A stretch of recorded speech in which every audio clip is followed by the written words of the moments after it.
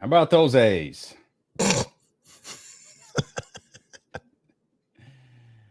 Oh, man. Juvenile behavior. Welcome, everybody. Sophomore class field trip. Happy higher power anniversary. Got that episode of Raw on right now. Wow. 23 years ago. It was me, Austin. You all bought it. It was me all along. Hook, line, and sinker. You all bought it.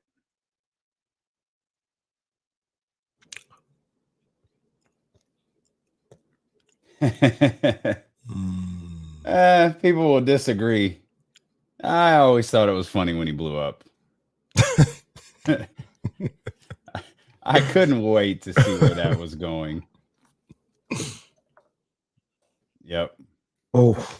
Yep. Damn. Yep. Yeah, like, all right. Never mind.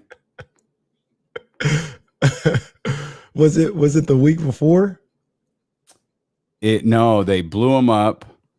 They did a show the next week, and then I think they were going to have like Mr. McMahon appreciation night, or like they were going to have Mr. McMahon's funeral. And yeah, that was the weekend that the Chris Benoit stuff happened. That's a good question. So of all of the times Vince decided to stop the show, and you know what? Like this is a bad idea. It's that one. It's the one where he goes out all teary-eyed on television, where it's like, oh, that's gonna age poorly.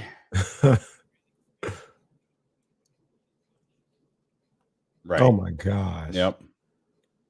Yeah. Bro. This guy, come on, man. Yeah. Just every time I hear about that, it's like, are you for real? Poor Vince just can't get it right. It's a hard call. Like I gotta stop that show. Yeah. I know. I mean, I think more than anything, I don't know how I can ask like The Rock and Stone Cold Steve Austin and the Undertaker to go out there and go wrestle, guys. Perform.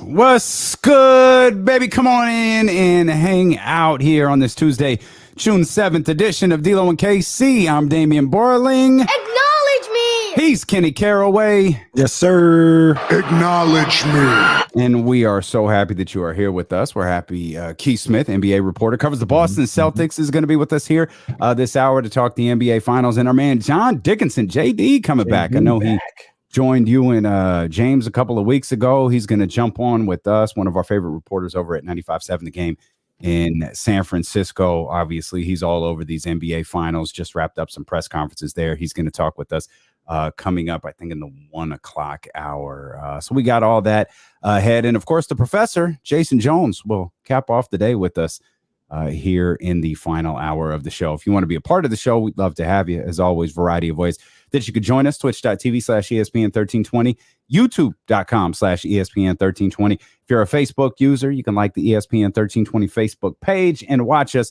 on Facebook Live. Odyssey, 1320 a.m. Millions of ways that you can listen to us live and on demand. But no matter how you're listening or watching, we appreciate you for being here with us as the countdown to the NBA draft continues. It's got you too, huh? There's 16 really short days away. That's actually a little closer than I realized. I mean, then you consider the fact that we got a couple weekends. You know, we're what? 12 days away? 12 work days away? We're 16 days away from the NBA draft. And you know what? The Kings still have the 4th pick, for those who are wondering. The thing about it is it's starting to get a lot of people, scary, and when you're working hard, you say it's spooky season. It's getting kooky season. People are really wilding out, man. They're wilding out. They're just their eyes are not matching up with their brains because they've watched so much film and they've read so much and they've heard things. Like, it's getting crazy. Do you have an example? I feel like you're speaking about someone in particular, but I'm not sure who it is.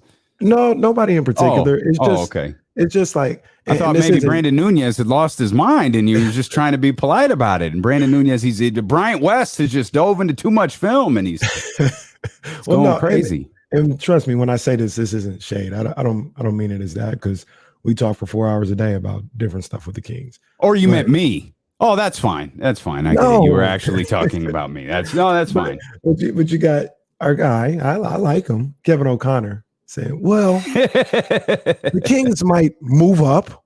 They might pick at 4, but they also might move back. What? Guess he's been reading the Kings Beat, and he just presented all sorts of scenarios here, like in his column in the Ringer. All right. I'm hearing from a reliable source that the Kings will either move up, pick at 4, or move back. Sources tell me the Kings will do one of these 3 things. Move up, move back, or just draft. That's why you get paid the big bucks, huh? And look, man, bless his heart, because now I'm in the business, so I understand what you got to do. Look, man's got to put out an article. He's got to talk about some stuff.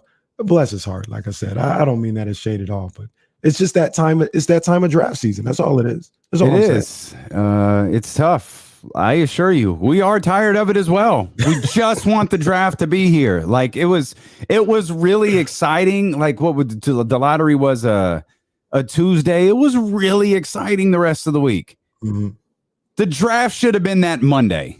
Like we should have just been able to move on and make the damn selection. But now, like it is, you called it kooky season. Like I used to call it lying season. It's that time of the year where trust nothing, trust no one, take everything that you see, take everything that you read, take everything that you hear for a grain of salt. And I'm talking about from reporters and insiders. We're just talking. We're relaying the message that we saw. Like we read the same articles that you do. We saw the Ringer article. We saw Kevin O'Connor, who is the most elusive human being on the planet. Him and Chris Haynes are the 2 toughest guests to book, boy. I tell you. For others. But for us, yeah. No, Chris Haynes, super easy for other people. Just a tough get for us.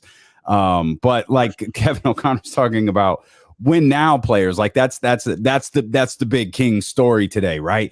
The Kings are looking for a win now player at 4, and whether that means up, back, staying. All right, cool. What? sound like a song, sound like a dance. What got me to laugh, literally, just as you just heard, was when I saw the players that Kevin O'Connor was referencing as win now players. Because you see, okay, Malcolm Brogdon. I like Malcolm Brogdon. Mm-hmm. I like Malcolm Brogdon a lot. And people are scared of his contract. Like, I like Malcolm Brogdon. TJ Warren. No, TJ Warren's a fine ball player. You're telling me you look at the Sacramento Kings and go, you know what they're missing? TJ Warren. Okay. Who hasn't been seen from since the bubble. And then there was Josh Hart, who I'm pretty sure at some point we were trying to acquire for like Marvin Bagley last year. Maybe when we upped it a little bit, we went to Buddy Hield. Now Josh Hart is that's what we're talking about when we're talking about a win now player. Come on, man. Those are all fine pieces. But you're telling me that's the win now player that you're writing about? And on top of that, you're gonna move the 4 for these guys? Wouldn't be me. Come on, man. Wouldn't be me. All of those are fine additions. Those are, I'll go a step further. Those are fine universal deal acquisitions. You want to trade Rashawn Holmes for one of those guys? Cool. You want to trade some other combination of expiring contracts? Word. Like, I'm with it. And Malcolm Brogdon one's going to be tough to work, but hey, I'm with it. For the 4, oh man, I'm good. I don't even know that I like any of those trades for Harrison Barnes, to be honest with you. No, man. Maybe Brogdon, but still, I don't know. And how does Brogdon work if you're if you're drafting at 4? Like if you're drafting Jaden Ivey, this we really needed to move up to 3. Well, see, so look, this is where I feel you either roll the dice on your future picks. And like I mentioned yesterday with James, because I understand what he's saying about you don't want to be tied up if it's a protected pick and all this other stuff. Mm-hmm. Part of me is just like, just make it unprotected. Like if it's unprotected and it ends up being a top 3 pick in 2023 and you lose it, do you know how bad 2022 would have to be for you guys to be like stressed out about that? Like, oh my gosh, like we missed out on that. Like, how bad 2022 would have gone if that's the case? You're right. Yes. In theory, yes. Of course, there's always the outside chance that they win the lottery. Right. And again, I know that's a stretch. Playoffs and get number 1.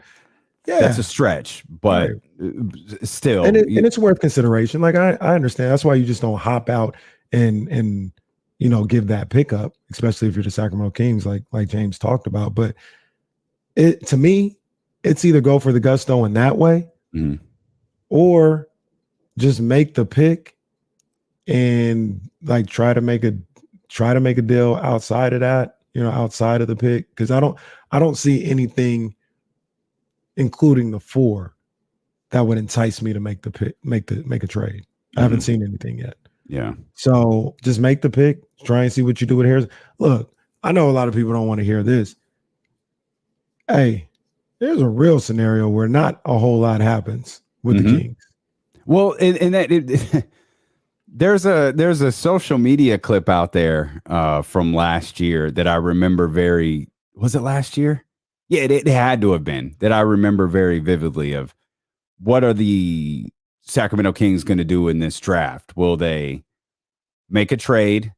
Will they trade Buddy, trade the pick, trade Marvin? And I think James said all 3. We thought they were going to be firing last draft. We thought there's and to their defense, Buddy was traded sort of on draft day. He was traded until he wasn't. That was the morning of, or the early afternoon on draft day. But we thought there was going to be all sorts of moving and shaking, and whether the Buddy Hield Los Angeles Lakers thing, that whether that blowing up hindered a variety of things that Monty McNair was going to do the rest of that day, or just rendered everything else he was going to do the rest of that day impossible, or maybe that was the only thing he was going to do that day outside make the selection. It ultimately ended with the Sacramento Kings selecting Davion Mitchell and everything moving forward. That was it. Nothing happened. But we've been convinced maybe for 2 straight years that the Sacramento Kings were going to do something on draft day. And the only thing that they've done is draft a player. Pretty much. And that could happen again here. And then you go into the offseason, when free agency starts and trades, and you just figure out what you're doing there. Now, one of the things that I kind of want Monty to be aware of, that James talked about a couple of episodes ago, I think on the Kings Beat, is when I'm looking at Rashawn Holmes, I'm talking about him specifically, and you could probably put Harrison Barnes in this equation as well. Don't leave that in limbo. If you don't have plans for them in the future, move them in the summer. Let's not do this Buddy Hield, Marvin Bagley thing where you don't have plans for them, but you haven't got the perfect deal that you want. So you just leave them in limbo for the first 40 games of the season. And do the same thing that you did last year. Bunch of uncertainty and people not knowing what's going on. If you don't have plans for them to be on this team, move them this summer. if you want Rashawn to stay, if you want Harrison to stay, let them know, like, hey, we want you to be a part of this. Let's move forward together. But not, everybody, and maybe it won't be as drastic as it was last year with Buddy and Marvin, but everybody knew in July what time it was for both of them. And you just let them hang around. And I'm not blaming them specifically, but you let that be a distraction in the locker room for the first 50. It killed the season, essentially. It did. I have a response, which you just sort of alluded to there a little bit, that I'll give you when we return, and we'll come back. And, we've seen this coming now for weeks.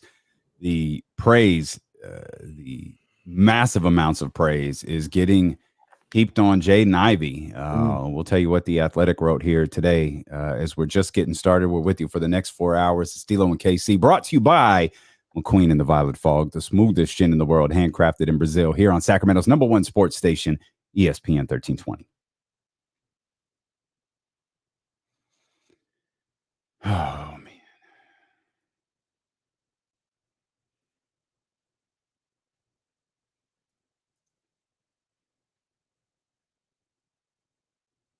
Those Oklahoma girls, man, they put a beating on UCLA.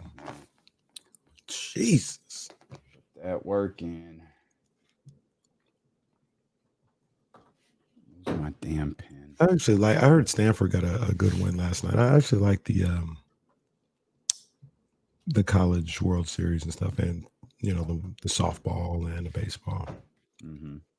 It's exciting stuff. I'm not gonna act like I like watch it like intently all the time, but when it's on, I enjoy it. It's pretty good. Oh shoot! This graphic does not look like I hoped.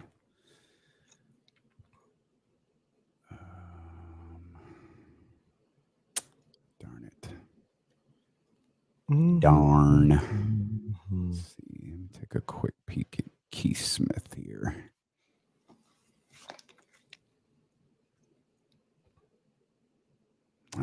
It's not terrible.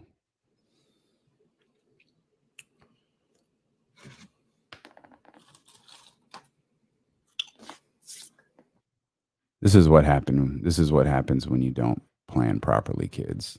I guess I don't. I for some reason I don't. I didn't have one for Keith and or JD. And I know JD's been on before, but I don't know. I didn't make graphics, I guess, or I can't find them.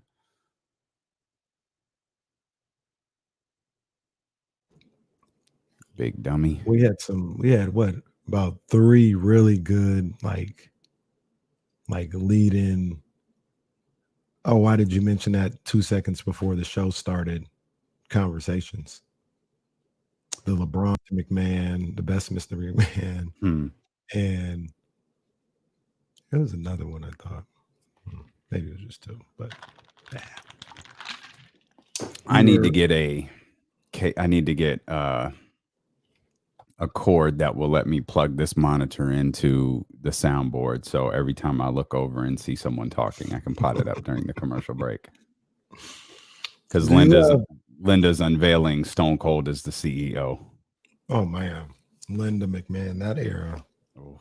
When they incorporated her. Dad, you lied to me. Did Stephanie has really grown up on television. Goodness. She absolutely has. Like somebody told me right here. My cousin told me Rhea Ripley changed up her style last night. A little bit. Yeah, a little bit. I like Rhea Ripley. Me too. I like her a lot.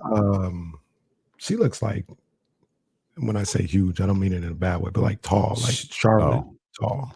Like, and she's got kind of thick too. She's big. Yeah, she's built. Like she posts a lot on Instagram of her training, and she's a beast in the gym. I don't know if her boyfriend's like a bodybuilder or a trainer, but yeah, they're in good shape. Good shape.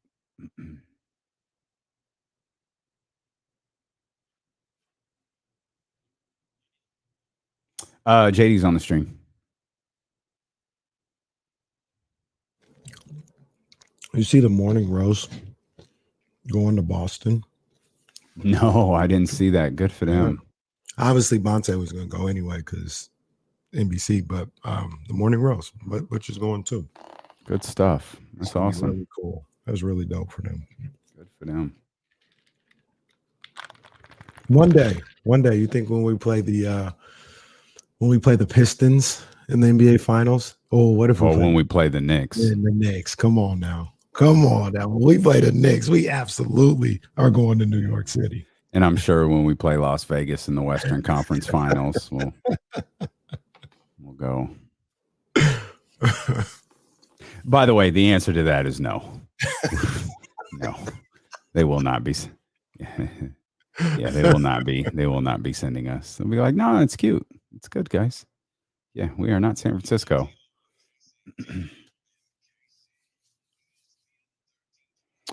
Our man Keith Smith covers the NBA, covers the Boston Celtics. He's going to join us in just about 30 minutes. We'll talk finals with him. We could even talk a little, he covers the league. Everybody has an opinion on what's going to happen at the number 4 spot with the Sacramento Kings. So we'll talk to him coming up at 12:47. JD coming up an hour after that. Real quick, I just got to say something because I was thinking about this earlier. This might not even be a conversation, just a one-off.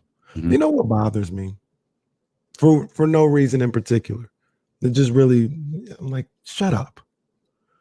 Is when people talk about the 7-game series to the NBA Finals, and they're like, look, this is going to be a long, long series.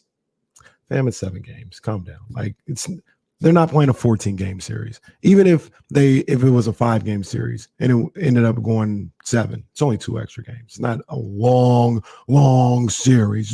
This is just going to be a long series. Just stop. Who annoyed you this morning? I've heard it multiple times. Well, I heard it multiple times before the series got started. I'm telling you guys, this is just going to be a long series. It's going to be a long, fam.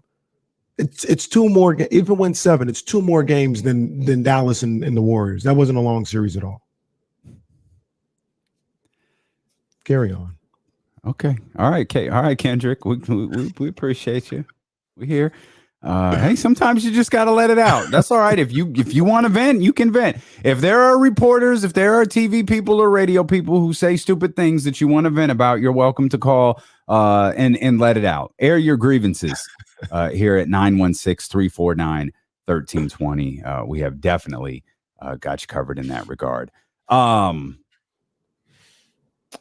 Dude, Jaden Ivey is getting an excessive. Oh, but before we get to Jaden Ivey, you had mentioned something a moment ago about something James was talking about on the Kings beat about if you don't have plans, if you're Monty McNair and if you're the Sacramento Kings and you don't have plans for Rashawn Holmes or Harrison Barnes this season, like make the move this summer. Like don't get into the season where you've got a couple of guys who are wondering if they're going to be gone in February or who are asking to be gone by February or who want to be gone by February. Don't have anyone start the season who may not necessarily want to be here. And in theory, I agree with that 100%. It's part of it's part of my feelings about Dante DiVincenzo.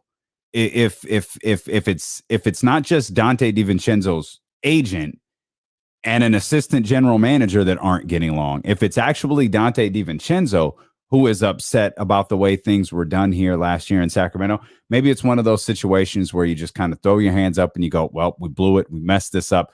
We can't put Mike Brown in this position. We can't put De'Aaron Fox and Domantas Sabonis in this position. And we can't put, this kid that we took at number 4 in the position where you've got players now who don't want to be here.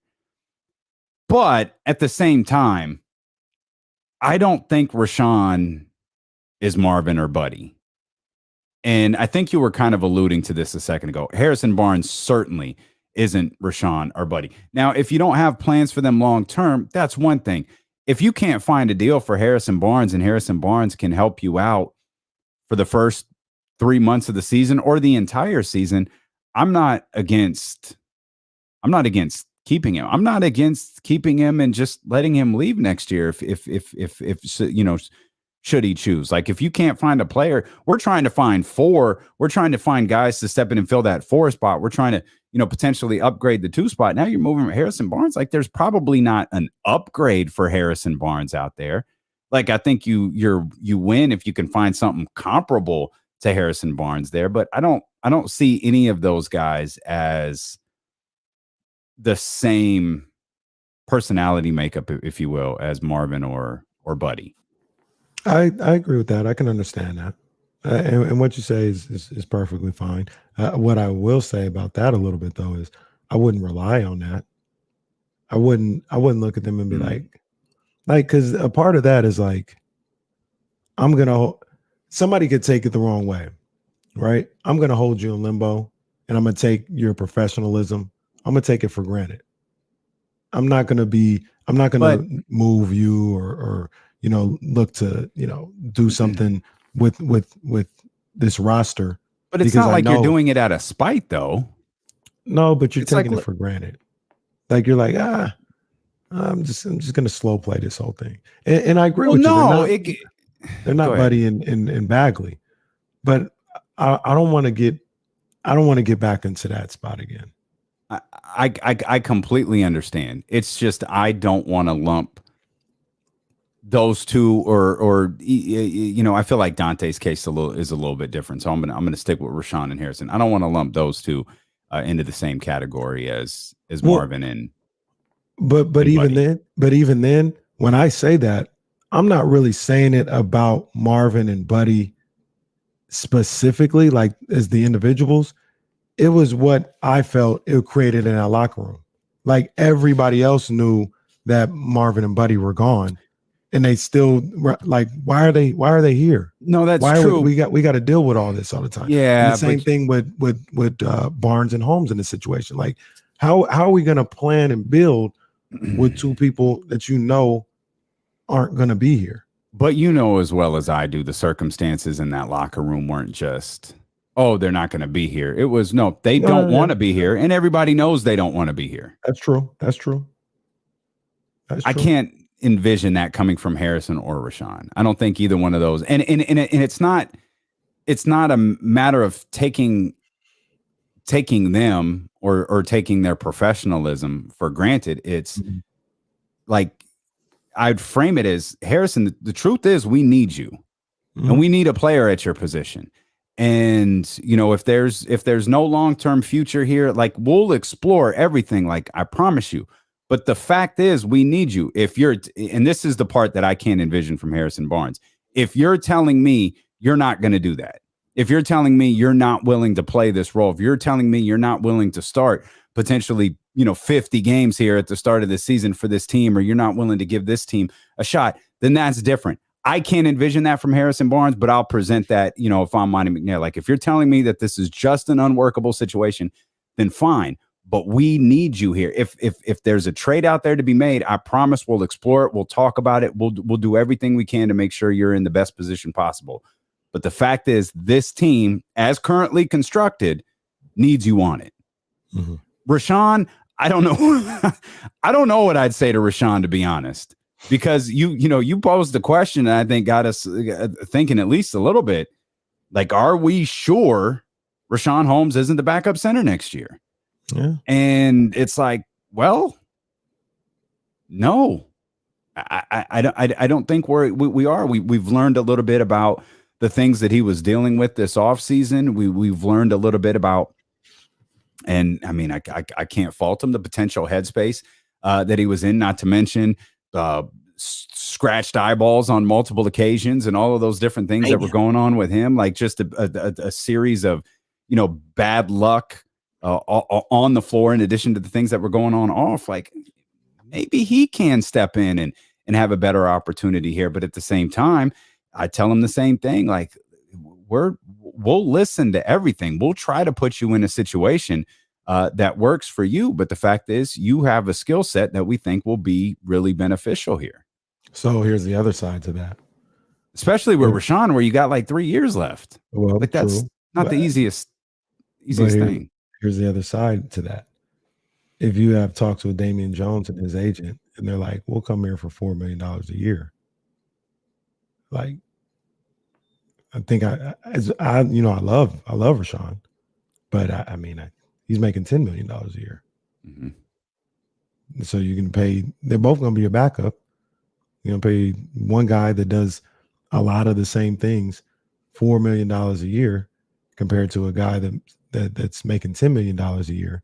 And if you decide to move the guy that makes $10 million a year, you might be able to get something back in return that could help your roster. Well, that's the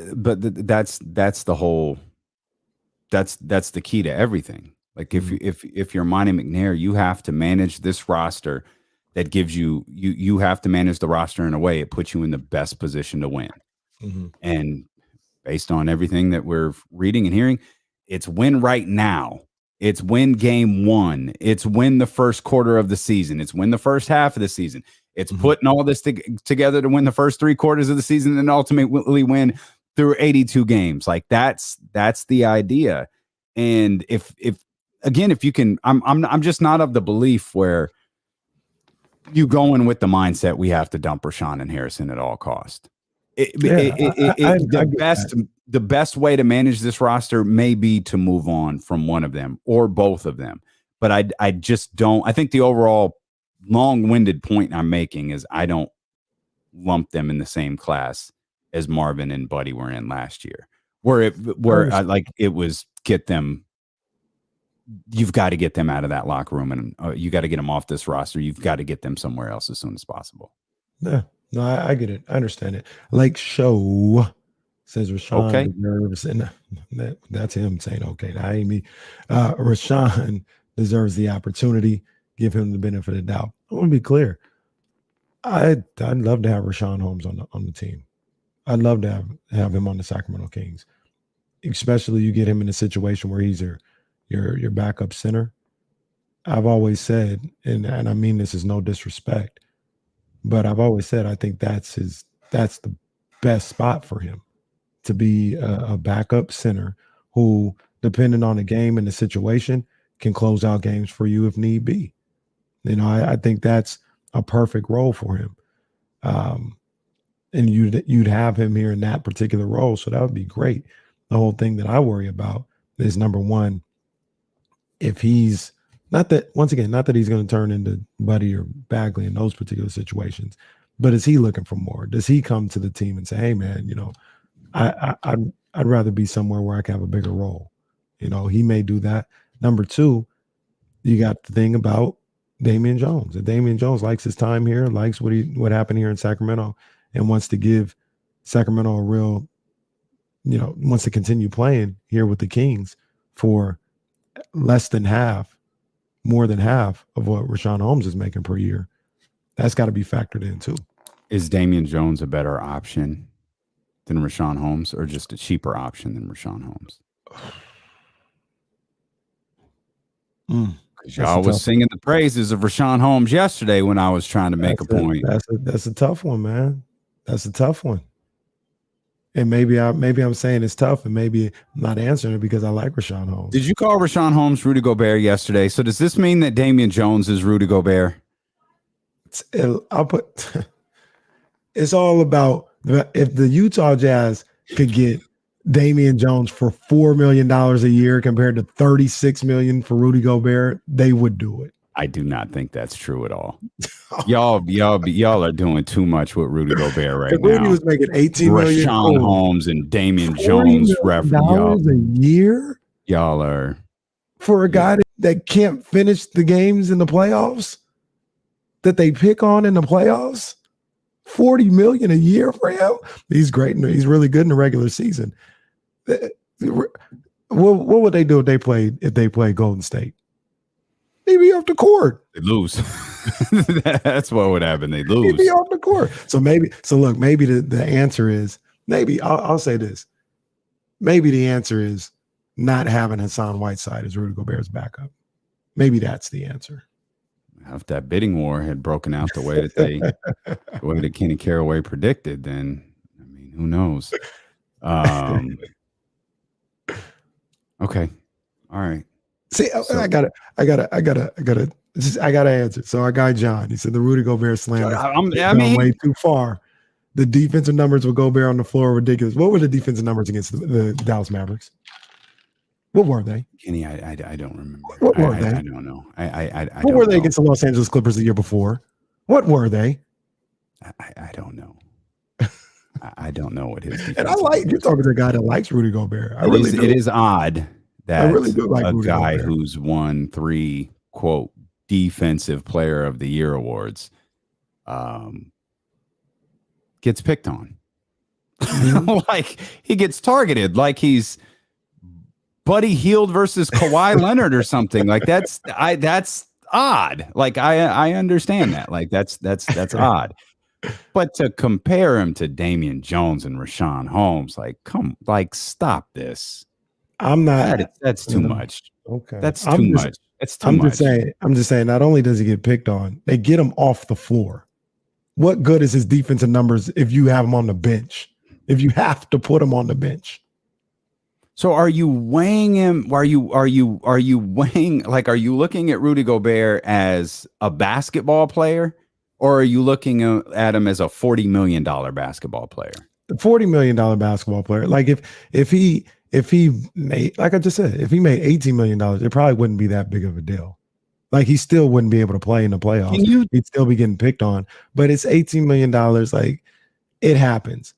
$40 million. Those were reserved for the top. No, it's guys. not. It's reserved for who needs to pay their player that amount at that time their contract is due. Like, say for the record, I need you to say for the record, so I understand this properly. Rudy Gobert is a significantly better basketball player than Damian Jones or Rashawn Holmes. Significantly better defensive player, yes. I need you to say that Rudy Gobert is a significantly better basketball player. He's a significantly better defensive player. You don't think he's a significantly better basketball player than those two? Well, once again, like we saw Damian Jones consistently hit 15, 17-foot jump shots. Rudy Gobert can't hit a 7-foot jump shot. So, but he can't do but Damian Jones can't do the things that Rudy Gobert does on the defense. Okay, let me try this because this is stupid. You put Damian Jones on the Utah Jazz. The Utah Jazz are in the same position. Probably not. Rashawn Holmes? I think they could be in an equal position, to be honest with you. Okay. We might as well trade Domantas Sabonis then and just give Rashawn Holmes his starting job back. Just let that man have his job back. Because Domantas is better than Gobert and Rashawn Holmes. Domantas Sabonis ain't better than Rudy Gobert? Yeah, I think I like Domantas Sabonis better than Rudy Gobert. The totality of him as a player I like more. Is the defensive player of the year is it like rebounds? Like who leads the league in rebounds? Like rebounding is rebounds and block shots. Is this what Draymond gets in his feelings about when he says, "Don't compare me to that dude. Don't compare me to that dude." When he says, "Don't say my name in the same breath as Rudy Gobert." Like, is this what he's talking about? Like Rudy Gobert, he does a lot of good things on defense during the regular season, but you will see star players target him regularly or crafty coaches like, no, go to Rudy. No, let's work the ball to Rudy's side of the floor. Yeah. I mean, and that's the whole thing. Like that's when I think Draymond was a little excessive with it, but I do understand maybe where he's coming from, where Draymond ain't getting played off the floor. No on defense. You know what I mean? So it's like, I think with Rudy, it is his rim protection, his help. He covers up a lot for that Utah Jazz team, for their shortcomings on the defensive end on the perimeter. He does a lot. He's a phenomenal defensive player. Phenomenal. He protects the rim, all this other stuff. He's a great rebounder. He does all that. He's a phenomenal defensive player. But I mean, you get him on an island, then that's his weakness, I guess. I guess you could just say that's his weakness. Shout out to our man, Jack Wrigley, who says, they're not targeting him. They're targeting the weak perimeter D. Fam. Okay.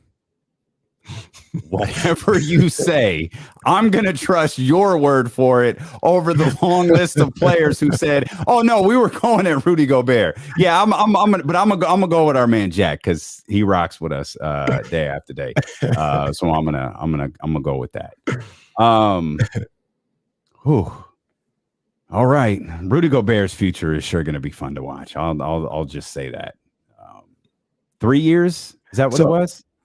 Yeah. 3 years, close to 40 each. So let me ask all these people, Andrew Sterling and everybody else. KC doesn't value defense. You trading Rudy Gobert right now for the Kings? Since all y'all get in the chat and tell me, call me 916-349-1320. You taking all his $40 million and all his shortcomings, you bringing them on the Kings right now. Say, it only values defense. Let's value defense then. Let's bring him on the Kings. Jack Wrigley said he would. Go ahead. Y'all get him. Y'all get Jack Wrigley. Because number one, I brought this up like 2-3 weeks ago about the possibility of Gobert. So, don't value defense. And this is an absurd take. And all right, you bringing him on the Kings? No. Hell no. And especially not for that price tag. All righty. Stilo and KC, all Rudy Gobert all the time. Rudy Gobert, the new Ben Simmons. Oh, man. I told you. Rudy Gobert got let off the hook. As Danny Green would say, he got let off the hook by the fact that Ben Simmons had that disastrous postseason, because it would have been open season on Rudy Gobert in the playoffs 2 years ago if Ben Simmons wasn't passing up layups under the basket. Facts. I see you reading the tweet. You want to respond to him? I see you reading them. No, well, I saw this one, Stephen Brown. If we didn't have Sabonis, yes. Well, we have Sabonis, Stephen Brown. Next. If we didn't have Sabonis, that's not even, why are we even talking about that? Pose the question, since the buzz phrase of the day, at least according to the Ringer, is win now. Who helps the Kings, quote, win now? And the options are, this is over on youtube.com/ESPN1320. By the way, the options are John Collins, TJ Warren. Oh my gosh. He was referenced in the article.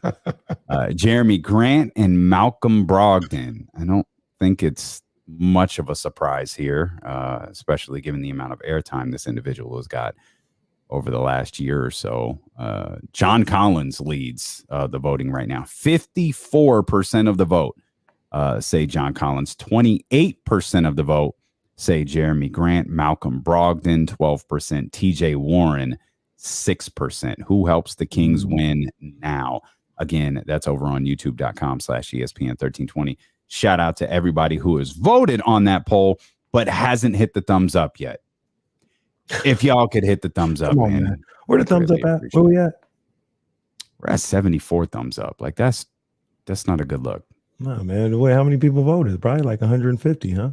173. Come on, man. Come on, man. It's literally click, click, like click, click, answer, thumbs up, or thumbs up, answer, click, click. It's easy.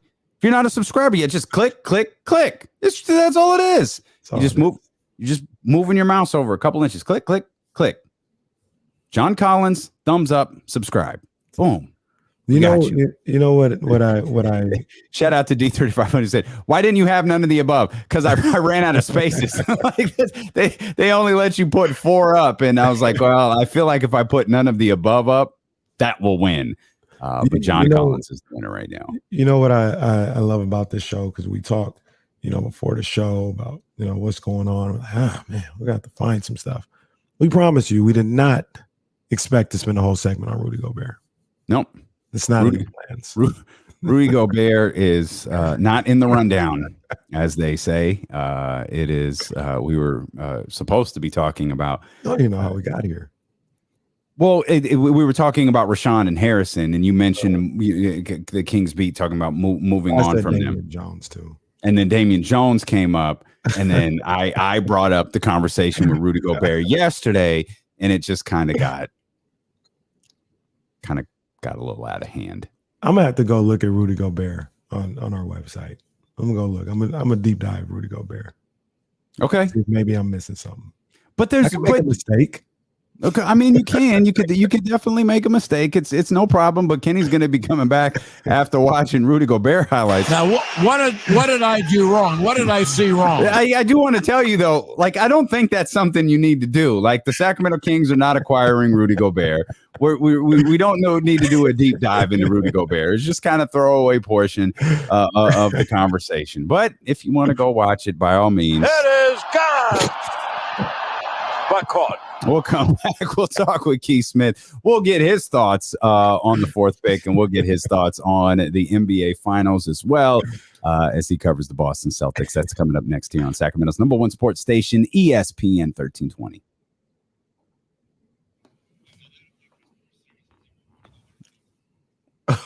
Oh, man.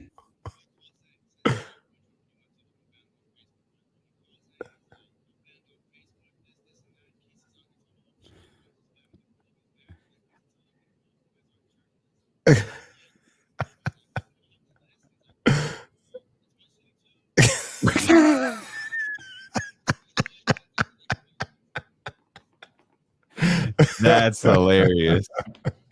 How the hell do you get blocked on Facebook? Yeah, I don't know what this guy's talking about.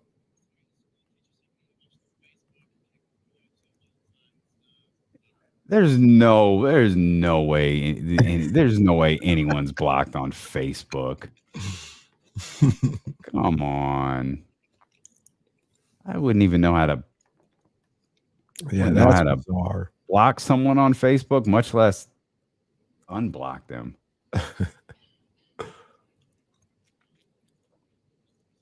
Oh man, I wish. I wish. It's our Patreon episode.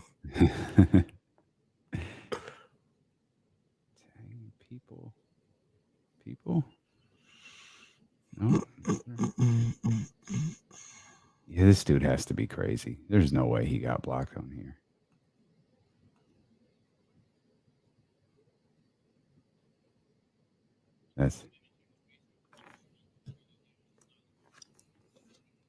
Oh yeah, could be that. That's funny.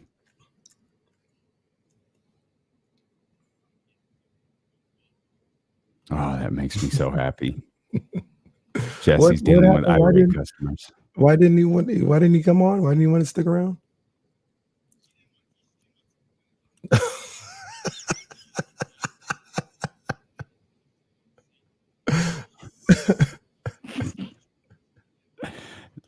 and I never even said that. No, wait, what?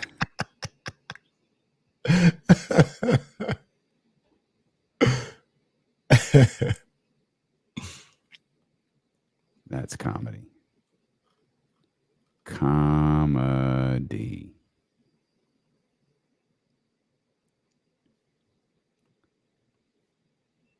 Oh man. The guy Jesse's talking about a guy who said that I said that Rashawn Holmes is better than Rudy Gobert. And I never even said that.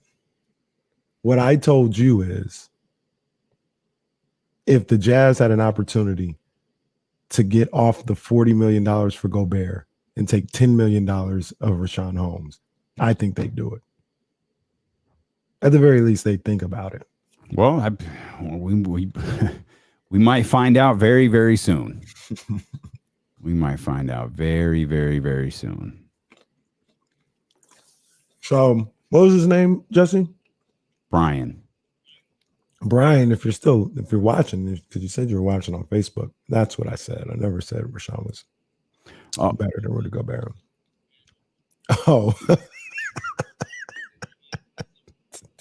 this is funny. I've never seen this before. This is obviously something somebody put in here, but it says content moderation, and it says posts containing these words are blocked, and It is a long list of words. This is on Facebook? This is on Facebook, yeah. I changed the blocked words on YouTube like I think it was Friday, which is why we haven't seen some of our favorite friends pop in and say hello.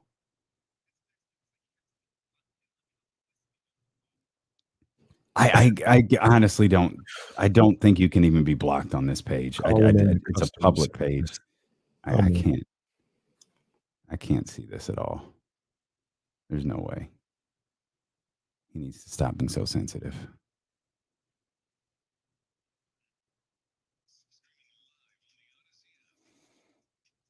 Shout out to our man Brian. He's listening or watching somewhere. Brian, we got love for you, man. It's all good. I ain't mad at you. Number love for you. Love for you. Do your thing, boy.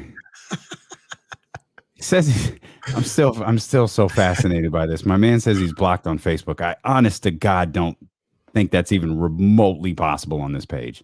Mainly because I'm in charge of it and never use it except when the show goes live. But Facebook is just such a nuisance at this point, but it is a way to watch the show live. So we put it out there for people so they can check it out. Well, some people like it. Our girl Kendra, she watches on Facebook. She do be tapping in. I don't know why, but she definitely does tap in every once in a while on Facebook. And our man Keith Smith covers the Boston Celtics. He's going to tap in with us here in just a few minutes to talk the NBA Finals. And I know he recently did a podcast covering because he covers the NBA as a whole. Like he recently did a podcast that covers the Detroit Pistons. You know, the Pistons are drafting there at number 5. So, you know, everybody's eyes are on, you know, this 4 pick. And I don't know if it's stretching into the 5 now. Like, I don't know. I feel like with each passing week, somehow this draft gets deeper and deeper. It started as a top 3, guaranteed top 3. And we'll share with you what we read for those who haven't had the opportunity to see The Athletic yet. We'll share with you what we read about Jaden Ivey earlier. And I feel like, you know, we talked about 16 long days. 16, man.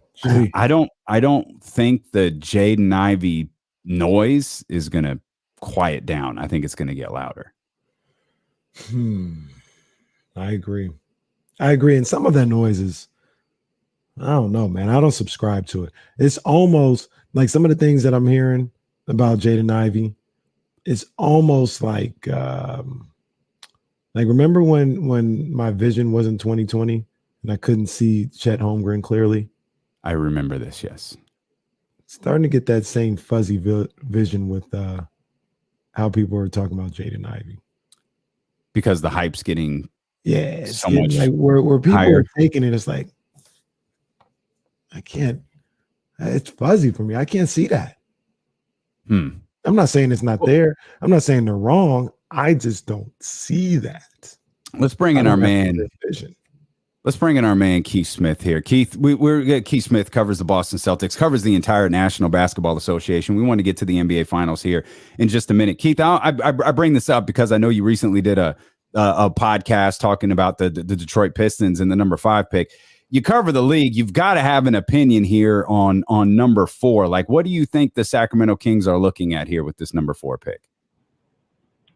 Yeah, my sense is that they're open to just about anything. It seems like, you know, ideally somebody would not pick one of the 3 big guys and they'd be able to jump in and grab that player. But if that doesn't happen, I think they're open to moving the pick. If they can get veteran help, that'll help them win now. It seems like, you know, maybe Jaden Ivey is the choice at 4, but, you know, maybe they're open to moving back because they like another player just as much and they can pick something else up. So I think they're really keeping their option open here a couple weeks ahead of the draft.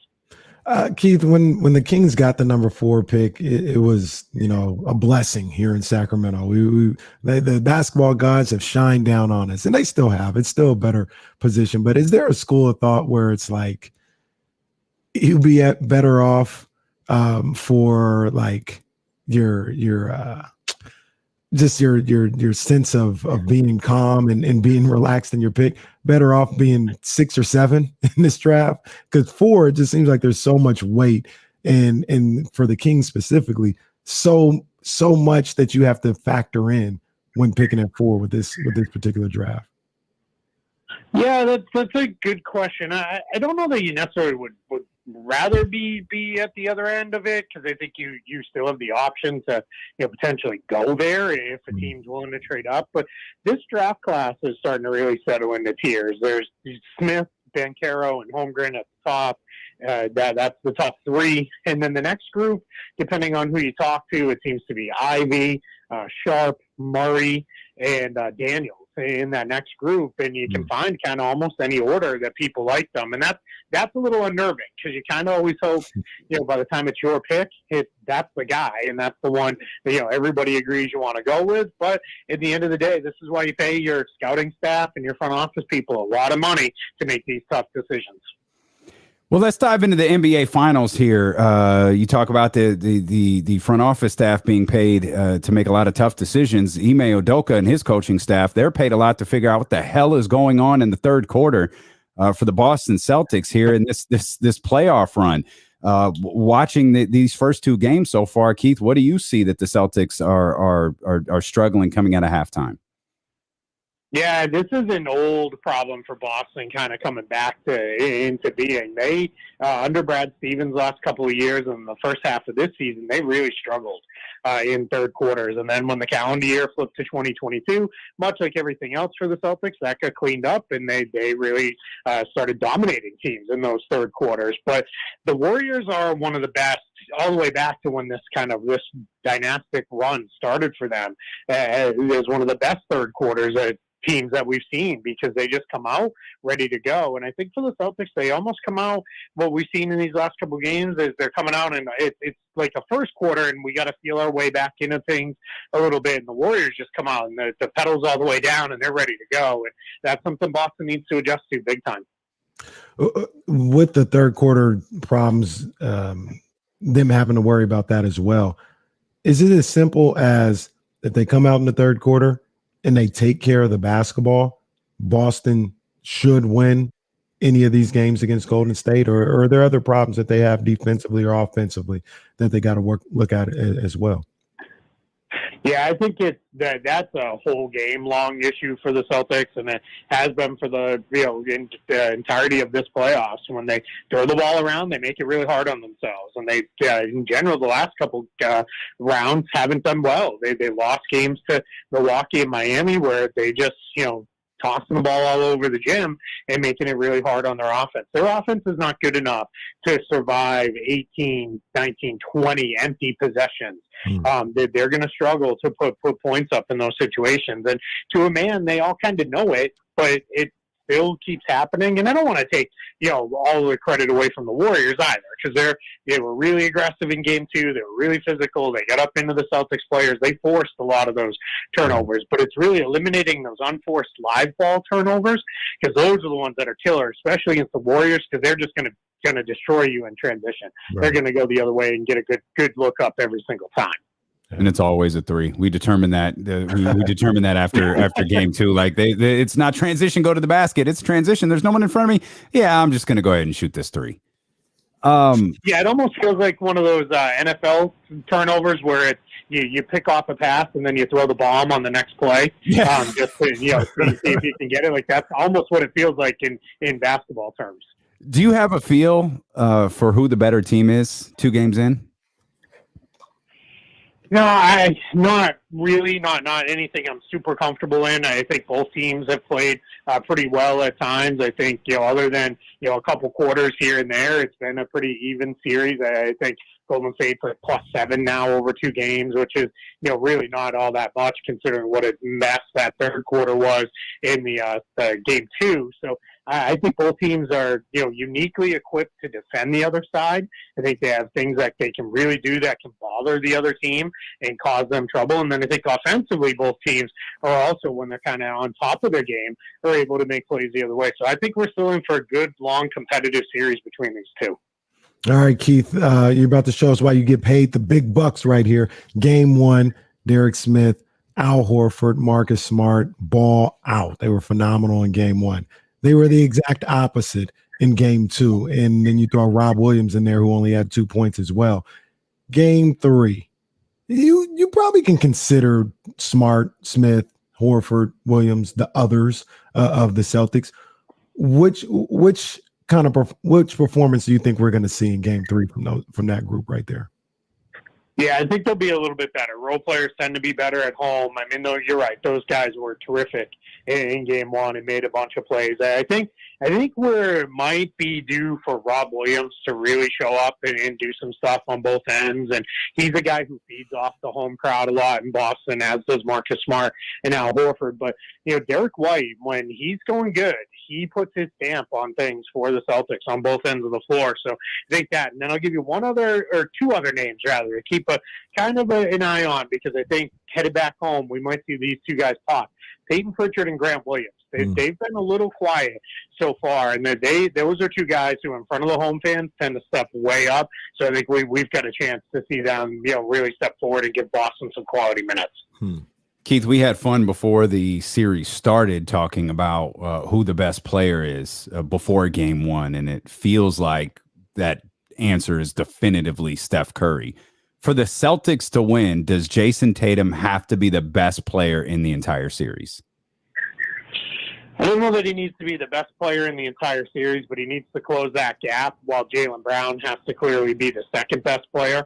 And then they probably need, another 3 guys in the top 6 or 7.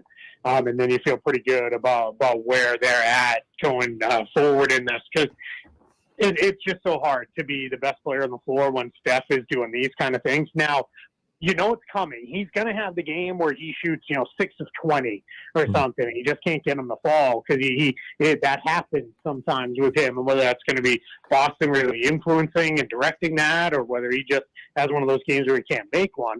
And then on the flip side, it feels like Tatum found his 3-point shot a little bit, but his finishing at the rim has been off. His mid-range game has been off. I think we're in a position where we're also going to see him have that big breakout game.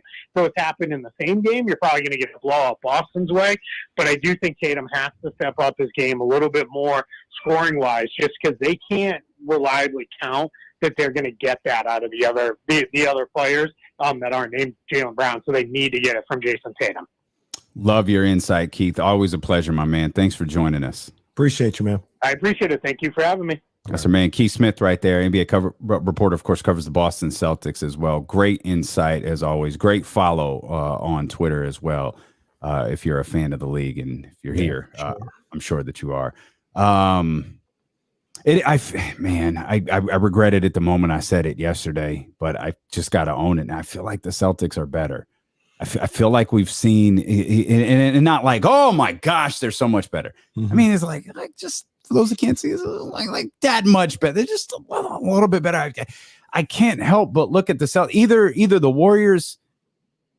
I don't think either the Warriors haven't fully clicked yet, which is very, very possible, by the way, or I don't think that this version of the Warriors that we're seeing is better than the Boston Celtics.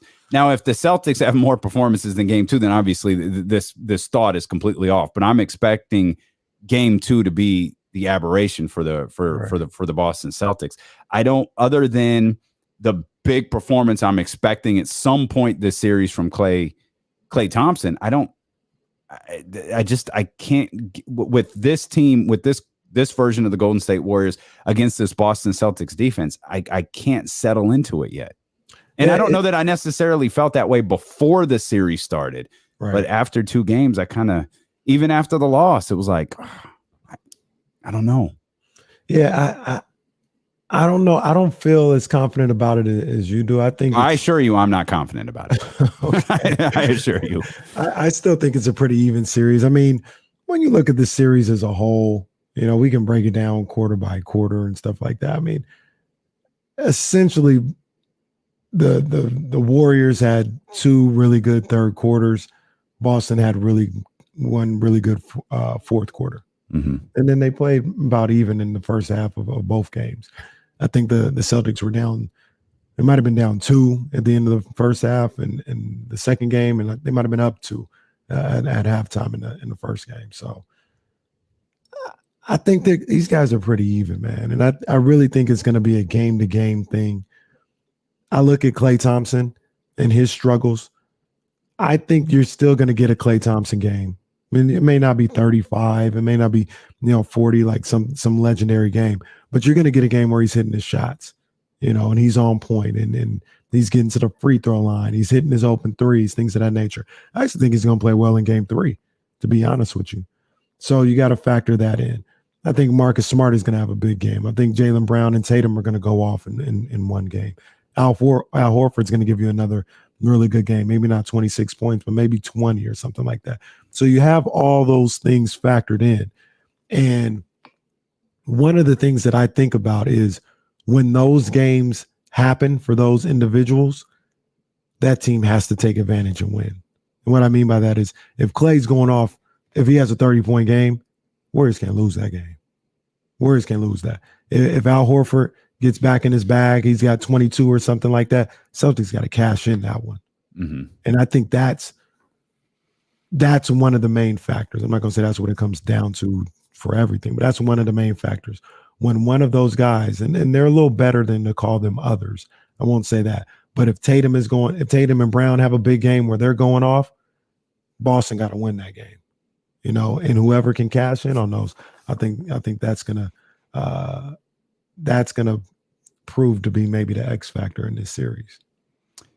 You're listening to D'Lo and Casey on ESPN 1320 KIFM West Sacramento, KRXQ HD2 Sacramento, and Odyssey Station, and driven by Lashers Elk Grove Dodge. I think that's another thing to look at here is that is clear as it feels to me that Steph Curry is the best player in this series right now on either team. He hasn't had that game. He had the moment in the first quarter of game 1, but he hasn't had that game. Tatum had 28 on whatever night, Sunday, whatever it was. Like he had 28. It was probably the worst 28 in recent finals memory. Like that, like it did not feel like Jason Tatum was having a good game at all. But he had the points there. Like, I don't feel like any of the, we talk about the, the so-called others. I don't feel like any of the big dogs have had breakout moments either. The first game we were talking about Al Horford, Derek White. We were talking about those guys. Second game, we're talking about that terrible, third quarter. Shoot, we might have attributed more to, you talked about Otto Porter's shot, the 17 from Jordan Poole, than anything else that happened out there. And there were more people talking about Draymond Green and defensive intensity and technical fouls than any one particular performance from a player. So as much as I think, Tatum's got to take over, we talk about Klay Thompson potentially having that breakout moment during the season. Steph hasn't had his yet. Yeah. And Steph's is going to happen. Like Steph is going to have that, can't do nothing about it. Just as likely as, Keith was talking about the 6 of 21, or he can't get a shot to fall. Just as likely as he is to have one of those, he'll have a 9 of 16 from 3 night. Do you think he had that in game 1? I feel like he had that in the first quarter of game 1. He finished with what, 34, 35? Was it that many? Yeah, but I guess 34. But it was like 21 in the first quarter. Mm-hmm. So it feels a little bit different. Like 34 feels different when 21 of them come in the first 12 minutes. It does feel different, but like if he would have had that in the fourth quarter, it still would have been just one quarter of 21. Like if he had a 21-point third quarter, we'd be like, oh my gosh. If he had 21, so this is dumb because math. But if he has 21, if he has the first quarter in the fourth, do they win? Maybe not, because they might have been down 15. Right. That's what I mean. It makes the whole thing stupid, because lost in the 21 was this is another good point. Steph had 21 in the first quarter. He didn't have anything in the second, and then he had 13 in the second half. Right. I don't feel like that's the moment. I feel like there's something bigger out there. I feel like there's bigger might be a 45-point game. I feel like if you're the Celtics and you're planning like, Steph is going to have one of those days. He hasn't had it yet. He had a quarter, but he hasn't had one of those days yet. And going even more to my analogy, even in the subpar, you're not calling it subpar, I know that, but like not the the Steph's moment game. The oh my God performance. Right. You were able to win that game. So you look at it as, all right, when he has that one transcendent game, cool. They'll get that game. That's cool. Then we'll get the rest. You know what I'm saying? You got to get the rest. They already got one of the rest, in that game one. We'll get the rest. Yeah. That's the way you gotta look at it if you're Boston. Like you said, he's gonna have that game. Nothing you can do about it. You either got to make sure you win that game or you don't lose the others. Game 2 and game 1 felt really similar until would you say it was like the last 4 minutes and some change in the third quarter where the Warriors just kind of opened things up headed to the fourth. Like they were similar in the aspect of there was that big third quarter from the Golden State Warriors that for the most part the Celtics were able to just kind of fend off, like, okay, we're bleeding but we're not hemorrhaging, like we could slap a Band-Aid on this and we'll be okay. Right. By the time the third quarter came to a conclusion in game number 2, the Band-Aid wasn't going to help. You was going to have to get some stitches. Like you was on your way to the hospital. Like there was nothing you could do. It was kind of a wrap. But the games looked really, really similar until that point. And that's kind of what I left walking away with is overall, the Celtics had to feel pretty good about the story of the game again was with the physicality. It was the intensity of the Golden State Warriors, not just Draymond Green, but the entire, the Warriors roster that was out there on the floor. The intensity of them picked up. They made some changes with Klay Thompson moving over to Al Horford, and I think Draymond Green went over to Jaylen Brown. Right? Those are adjustments outside the realm of just intensity that were made by the Golden State Warriors, and the Celtics were able to kind of fend it off in San Francisco. They were able to just hold it off until, the Warriors offense kind of exploded at the end of the third quarter, and the Celtics offense simultaneously went to hell. Yeah, that happened. You go up against a team as great as the Warriors. That's going to happen. That's going to happen. You just got to make sure that you do what you're supposed to do to try and give yourself a chance. They did, but they didn't. Because then they start coughing the ball up a lot. Yep. You know what I mean? So you got to take care of that aspect. And if you could take care of the turnovers and being strong with the rock, then I think you'll always give yourself a chance with the way they play defense. Another big addition in that game, too, is Gary Payton II. I thought being able to have him out there along with Wiggins and Draymond, that solidified their defense and made it tough for Boston to get in the groove. And that contributed to some of the turnovers as well. And it's subtle. Obviously, when a player's ready to play, like you put him in. But it's such a subtle thing to me that he came back in San Francisco, right? So he was able to have that moment in front of his home crowd and kind of be able to settle in before they hit the road in Boston. Obviously, I'm sure his dad would have been there either way, but like it still felt like a bigger moment with him being able to return at home. Yeah, for sure. And just if nothing else, that had to be settling for him, because I don't know that anyone thought that he would be back. And the Warriors try to put it out there quickly, like, if we keep things going, man, he's gonna fight hard to get back. And it, like, I not rooting for anybody. Well, at least that's what I tell myself. I'm not rooting for anybody. We all know that's a lie. I was happy to see him out there. I was like, man, good. I'm glad he didn't miss this, man. That's dope. Man. And he could be a difference maker. Yeah. You know what I thought about too, and we talked about it before. I mean, I don't know. Future Sacramento King, Gary Payton II. Don't bother me any. No, don't bother me at all. I think Gary Payton is legit. Gary I don't think Payton better than Damian Jones, Rashawn Holmes, and Rudy Gobert. Just tie the whole show together. I don't think Gary Payton II is a product of the system. I don't think he's going to be somebody where he leaves the Warriors and he's not going to be, as good or anything. I think because his game is rooted on the defensive end, I think he can go somewhere and be a good ball player somewhere. Like if he came to the Kings, that's a good ball player. Yeah. Starting 2 guard, maybe, you know what I'm saying, whatever the case may be. But he's a tough guy. He's a defensive minded guy. And he would help out the Kings a lot. In what felt like a span of seconds, boy, it's tough to be in Los Angeles today. The Sparks fired Derek Fisher. Oh my! Which the Sparks need to get stuff under control, bro. It's a little crazy with the Sparks right now. Firing Derek Fisher is probably a good start. And the Angels fired Joe Madden.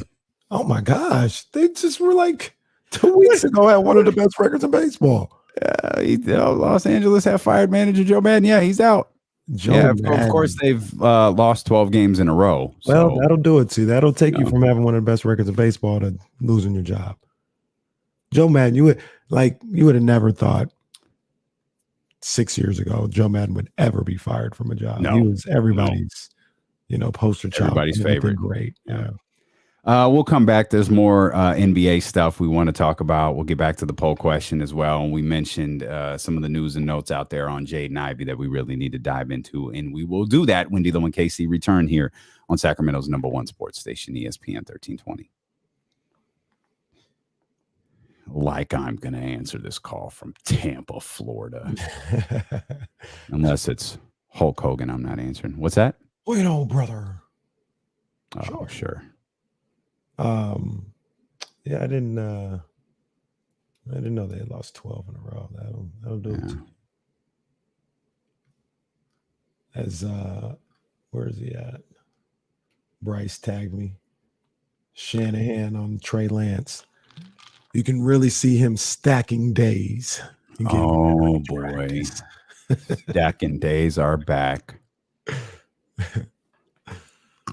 I got a Hell in a Cell on in the background. I almost got Verniers, huh? Good for him. Who's got Verniers? Almost. Oh, I tuned out for that one. Like, is he fighting? Was he fighting Bobby Lashley for like the 10th month in a row? It was like a handicap match too. Him and MVP.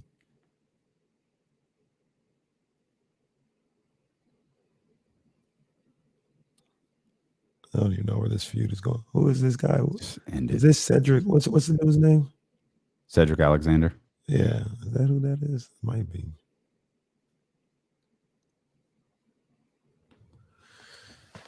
Oh, boy. Shout out to Chris. My man Chris. He's an idiot. He's watching somewhere. I guess he's got nothing else to do today. Oh man.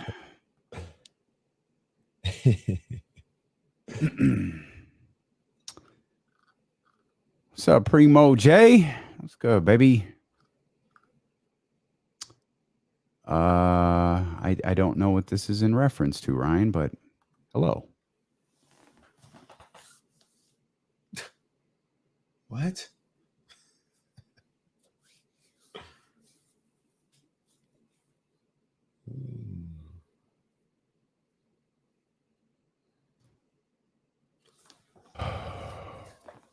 It's only 1:15. Uh-oh. Weird vibes. Jesse is he's the curator of vibes. It certainly sounded like he'll be back for Money in the Bank, which I was really surprised because it was that 4 weeks away. Mm-hmm.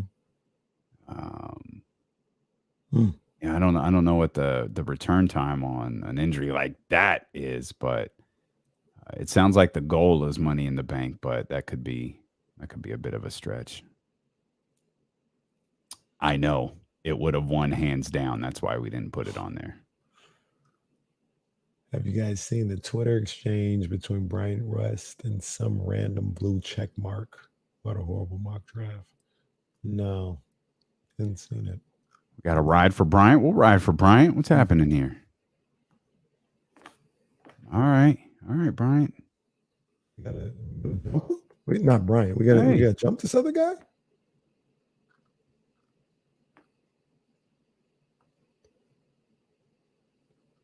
Justin Timberfake. This is a SB Nation Grizzly Bears. What? What is this? Gosh. What is this nonsense? Sir.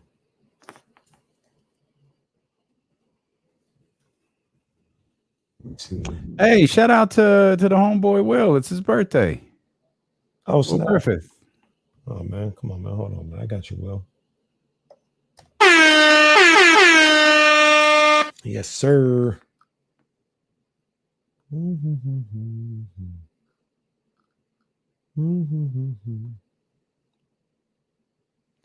The Sacramento Kings trade for the 4th pick to the Oklahoma City Thunder for the 12, 30, and 34th. No wonder Bryant got pissed off. Jesus. Come on, man. I told you it was kooky season. People just saying and doing random things at this point because they've had to put out 75 mock drafts. Now they're just doing whatever. Told you. It's kooky season.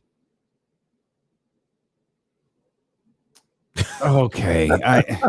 I'm trying to not say something that I really want to say, but this dude is really going at our man Bryant, and it's kind of pissing me off. Like, this dude writes for like one of the SB Nation things, and he orchestrated this trade for his mock draft, which says the Sacramento Kings trade the 4th pick to the Oklahoma City Thunder for the 12th, the 30th, and the 34th. That's just dumb. And Bryant was like, "That's just come dumb. on, dude! Like, this is ridiculous." And his dude is kind of being a smartass in reply. So I'm looking like, Justin, calm down. You got your little blue check mark, fam. Not that this is a measurement of anything. You've got 967 followers. Come on, man. Jill Adge don't work for a single media outlet out there on the planet. She's got about 5 times as many as you do. The guy you're clapping back at helped start a website that covers this basketball team, and he's got 3 times as many as you do. They put actual thought into the teams that they cover. Out there talking about the Kings trade for the 12th, 30th, and the 34th pick. Give me a break, man. That's just, look, man. Are you being stupid? I don't know the man. I'm not saying this about him personally. But what he did, that's just dumb. Competent front offices do well with those 3 picks. Sorry, you're not used to that. It's stupid. That is stupid. That is stupid. Man, he definitely deserves a little Floyd Mayweather. Boy. These kids are some circus clowns. Come on, man. Who would do something stupid like that? This guy said the 4th pick to the Thunder for 12th, 30th, and 34. And please. And they got the nerve to argue. And Bryant, he didn't even say nothing crazy. Like, he didn't call him his name or nothing like that. He simply asked the question, why on earth in capital letters, would the Kings do this? And then Justin just started wilding out. Come on, Justin. That's trash. They really think this organization is that stupid. Like, that's the thing that bugs me, man. Like this is all this. You said what you said, right? This is content. You got to create content, but like, don't create realistic content. You want to create a trade in a mock draft? Like, go ahead. Like, it's your mock draft. You can do but don't be stupid. What are we doing? That's dumb. Got us out here calling you out, man. Come on, man. Justin, look, you're probably a fine young man.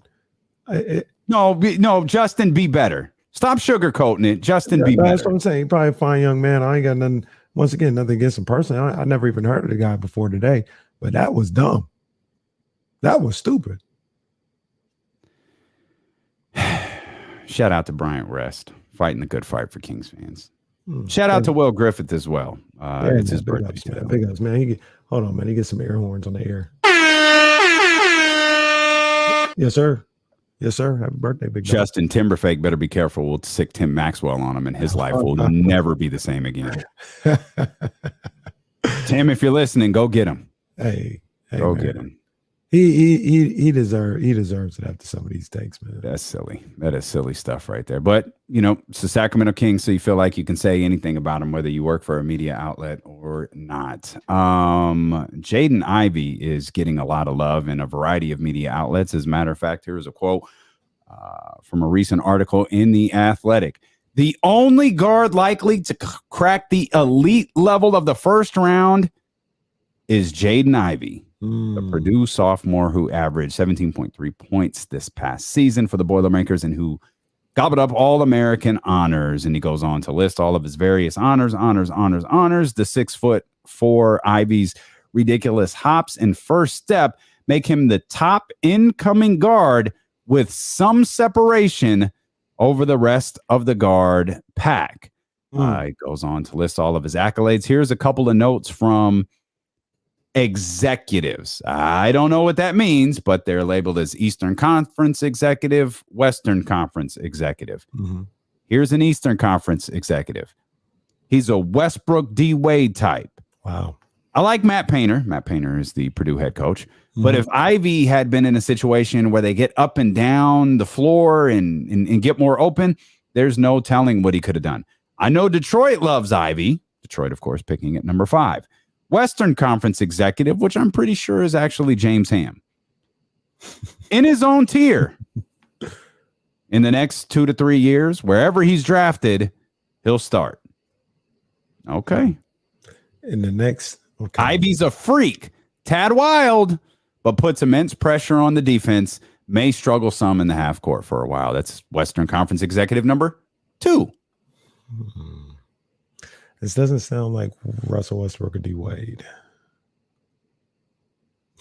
Like that's kind of my whole thing. Like, well, so I'm always curious when people say something like that.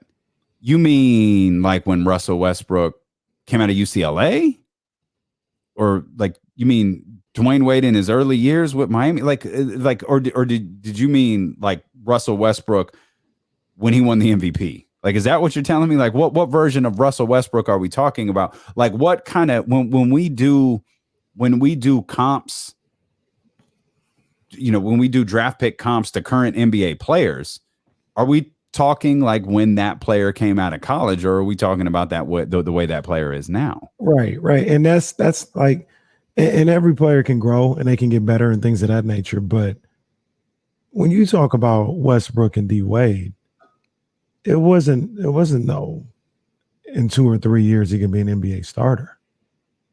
Russell Westbrook came in. I don't think he started, I'm looking it up right now, I don't think he started every game as a rookie, but he was up there. Yeah. He started 65 games as a rookie, averaged 15 and a half.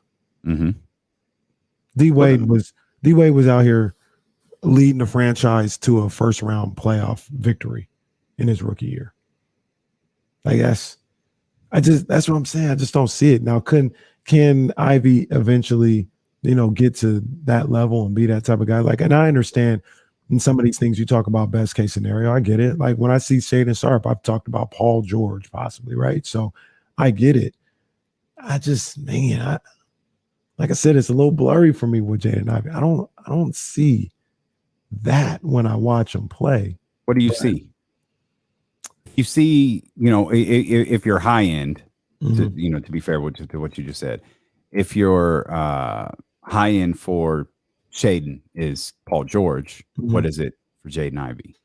The high end for Jaden Ivey, I hadn't really thought about it as far as like a high end. I just always look at him as like a damn good NBA ball player. But if I had to guess, I mean, it's hard. Like I see where people can say D Wade and see that game in some of his highlights, because he's got a similar game when he's at his best, right? So I get it. So that, I mean, that, I can understand that. I don't really see Westbrook like that. Westbrook was, I've always said a number of times, he was a one-of-one. Like, it's hard for me to say somebody looks like Westbrook. That's just me personally. Jaden Ivey, I'm trying to think about it. You felt like that coming out the gate with Russ?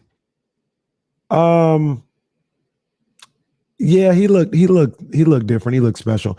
I didn't think that he was gonna.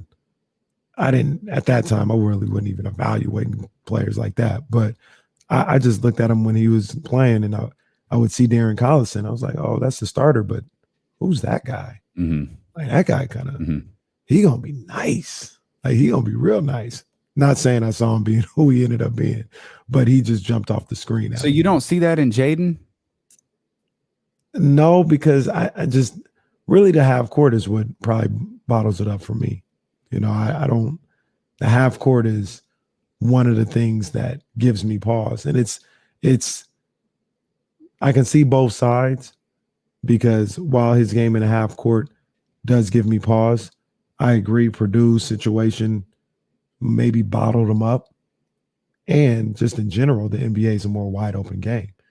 So I could see him very, very much so getting to the NBA and flourishing maybe a little bit more than he did in college, just because of the styles of the game and not being in that Purdue system. Mm-hmm. So I could see that happening, but I don't know. Like I said, his 3-point shot off the bounce, I'm not comfortable with. It's not bad, but I'm not comfortable with. And the other thing, when you talk about Russell Westbrook, that I always think about when Russ like really started to turn up was he was automatic from 15 to 17 feet. He would use his speed that he had to get you on your heels, and he'd be about 16 feet away, pull up, the thing would never hit the rim. You know what I mean? He didn't develop that until maybe his second or third year in the league. So Ivy could do that as well. But that was a big factor in Westbrook's game, I felt, when I would watch him.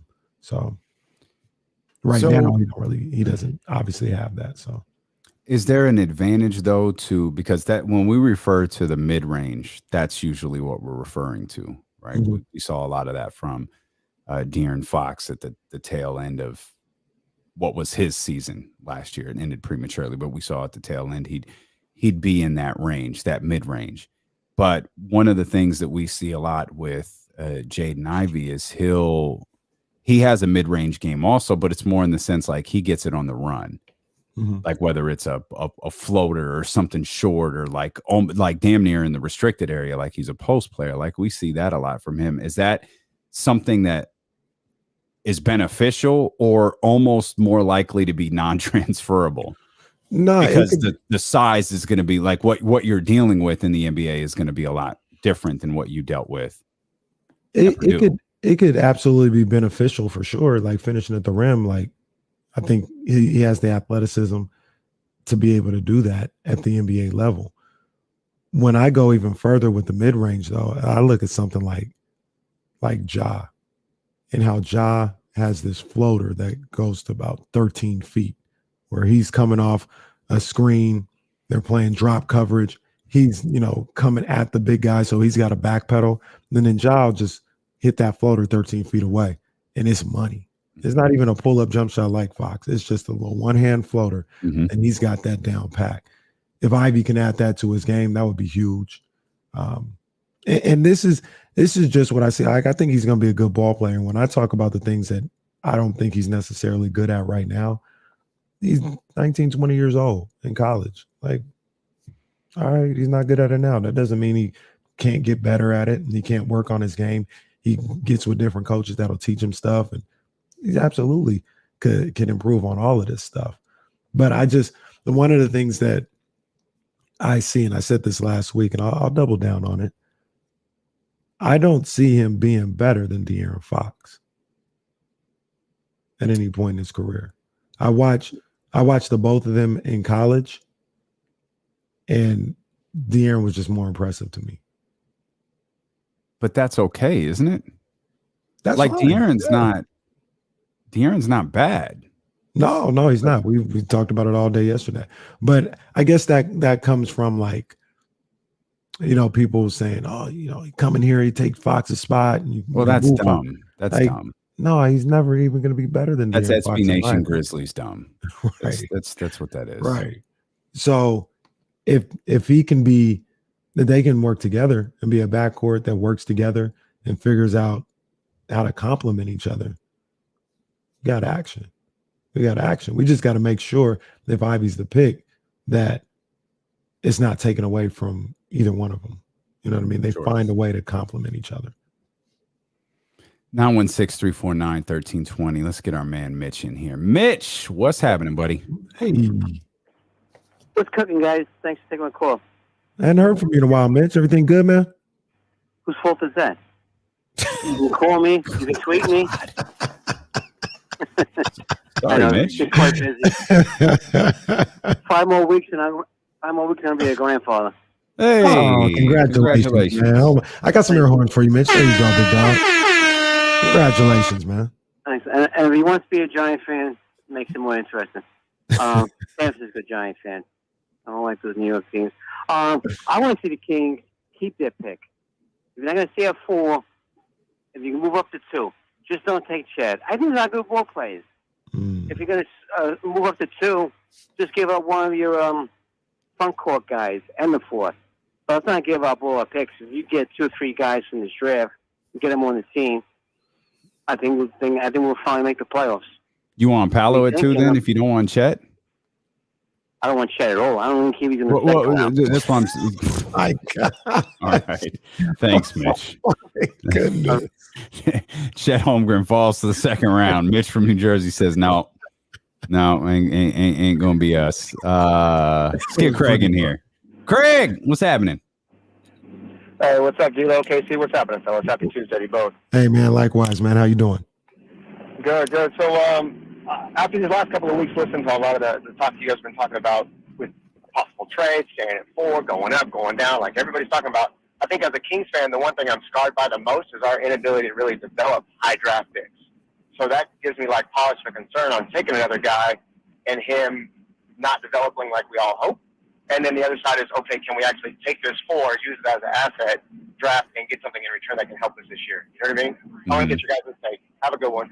Appreciate you, man. Yeah, that always lingers, I think, as a concern for some people is how well do the Sacramento Kings develop players. I mean, go ahead. I was just gonna say, to be fair, like none of these guys are here. Like when we talk about not developing young players in their early picks, you know, we talk about the Jimmers and Willie Cauley-Steins. Like it's not even the same regime. Like this team. Well, this particular group maybe shouldn't get the rap of not being able to develop. I mean, people like Tyrese, they think Tyrese is fine, but he was a young guy here under this regime. Yeah, that's fine. It's also, you know, it's not like Willie Cauley-Stein lit the world on fire when he left. Right. Oh, he finally got with someone who could develop him, or no, neither did. You know, Ben McLemore found a very specific role on, I think it was the Houston Rockets, but it wasn't like, oh my God, how did the Kings let him go? It was, you know, people say, oh, I think we've talked about this before. You pointed out, I am so scared. Like we let Marvin Bagley go and he's just going to blow up and be so good. Like outside of Isaiah Thomas, like who has that ever happened to? Right. Like who is left here and just has become like this ultra star that they weren't here. Right. So like I get everyone's concern with that. I don't think it's applicable. Yeah. To this, especially if you like Davion, and if you like Tyrese Halliburton, then you know you acknowledge them. We've seen some development under De'Aaron Fox, or from De'Aaron Fox for sure.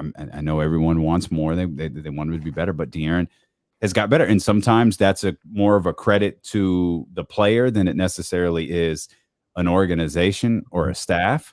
But I'd argue, at least with the last 2 draft picks, most fans are probably pleased with the way that those guys have worked out.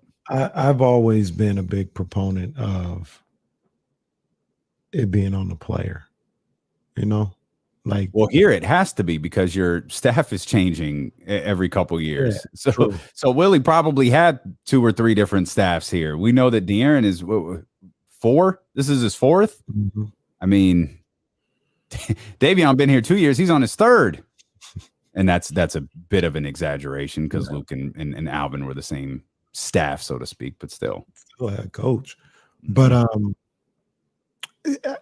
there's the people that develop with the Golden State Warriors, that develop with the Toronto Raptors. It's no coincidence. So I don't want to take it all away from the organization because the Jordan Pooles, the Loonies, what they've been able to do with Wiggins and things of that nature, that has something to do with the organization. But I always feel like it's the individual that is developing their game, developing their understanding of the game more so than the organization. And the guys that have been here in Sacramento, they just, like you could just kind of lay it out, they just simply haven't been good enough. It's really what it comes down to. Like I said, because you just mentioned, it's not like they go somewhere and go off. They're usually get close to out of the league after a while or riding somebody's bench. So I think there are some players who, and this is like, I hear what you're saying about it falling on the player. And this is where I think coaching staffs need to be more involved. I don't think every professional athlete, or in this case, every professional basketball player truly understands what like training for next season is. Like there was a player who was drafted high, played here in Sacramento. Like, I don't think his idea of training was like going to get shots up, just being on the basketball court, not with a coach, or not with anything more than a rebounder. Like that's not training. That's not improving your game. There's nothing wrong with it. There's nothing wrong with going out there and getting shots up. But when you've got to run drills, right? Like you've got to be getting up and down. You got to have somebody there to hold you accountable. You've got to do conditioning stuff on the basketball court with a ball in your hand. Like those are the types of things that you have to do. And I think there are some young athletes that come in that don't truly know what training is. They know what being on the basketball floor is. They might know what working out is, but they don't know the difference in like working out in terms of I'm just going to get shots up and I'm going to be on the basketball court, as opposed to like, I'm trying to get better. I'm trying to get better at this specifically, or I'm trying to get better at this specifically. I think there are some guys, even at this level, who don't know what that consists of. Yeah. And even to the point of being real with yourself about evaluating yourself as a player. Like you got to look at the end of the offseason, and I always believe like there's double work to be done, right? So if I'm a good 3-point shooter, I can't stop working on my 3-point shot. I got to continue to work at that. But I also have to look at what I'm not good at. Like I can't go to my left right now and hit the step back, or I can't go to my right and hit a step back that way. I need to improve at that. You know what I mean? I need to incorporate that into my workout to getting better and understanding where my weaknesses are. And then you've had a whole year with the team. Where did my shots come from? Like if I'm a corner specialist, I mean, yeah, you're going to take some top of the key threes to work on that. But the majority of them need to be in that corner. And that's where your shots are coming from. Now, when you talk about organization not developing, if you don't know what type of offense is being ran, from year to year, because it's a new coach or a new general manager, or we got new players, you can't necessarily, for the Kings, look at, okay, well, I know my job is to be a corner 3 guy. I need to work on that. You don't know where you're going to be at. You don't know what they're going to ask from you. So that's where the organization and having continuity and being familiar with the organization comes into play to working on your game. But I think some of that is also, you just got to be real with yourself and saying like, I'm not good at this. I need to add this to my bag. And I think that's a difficult conversation for an athlete to have with themselves. You know what I mean? Because they've always been the best at what they've done. That especially in the, like it or not, it's one of the many difficulties of this incarnation of the Sacramento Kings, because it's easier to blame your shortcomings on an organization that has been loaded with shortcomings now for going on 2 decades. Right. So it's easier to look at the situation you're in versus, what you mean to that situation. Exactly. But you know what? It's also easier nowadays to see where your shortcomings are. I mean, you know as well as anyone. They got these numbers that'll break down if you're the left of the nail or the right of the nail, what your shooting percentage is.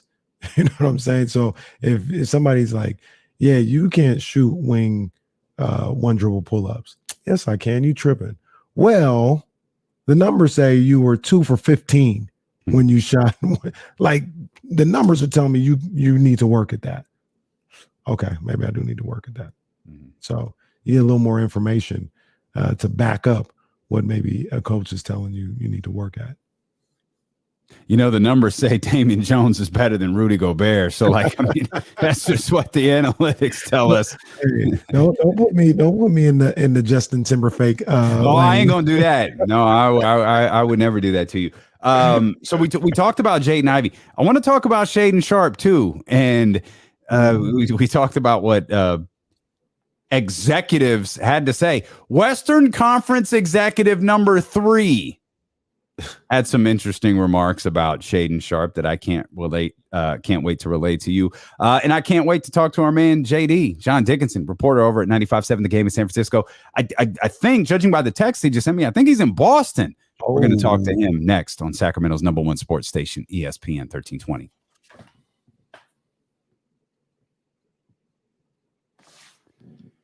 Still weird vibes.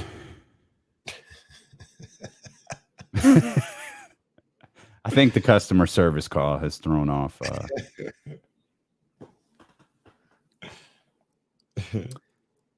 We haven't heard anything about Rico yet. It doesn't sound like it, but we have no idea. Nothing has been said publicly securing the Bagley. Right now, it sounds like it's just DC.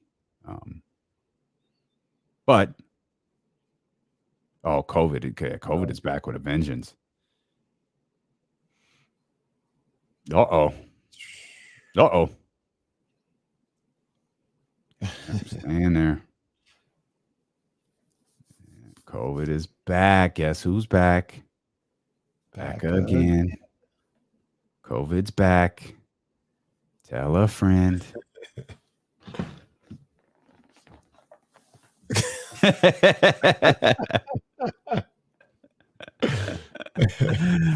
I love Mitch, man. He makes me laugh. He's a funny dude. Grandpa Mitch.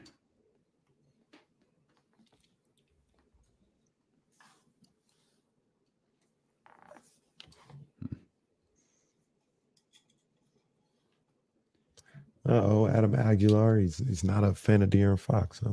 Okay.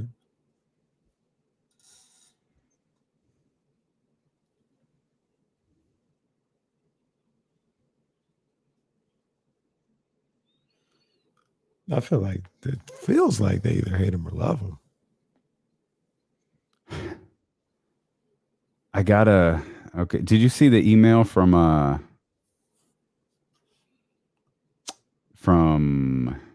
Danny? No. So this is the Locked On thing again. I don't think I do. It's a Locked On thing where you read you respond to, like, they put together like a draft pick or a trade proposal, and you pick number 6.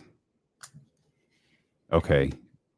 So their trade proposal is, I can't tell I don't know that this makes sense. Kings get the 6th pick from Indiana, Malcolm Brogdon, and the Pacers 2023 top 5 protected pick. The Pacers get the 4th pick, Rashawn Holmes, and Justin Holiday. And I guess in this situation, the Kings get Keegan Murray. if I understand the writing of this correctly, the Kings get Keegan Murray. Malcolm Brogdon. And who else again?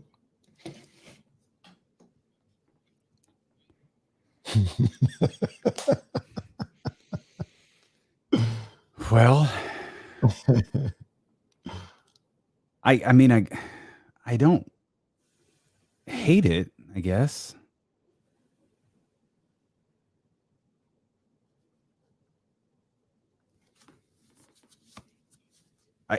I guess that means Shaden probably goes at 5. Well, it doesn't even say who the Kings picked at number 4 to make this deal, so I guess it doesn't matter. It's not the worst. Crazy. It's not the worst. No.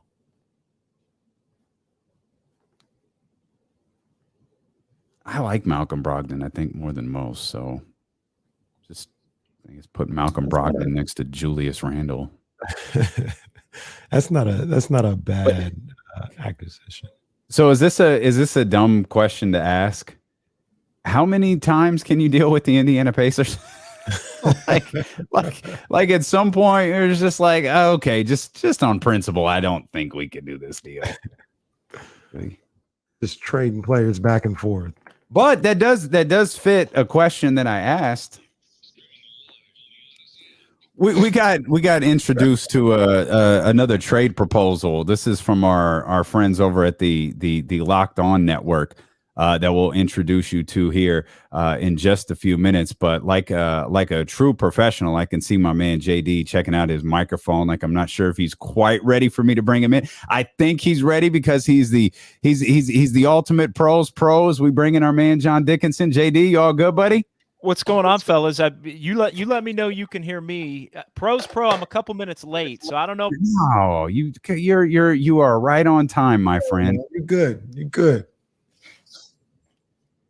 You're frozen now, but you're on time. Like let's talk about the important stuff. I think those Boston hotels, I don't think are doing us any favors. Can you confirm? You said you were on your way back to the hotel. You're in Boston. I am in Boston, and I am back at the hotel, and just trying to get things situated. We getting a bad connection. Man, I don't know, man, but that 95-7 the game, that's the good life out there, boy. They just send you off to the NBA Finals. Like, man, they won't even send us to the studio. They sending y'all out to Boston to cover the Warriors. Man, that's the good life there in the Bay Area, JD. It is. And look, I would love to not have to go to the studio. So I'll take that. I'll take exactly how you're rolling any time as far as that goes for regular shows, man. I try and get that in every contract. Studio optional. It's not a bad gig. You got a feel for who the best team is in this series through 2 games? Well, I thought going into the second quarter of game 2, it was the Celtics. And just their ability to withstand some of the Warriors' spurts, like the third quarter of game 1 and Steph Curry's big first quarter in game 1, and just kind of hang around in the game to where their defense could take full effect. But then it obviously changed a little bit in those middle 2 quarters in the game on Sunday, with the Warriors able to, I think, match the physicality and the defensive ability of the Celtics and make them uncomfortable, which in essence allowed the offense to not have so much pressure to do it on their own against an elite level defense. And then they freed some things up as the game went on. But to me, the story of the series was the Warriors to this point answering the bell and deciding that they weren't going to get pushed around anymore. At least in game 2, it broke everything open in the second half of that game. And now we'll see, like, it's the quintessential pivot point, guys, of do the Warriors continue tomorrow what they were able to do in game 2, or do the Celtics reaffirm some of the things they were able to do in game 1 and tell the Warriors, in essence, no, the outlier game was game 2, not game 1. I think neither team really fully knows right now. Right. One of the things that me and Damian have talked about that just thought was big for what Golden State was trying to do defensively and being physical and being versatile is Gary Payton II being back into the lineup. Then you look at that. Now you've got Payton, Draymond too, but Andrew Wiggins, all three of those guys being able to be physical, to switch, to guard different guys on the perimeter. And it seems like that really helped out what they wanted to do on the defensive end. And it could be a series changing move for the Golden State Warriors. No, I think that's a great point. I think, it's Peyton's body type, skill set, athleticism. It just plays well. He matches up well with the Boston wing players, and it's just somebody better than even Iguodala at this point. Yeah. And I thought that was a low key, in a way, kind of a blessing for as great as Iguodala has been. If he's available, Steve Kerr's going to play him, and if he plays, then how do you find minutes for Peyton when he can be a liability some of the time offensively? So then are Iguodala and Peyton on the floor at the same time? And then what do you do with Draymond? And then is Looney out there too? So I think it becomes difficult for Steve Kerr to find 5-man groups to play if both of them had been available, knowing that Peyton was healthy enough. And I guess he wasn't healthy enough in game 1, but he seemed more than healthy enough in game 2. And I think the addition of Peyton and also the subtraction of Iguodala in a way may have helped the Warriors, just in that I got the sense, I don't know what you guys thought, but I got the sense in game 1 that the Celtics were, Iguodala got his 7 points, hit a couple shots, did some things, but he just physically at this stage of his career, maybe days away from retirement, literally can't run with us. Like, we're younger, faster, stronger. Like, it's cool that he's out there for those guys, but veteran leadership ain't what this is about. This is about, can you rip somebody? Can you get by somebody? And Iguodala wasn't really doing much of that. Can you stop somebody? Right. Now they were looking at Iggy like food. Yeah. And I'm glad that you brought that up as it pertains to Andre Iguodala, and I don't think it's the same case, at least in terms of long term. Certainly not staring at retirement or anything like that. We saw Klay Thompson have an impact, especially on the defensive end, with switching over to Al Horford and some of the changes that Steve Kerr made there and that coaching staff made there in game number 2. I'd like to believe it was Sacramento Kings head coach Mike Brown that made those defensive changes that really led to this big turnaround for the Golden State Warriors. But Klay offensively, do you think that moment, do you think he's going to find that groove offensively in this series against the number 1 defense in the NBA? Or are we just looking at 14, 15 points from Klay on a nightly basis? I think he's got one great game in him. I think there's one game where it doesn't matter whether he's well defended or not. He's just going to hit shots. I know Jaylen Brown today, from being over at TD Garden, he got asked about Klay and the defense and the job maybe that he's done on him, and he just completely downplayed it. He said, no, he's just missing shots. Like, he wanted nothing that anybody was going to hear or think about, like they were doing something special. In fact, he even doubled down and said, no, we got to do better. We've made some mistakes. He's had some open looks. And I'm thinking, well, that's pretty good for if y'all are having the mistakes that you claim to where, he's been 10 for 33 to begin this series. So I don't think he can do it with regularity in a series this year. Next year, we'll see. I think maybe no. And then we do start having conversations about where's he at maybe in his career. But for this year, coming off of the injury, I think it's more about consistency or lack of consistency than anything. He still has the explosive games. They're just fewer and farther between. And I think there is one, though, of these next 3-4 games. There's one game where he will go off. And if it's a game where maybe Steph has a rough shooting night, it might be the reason the Warriors win that game. And that may in turn be the reason the Warriors wind up winning the championship. It's kind of remarkable, though, that the Warriors are in the position they're in to where they may be able to win the title with Klay in the finals, maybe only having one huge game. I would not have believed that on April the 16th when everything started. I actually think it's going to be game 3 for him. I don't know, maybe it won't be his best game or anything like that. Maybe he'll have even a better game in this series. But I think game 3, he's going to respond. He's heard everything that everybody's had to say about the first 2 games of this series that he's played. And Klay's a champion. Klay's one of the all-time greats. I fully expect him to turn it around, starting with Game 3. I think he's going to play a good game on Wednesday. Yeah, and I think he's one that would be unaffected by the TD Garden environment. I think that's sort of another thing to look at. The Warriors have played in some hostile environments with some great crowds, and Oracle in the day was as good as anything. But Cleveland, I had the privilege of being able to go there for the finals, and Toronto was incredible. The atmosphere. I think this is going to be the toughest atmosphere that the Warriors have faced in terms of a road crowd and the energy and the edge that the crowd in Boston can have. And I'm interested to see how not so much the big three handle it, but how the other guys handle it in a point where, the Warriors are used to playing a lot of these game threes up 2-0, and they don't really need the game. And so they can settle in, and you always get that burst from the opposition's crowd, and you can kind of handle it. And if things get away, you move on to the next one. You try to win the next one. The Warriors need this game. I'm sure you guys have talked about the 82% and all of that, 32 out of 39 when it's 1-1, game 3 winner wins the series and all of that. Yeah. They need this game. There's no real time for messing around and maybe, getting down big early and having to try to settle in. JD, you said this. You used the term "big three," and that obviously you meant in reference to the guys who've been around Steph, Clay, Draymond. But like realistically, at the core of this Golden State Warriors team, is it still a big three?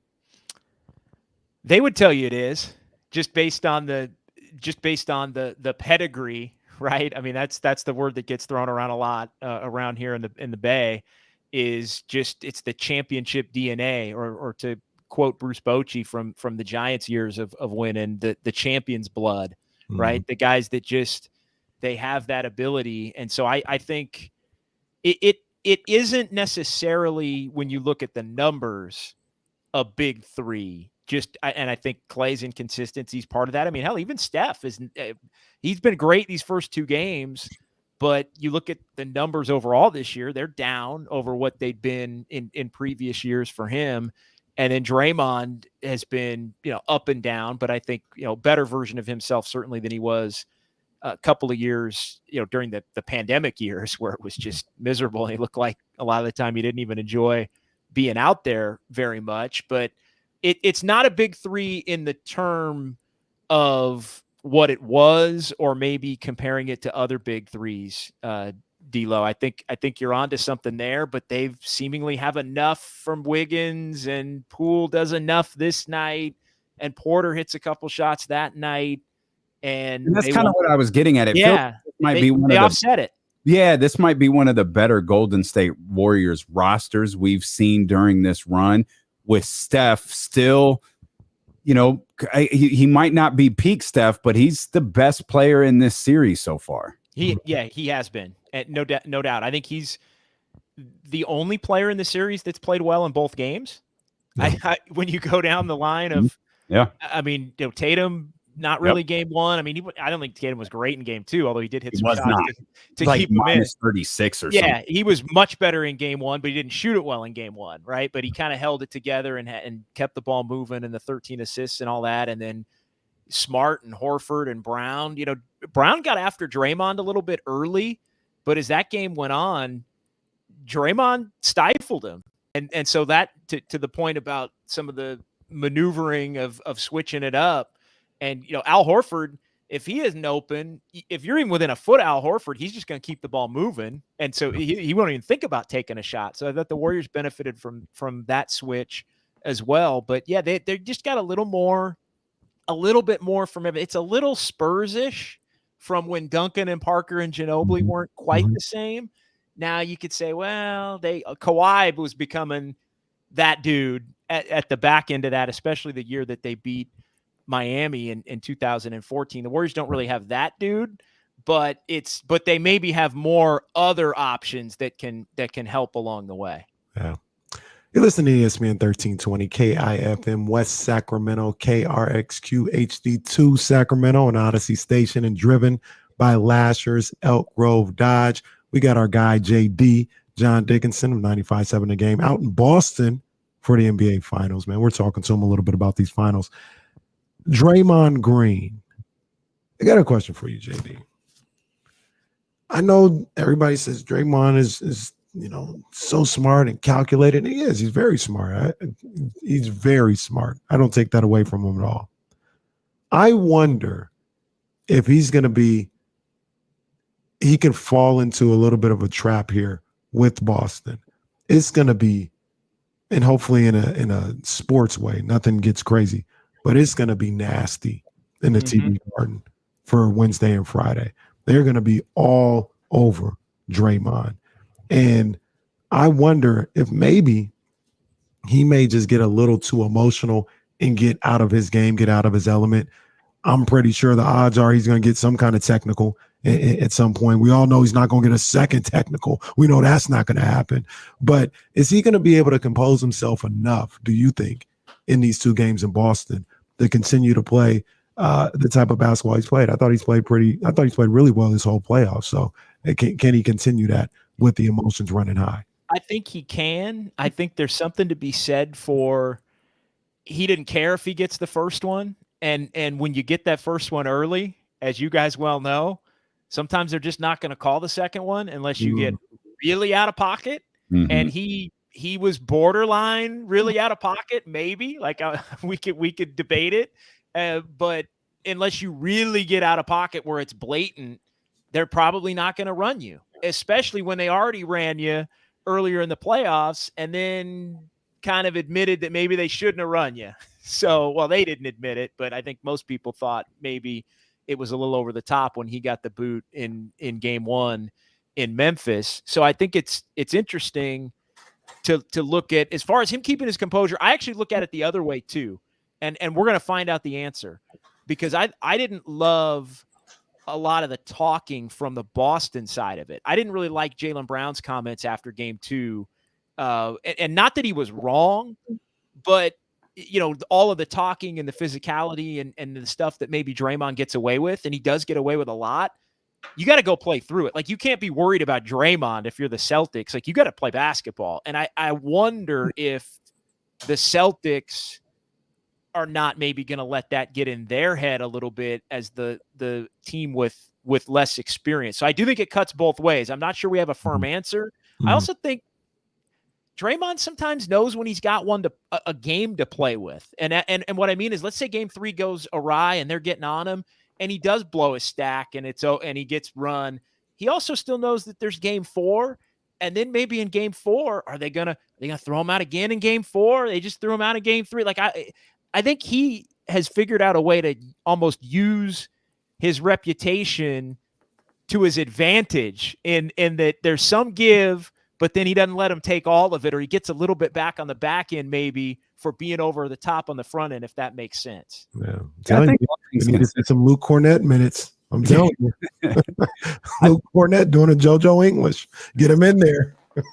I think all things considered, the Celtics did respond pretty well. Like, because when you look back at that first quarter, I think it was a 2-point game at half. And the bulk of the Draymond Green stuff happened in the first half. It wasn't until late in the third quarter where things had got away. Now, the story after the game was about the physicality of, it was centered on Draymond Green, but the entire Golden State Warriors team was very, very physical in that. And then you had some of the different plays involving Draymond Green, of course, the Grant Williams one and some of those different calls. But overall, let's also say they got a good whistle in that game. And I apologize. Like, the Warriors got a good whistle in that game. Like, let's just be real about that. I know in the Bay sometimes it's like, oh, well, what are you talking about? Every fan thinks they are the aggrieved, right? Their team is. But the Warriors got a really favorable whistle that I think allowed them to kind of gather themselves on Sunday. Yeah, I don't think that overly impacted the game, though. Like, there were some missed calls, like the Jaylen Brown and Gary Payton. Like, there were some calls that they just missed, but you don't look back at those and go, "Whoo, boy, that really cost the Celtics." It was the end of the third quarter. It was turnovers, which is the first thing Ime Udoka will tell you. It was turnovers, and they're the simultaneous of them turning the ball over, them missing the few shots that they were getting, and the Warriors seemingly not missing at the end of that third quarter. That's what killed them. That's what ended the game. No, and can the Celtics offense do enough, I think, is sort of the other question as the series goes on. For as elite as their defense is, and I think it will be great again in the games in Boston, even though they haven't played as well at home, the 5-4 at home, they've had a tendency to come out a little flat, which is bizarre to me, considering, maybe they are, maybe it either feels a little too big, or there's been a couple of times where they've thought in the Milwaukee series, hey, it's 2-2, we're home, we got this. And then they don't play with the urgency they need and they lose. Hey, it's 3-2 on Miami. Everybody's burying Miami. They're done. They're broken. I mean, I was doing it. I'll admit it. And then they don't come out and play with the appropriate force, and Miami gets them. And then they've been able to re-win games on the road after some of those games. But if they're going to win this series, I mean, you could make a case if they're going to win the series, they might have to win both games at home. I think they have to win game 3 at home. I really do think game 3 over game 4 is the important one, because it sends the statement back to the Warriors that we're here and you didn't figure out what you think you figured out in game 2. That was the outlier. That needs to be the Celtics MO for this thing, that when we're talking about the 3 games as a whole, that game 2 was the outlier in that third quarter that flipped everything. JD, I said it yesterday. I said if the Celtics win these 2 games in Boston, they'll win the NBA Finals. If they lose either one, I don't care if it's 3 or 4. If they lose either one, the Warriors are winning the NBA Finals. And the stat that always comes up here is the Warriors on the road in every series that Steph, Clay, and Draymond have played together, going back to 2013. Before Steve Kerr was a head coach even, they did it 3 times with Mark Jackson. And then in the last 23 times with Steve Kerr, they've won a road game in every single playoff series. So if they obviously have to do it, Steph addressed it today, they have to do it again or they're not going to win the NBA championship, but they have been able to do it. And they've historically been able to go in and win the first game in a venue, whether it's game 3, as they did against Dallas, as they did against Denver, or game 1, as it was in Memphis without the home court advantage, where they tend to go in and take the life out of the opposition and out of the fans in the first one, and then they can play the rest of it on schedule and from a position of advantage. Yeah. John Dickinson, some may not be aware of this. JD may be the only human on the planet who has better sports recall than Kenny Caraway. He's got crazy recall, man. It's like 1-2. Like in the power rank, it might even be 1A and 1B. Like these two can got that recall, man. Tell me about game 3 NBA Finals 1989. Oh man, that was the Pistons beat the brakes off the Lakers in LA. They did in the fourth, yeah. 2-0, and the Lakers started coming up hurt. Yeah. Beat the brakes off them boys.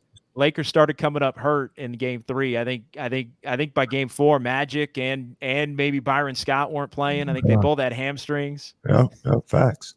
I wasn't serious. To be clear, like I was not even remotely serious. JD, appreciate you, my man. Enjoy Boston, which is an odd sentence to utter, but try. I'm doing my best. Doing my best. Appreciate you, buddy. Thanks for carving out some time for us. Great seeing you. All right, you got it. Thanks for having me. That's the man, John Dickinson, right there, 95.7 The Game in San Francisco, on location at his hotel room in Boston. I can't wait till we go to New York. Okay. Wait. I'm going to New York in August. It ain't going to be to cover nothing, but I'm going to. Can't wait till we go to New York for the finals. Kings Knicks. Shoot, send us to Phoenix to cover the first round. I don't even care. Send us. We barely get to the arena to cover the Sacramento Kings. Like these dudes, they sending damn near the whole staff to Boston. They got Silicon Valley money up there, boy. Money long. I'm not talking about hours and hours. You know how much Sacramento talent we've lost to the Bay Area because of the incompetence of other sports stations in this market. JD, right there. Kyle, just all-star lineups, man. Just go to San Francisco for greener pastures. This is what it is. You know what I'm saying? Now there's a new sheriff in town. No. That's why we got him on here, man. We're like they said back in was it 88? We're all in the same gang. That was the slogan. No, you don't remember that song? Which one? I think that was the West Coast Rap All Stars. We're all in the same game. No, that was Digital Underground. That was about it. Or that's the song. All around the world. No, that same song. Same song. Yeah, no, that song is called Same Song. Yeah, I'm about to say that same song. We're all in the same gang is a very, very different song. No, I don't remember that one. Oh, you wasn't outside? I wasn't outside. Oh. Well, I was outside. I was just on the East Coast. Oh, that's just right. You were preparing to bring Sean John back to us. That's what I think. The East Coast version was that the one with Productions? I was about to say it wasn't the Boogie Down Productions and a lot of cross colors in there. And what was the name of that song? In that one? They had a gang of people in that song. Self-destruction. Self-destruction. Yeah, I told you I was in Yonkers. I was in Queens. I'm sorry, I wasn't out here. Okay, well, I was rocking with We're All in the Same Gang because a West Coast kid, California dreaming. We'll step out. Out on bail, fresh out of jail. You know what it is, man. We'll come back. I mentioned a trade proposal from our friends over at Locked On. Want to bring that to you. It seemed to have gotten the chatty house thinking a little bit when we brought it up during a commercial break. Curious to get everybody's thoughts on that. I want to mention some things on Shaden Sharp. We'll dive back into the NBA. We got Jason Jones, the professor, set to join us in the 3 o'clock hour as well. Lots more ahead here on Sacramento's #1 sports station. Steelo and Casey on ESPN 1320.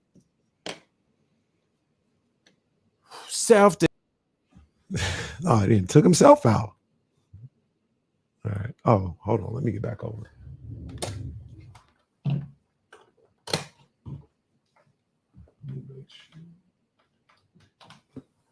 Check 1, 2. I got an echo. Let me just bring it on here. All right, we'll do it this way. I think you guys can still hear me, so it's all good. Let me get the thing. No. All right. 13th round with your main man, Kenny Caraway. Shout out to Meister Watches, Ryan, the whole crew doing what they do over here at Meisters. And we got to talk about Inoue, the monster, what he did to Nonito Donaire this morning. I didn't watch it live, but I surely saw it when I woke up. Just an absolute destruction of Nonito Donaire in the 118 division, the bantamweight division. And he just continued his destruction. Now, here's where we'll talk about some stuff, because I've seen a lot of people out there talk about Inoue as the #1 fighter in the world pound for pound, and I absolutely disagree. He's a great fighter. He's a monster. He is what they talk about. He's not #1. At bantamweight, at 118, I can't just give you that claim as being #1. Well, let's just face it. You're not facing the great fighters out there. You're just not. Now, he passes the eye test. That's why he is on the pound for pound list. But I'll give you my pound for pound right now and tell you what it is. At number 10, I got Josh Taylor. At number 9, I got Shakur Stevenson. At number 8, I got Tank Davis. At number 7, I got Devin Haney now making a debut on the pound for pound. At number 6, I got Inoue. Number 5, I got Jermell Charlo. Number 4, I got Canelo Alvarez. Number 3, I got Alexander Usyk. Number 2 is Bud Crawford. And number 1 is Errol Spence. And that is a top 10 pound for pound that you can write in stone, that you can take that one to the bank. Because I'm talking about the performances of these guys. I'm talking about the resumes. I'm also talking about the eye test. Like I said, in a way, he hadn't faced nobody. I don't talk about Nonito Donaire. All due respect, his career is done. All right. That ain't that much different than facing Gamboa at this point. But I look at the eye test from Inoue, and he absolutely passes the eye test. That's why he's one of the great fighters in the game today. That's why I have him in my top 10. But to have him at #1, no, man. That's not factoring everything about being on the pound for pound list. So congratulations to him, one of the great fighters in the game today. I need to see him step up and face Stephen Fulton, take on my boy, cool boy Steph. I need to see that. But hey, let's calm down on the #1s. And that's the 13th round.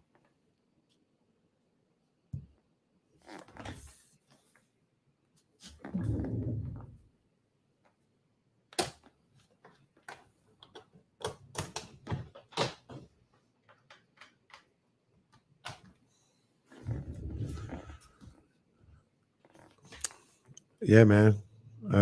I got to give respect for Undisputed. Show him respect.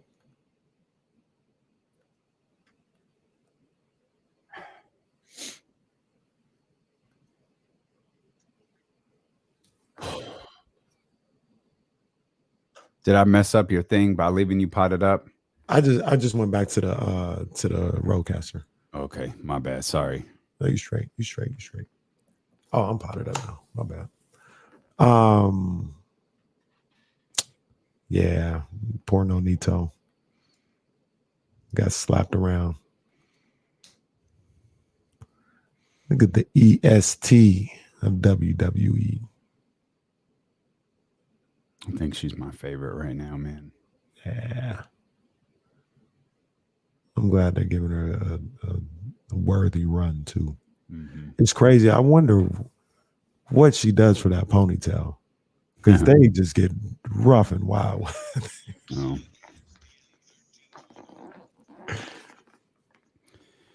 Oh, man.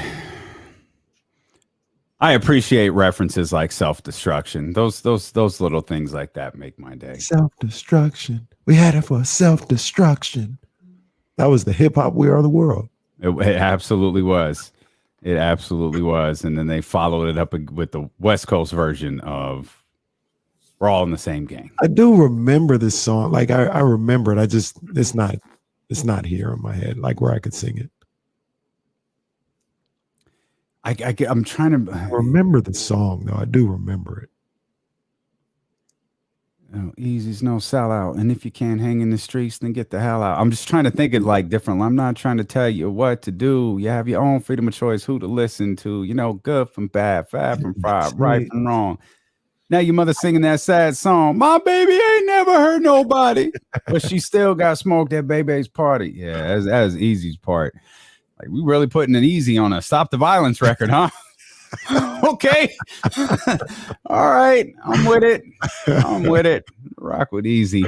Right before JD joined us, man, JD's just phenomenal at what he does, man. I can't sing that guy's praises enough.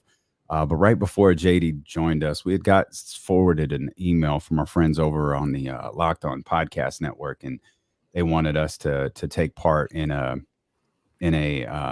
kind of like podcast network wide mock draft thing that they're doing. And unlike the guys over at SB Nation Grizzlies, when they propose like some trades, they put some thought into this one. And I kind of they put some thought into what they do. And I kind of casually mentioned what this trade proposal was to the Chatty House. And I want to mention it here on all platforms just to get people's thoughts. Now, it looks because what they're asking Kenny and I is to comment on: do we think this is a good pick? If so, why? How can this player help the team's chances in the future? And they want us to provide some thoughts on this for their podcast. And they sent us the 6th pick. Now, it doesn't tell us who the Kings drafted with the 4th pick, but it does tell us who the Kings draft in the 6th, and it has a trade proposal. And for those who haven't put this together, it's a trade proposal again with the Indiana Pacers. And in this deal, the Sacramento Kings get the 6th pick, who, according to the Locked On Network, they use to draft Keegan Murray. They get Malcolm Brogdon. Mm-hmm. And the Pacers 2023 first round top 5 protected pick. In exchange, the Pacers get the number 4 pick, Rashawn Holmes, and Justin Holiday. That's the trade proposal from the Locked On Network. The Kings get the 6th pick, Malcolm Brogdon, and a top 5 protected first round pick next year. The Indiana Pacers get the 4th pick, Rashawn Holmes, and Justin Holiday. So in this particular case, I'm looking at what the Kings are going to have after this situation. Fox, Brogdon, Barnes, Murray, Sabonis. And a pick next year. And it's top 5 protected. It feels like Keegan, we've always said, is the easiest to just insert and say he's a day one starter at that position right there. Like, easy, no problem. So in essence, you're getting 2 starters because Malcolm Brogdon can start at the at the 2 spot. And that's 100% what I would do, by the way. I would start Malcolm Brogdon in the 2 spot with De'Aaron Fox. For sure. It's not a bad trade at all. You're also probably not resigning Dante DiVincenzo. Right. Because of the amount of money it costs to pay Malcolm Brogdon. So you're not re-signing Dante DiVincenzo. Now you've got this backcourt where it maybe clarifies Terrence Davis's role a little bit. Mm-hmm. Maybe it clarifies clarifies Davion Mitchell's role a little bit. And you've brought in 2 starters on draft day. That's a good deal. That's a good deal. I don't have a problem with that. I'm trying to think of if I would give the AOK on it, if I would sign off on it. And people are bringing up a good point here that, you got to talk about. Action Jackson talked about, well, Keegan probably going 5. Then Victory 0901 says, no guarantee he'll be there at 6. You guys are overthinking this too much. This is based on their draft. The reason Keegan Murray is at 6 is because in their draft, someone else went at number 5. There you go. That's why this isn't. You're not trading for Keegan. That's right. In the case of the Locked On, don't overthink this. Mm-hmm. In the case of the Locked On Network, Keegan Murray is available because 1, 2, 3, 4, and 5 have been selected. Mm-hmm. So whoever they did at number 5, and I don't have that information wasn't sent to us. Keegan Murray is available at number 6. So this is essentially an on the clock trade by these 2 teams. Yeah, I like the deal. I like Malcolm Brogdon. I know he's dealt with some injury issues though, but I like him. He's the shooter that this team is looking for. He's a high IQ guy. He's the defender that this team has been looking for. It kind of clears up some of that log jam that you talk about at the guard spot, kind of puts everybody in their spot. You got Fox backed up by Davion Mitchell. You got Malcolm Brogdon backed up by Terrence Davis. So everybody has their defined roles. You got Keegan Murray as your starting 4. Trey Lyles backing him up. I like Trey Lyles. You still keep Harrison Barnes, or, maybe you do something with Harrison. You could explore something else. Yeah. So you still have that option. So that's a good deal. That's a good deal. That is a good, fair deal. So much better than Justin Timberfakes. It actually fits a couple of things that we've talked about previously on the show. One, but do you agree with the assessment in this fantasy world here on the Locked On Network? You don't re-sign Dante DiVincenzo? Yeah. So here's the deal. You either don't re-sign him or you move on from Terrence and you do re-sign him.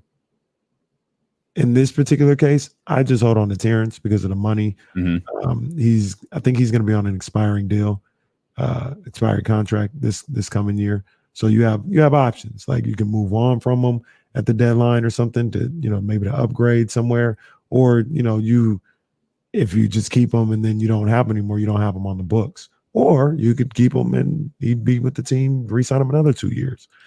So you have more options, I feel, if you stay with Terrence in this particular situation than if you re-sign Dante. You're kind of locked into Dante at least for a couple of years, it feels like. Yeah. Yeah, I agree. This does fit a couple of things that we've talked about in the past. One, the fact that I think I think we both like Malcolm Brogdon, but we've also proposed the idea of what if Tyrese gets in the ear a little bit of the Indiana Pacers and Kelly Krauskopf and Kevin Pritchard, and like, hey, could really help us, could run towards the rim. I have a knack for finding them. Man, Rashawn Holmes is a good dude. Like he could fit this team. He's a good dude to have in our locker room. Like we work really well together. Like we could have a little vibe here. And to me, in my head, I'm like, marching out Tyrese Halliburton, Buddy Hield, and Rashawn Holmes in Indiana. Like, how do you even digest as a Kings fan if that's successful? Like, if that works and they win, even if they win 40 games, like, well, what does that say? It says you have the wrong coach. I don't know. I don't know what it says. I imagine the De'Aaron Fox haters will have plenty to say about it. Yeah, for sure. But yeah, I mean, like I just can't envision what we're gonna bring back 3 guys who started for a team that won 30 games last year. Yeah. I don't know. You like the trade? It's an interesting trade. You do the trade? Yeah, I do it. I would do it because I like Malcolm Brogdon. I like the idea of the pick. Mm-hmm. And the simplest way to phrase this next part, I don't hate Keegan Murray. I don't either. I don't think Keegan Murray's a bad basketball player at all. And I hate when this happens, and I'm guilty of it. We talk about it with James and all this other stuff. I feel a lot better about Keegan 6 than I do a 4. I hate when that happens. Because if you like a guy, then you just pick him wherever you're at, you know. But I understand it, and in this case, this is like the most definitive case of if they picked him at 4, I'd be like, if they pick him at 6, all right, let's go. Mm-hmm. Yeah, that's weird. It's weird. Yeah, that's strange. So in this scenario, again, and maybe I did a bad job of explaining this, but it's not necessarily for, you know, a draft morning trade where you're trading the 4 for the 6. Like it's the Pacers are on the clock trading the 6 pick for whoever the Sacramento Kings drafted it for. In this case, I'm assuming it's Jaden Ivey. Again, that's not information that they sent us as a part of what they included, but I'm assuming that that's who it was. The 5th pick, I'm going to guess, is Shaedon Sharpe, but I'm not sure. Yeah, that's my thought. I mean, there's a couple of options there. Shaedon, so we keep hearing about Dyson Daniels. Mm-hmm. He got in there. AJ Griffin, Mathurin, maybe. I don't know. I'm Shaedon though. That was my assumption as well. And here's what, and I'm sure they'll reveal the Locked On will reveal their mock draft coming up draft week, similar to what they did last year. Here is what the Athletic and some of the conference executives said about Shaedon Sharpe. They started with Kentucky freshman Shaedon Sharpe is as big an unknown as there has been coming into a draft in some time. The 19-year-old was rated the number 1 overall prospect in the 2022 draft class by ESPN rivals 247 Sports after dominating Nike's EYBL in 2021. Initially, the thought was Sharpe would practice this year with the Wildcats, but would not play till the 2023 season. They lay out everything that happened, blah, blah, blah, blah, blah. We get it. Here's what some of the executives had to say. How the blank can you be the 5th pick in the draft if you haven't played in a year and a half? It's not like Wiseman and the guy is 7 feet tall.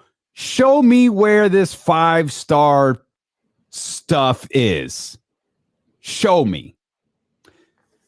That was one executive. Another executive said, allegedly, Michael Porter Jr. had those several games at Missouri after back surgery. Kevin Porter at USC didn't play the entire year because he was suspended off and on.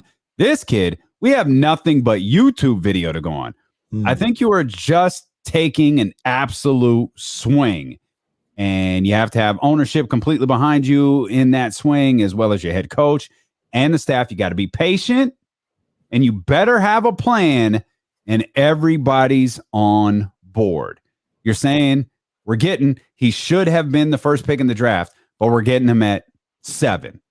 We're getting him at 11. There's just not a lot to go on. That's according to 2 Western Conference executives. At least that's what the Athletic tells us. I understand all that. I'll say this, buddy. The more we read about this young man and the more things like this come out, you talk about 4 being, and you've said from the beginning, well before the Sacramento Kings were in position to do this, when you first brought Shaedon Sharpe up on the show, you said, I take a swing, and I take a big swing. Fam, it sounds like Shaden Sharp at 4 would be a massive. No, they're scared to death. swing. That's because these people are scared to death of what could be in a negative way with Shaden Sharp, and rightfully so. Remember, every time that I've talked about Shaden Sharp, I've never discounted the fact that it could absolutely blow up in the Kings or whoever picks him face. Mm-hmm. It is a major risk. It is a major gamble for sure. I've always said, in my opinion, it's a risk worth taking. But it's absolutely a major risk. I understand everything that everybody's talking about when they talk about the concerns about going after a guy like Shaden Sharp. But I will also say, like, regardless of what those two executives think, he's in that spot for a reason. You know what I'm saying? He's in and he stayed in that spot for a reason. Even if he falls to 10, like, he's there for a reason. Somebody has seen enough, and multiple people have seen enough to be like, I'll take a shot. I'll take a chance. It's not like he's coming completely out of nowhere and not even on any draft boards and being projected to go. He's there for a reason. It says that, in the athletics portion of the write-up that's not quoted to anybody. It's their writing. They said, there's no games to watch in Lexington. Still, someone will take the plunge early on draft night. Mm-hmm. It's just who. And what's early is early for, like, here, just in the from these, allegedly these two executives. One person says 5. Mm-hmm. The other one says 7 or 11.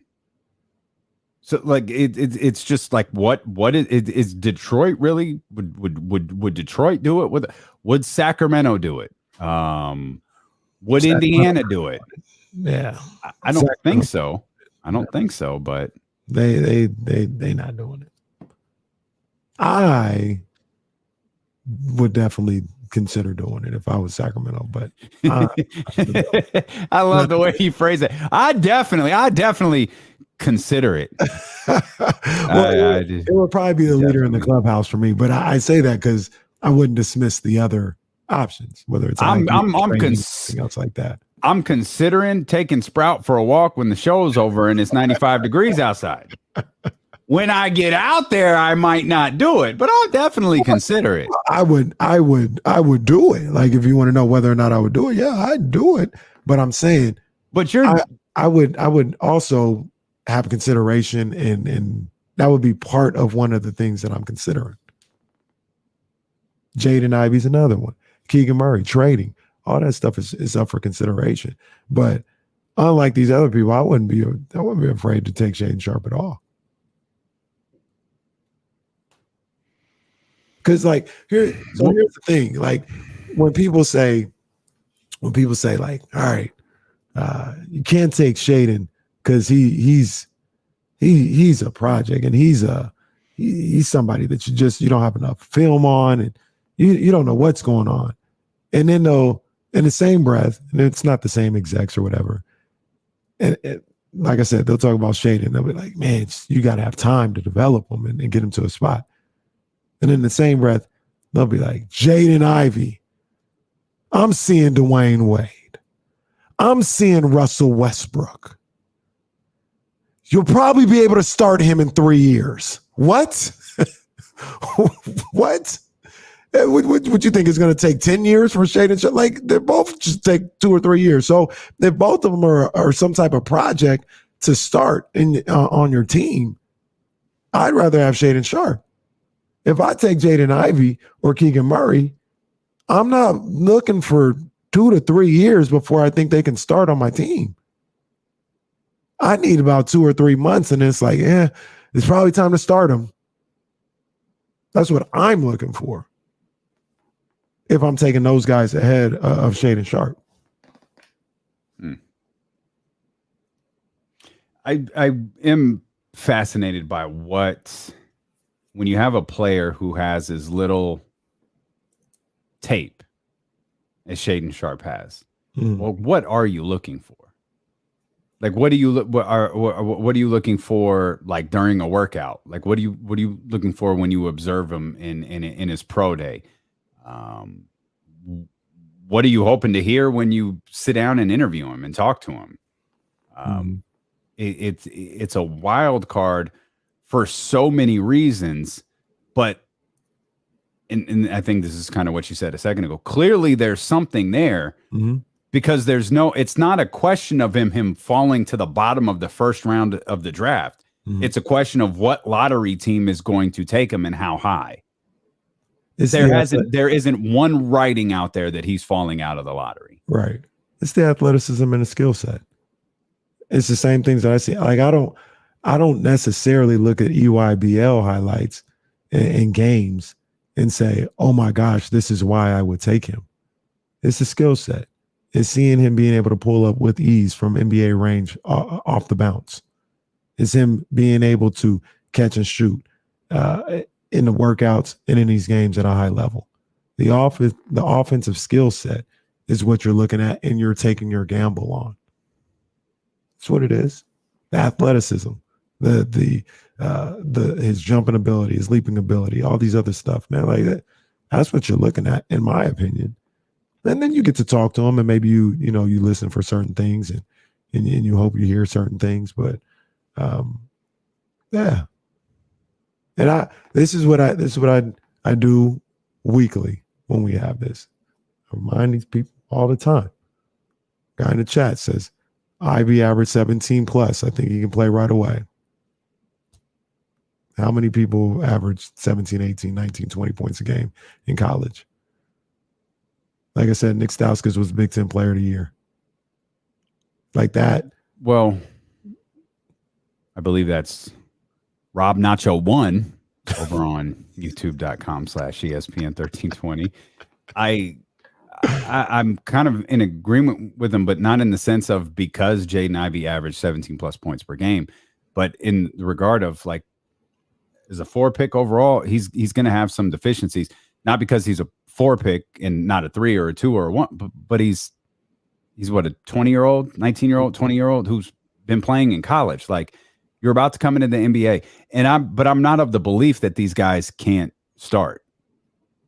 Whether it's Paolo, whether it's Keegan, whether it's Jaden, hell, Shaden Sharp, put him on the Detroit Pistons. Give me one reason he can't start for the Detroit Pistons. Like, this isn't the NFL. Like, this isn't putting a rookie quarterback behind a terrible offensive line where he's going to get assassinated 73 times during a season. Right. That's not what we're talking about. Like, this is the NBA. You're gonna have to figure it out at some point. Right. Like, get out there and work. And we've talked, Tyrese didn't start, Aaron didn't start. These guys, that's fine.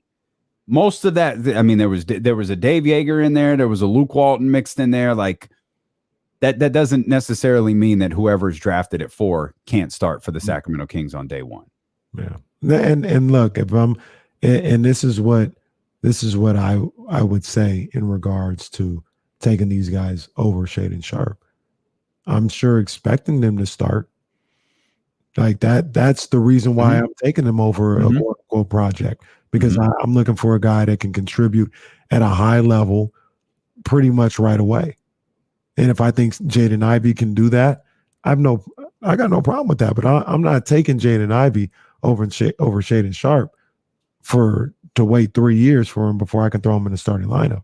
I'm taking Jaden Ivey over Shaden Sharp because I think, like I said, 3 months in, he probably could start. And maybe Shaden Sharp isn't at that level where he can start 3 months in. I think that's the case with Jaden Ivey. I think people, when they, there was a line here in his own tier, and the sentence actually, when you read it, doesn't make sense. This is where people like Coffee Boy come into play. They're labeled as executives, and they talk to people like The Athletic, and sentences like this get read in regards to Jaden Ivey. He's in his own tier. In the next 2 to 3 years, wherever he's drafted, he'll start immediately. What the hell did you... In the next 2 to 3 years... That's the one that always gets me right there. Wherever he's drafted, he'll start immediately. Well, he'll start immediately or he'll start in 2 to 3 years because 2 to 3 years isn't immediately. What? That's the stuff I be talking about, man. That's what I'm saying. It's cuckoo for Cocoa Puff season, man. We just saying anything. My feeling, and this isn't based on The Athletic, we bring this stuff to you for entertainment purposes and entertainment purposes only. We did our deep dive into Jaden Ivey last week. Mm-hmm. I feel like Jaden Ivey can start for the Sacramento Kings. I don't know if he could start for 29 of the teams in the league. I have no idea. I watched him with the Sacramento Kings in my mind, and with Domantas Sabonis and with De'Aaron Fox, and the optics of taking a guard for the third year in a row, dude, I get it. I absolutely get that. But I see a lot of star qualities in Jaden Ivey, and I wasn't evaluating Russell Westbrook coming out of the draft or Dwayne Wade coming out of the draft the way, you know, I've looked at players over the last 3, 4, 5 years or whatever it may be. So I'm not going to comp him to someone like that. But there's a lot that I see in him that I really like, man. We'll continue to talk about this. There's some other things NBA wise that we want to dive into as well. You talk about people going cuckoo. How about Donovan Mitchell takes that are out there? Some interesting Kyrie notes as well. And The Athletic, boy, they was on one because apparently Fred Katz said the Knicks are ready to give it all up. We'll explain what we mean when dealing with Casey return here. Cuckoo season on Sacramento's #1 sports station, ESPN 1320. I'll be right back. I got this Cody match. This is crazy to watch. Yeah, it's a good match. Yeah, it's a really good match. That's good stuff. It looks stuff. swollen too. Like I know he's buff, but it looks swollen. Yeah, I think when the muscle tears, it like drops, and then because it's out of place, it swells up. Yeah, no good, man. My goodness. No good. I love this.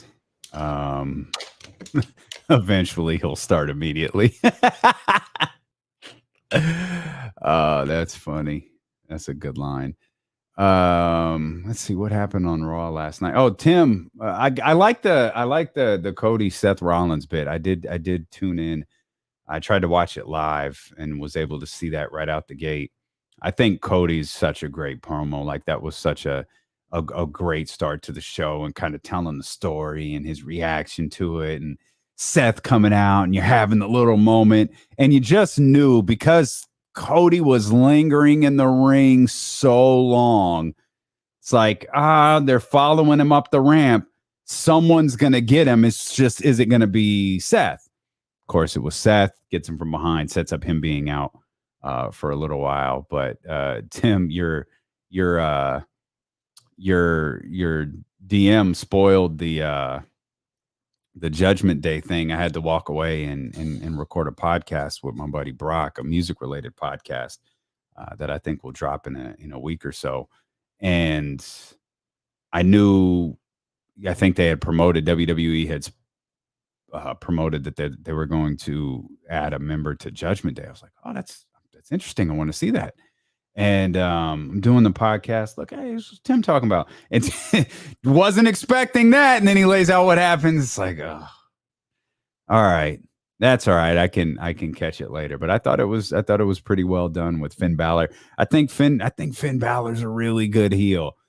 So Finn Balor joining Judgment Day. I was surprised to see what they did with Edge, but I thought that was good. That was good storytelling by them. Good stuff. It's all good, Tim.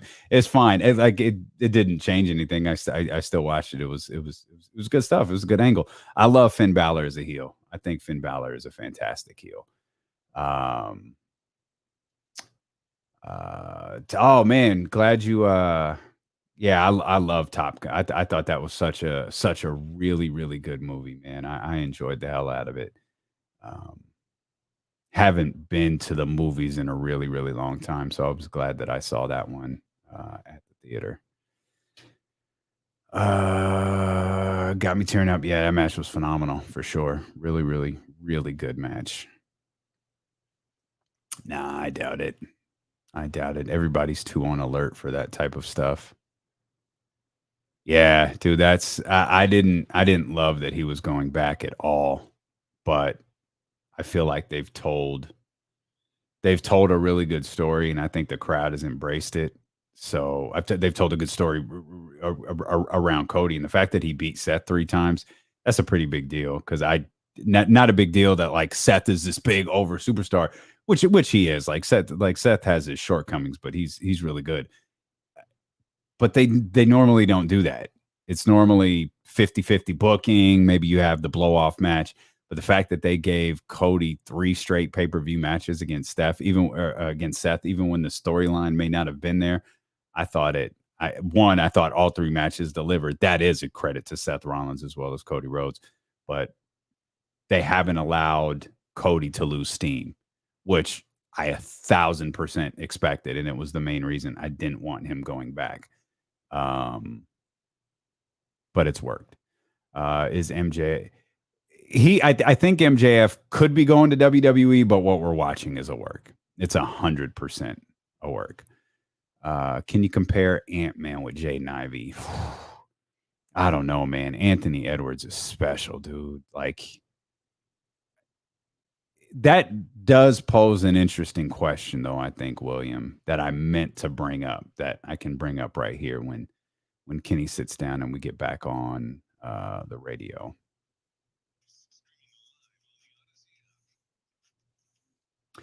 Continue to talk about a couple of things. Questions continue to roll in about Jaden Ivey and some conversation that we're having here. And man, William asked over on youtube.com/ESPN1320, can you compare Ant-Man with Jaden Ivey? And if you've listened to this show for any extended period of time, you know how highly we think of Anthony Edwards. And remember, Anthony Edwards was the number 1 overall pick in the draft.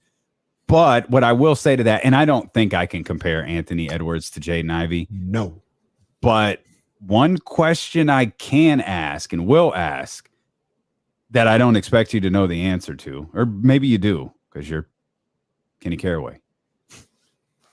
A lot of people are speaking very, very highly of Jaden Ivey. Mm-hmm. Like we outlined some of the things that were said earlier. If we're really talking Russell Westbrook, or if we're really talking Dwayne, or anything close to that, go ahead and say it. Why is the ceiling 4?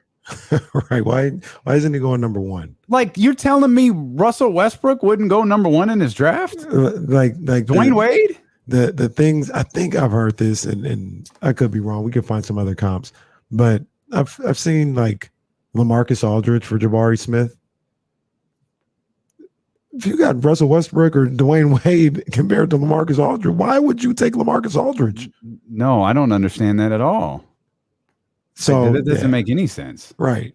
So in Chet Holmgren, nobody knows how to quantify him. I've said Carmelo for Paolo. I maybe heard that or something too. You said that during the season. Yeah, like if he's that, I don't know why, especially in the way the game is played today, where you need a guard, you need a top flight guard to be able to compete. I don't know why you wouldn't go number 1. Yeah, I just don't understand why the ceiling for him is suddenly it's 4, or not suddenly. It's always been 4. Oh, he's great. He's this. He's that. Yeah, he'll go 4th. Really, he's so good. He can't penetrate like that. Like if we're talking Russell Westbrook and Dwayne Wade, like who was Jordan, Kobe, and LeBron are in front of him? What's Chet? Like you said, Kristaps Porzingis. Like you telling me you can't take Russell Westbrook or Dwayne Wade over Kristaps Porzingis? Right. What are we doing? I didn't get that. Like that's the thing that continues to confuse me. And to the earlier point of Ant-Man, like no, Anthony Edwards is so special. When I saw Ant-Man in Georgia, I feel like I said this on the show. Like it's in the archives. It's one of our early shows, like our Zoom shows. I don't even think we were streaming. Oh my. And I'm not saying he's this. I just saw because of the way it feels like, he patterned his game after this guy. I saw Kevin Durant, a smaller Kevin Durant, like a 6'6" Kevin Durant. The way he was able, now that's a guy in college, he was able to pull up off the bounce smooth. He can score from 3 levels, smooth. And I think really highly of Anthony Edwards. So do I. Yeah. He's lingering near the top of my favorite player power rankings. Like, and that's before the interviews. Oh, the interviews are he said that one time. He said, "Yeah, man. He used to have me batting 4th. You know what that means? Straight cleanup on all 8."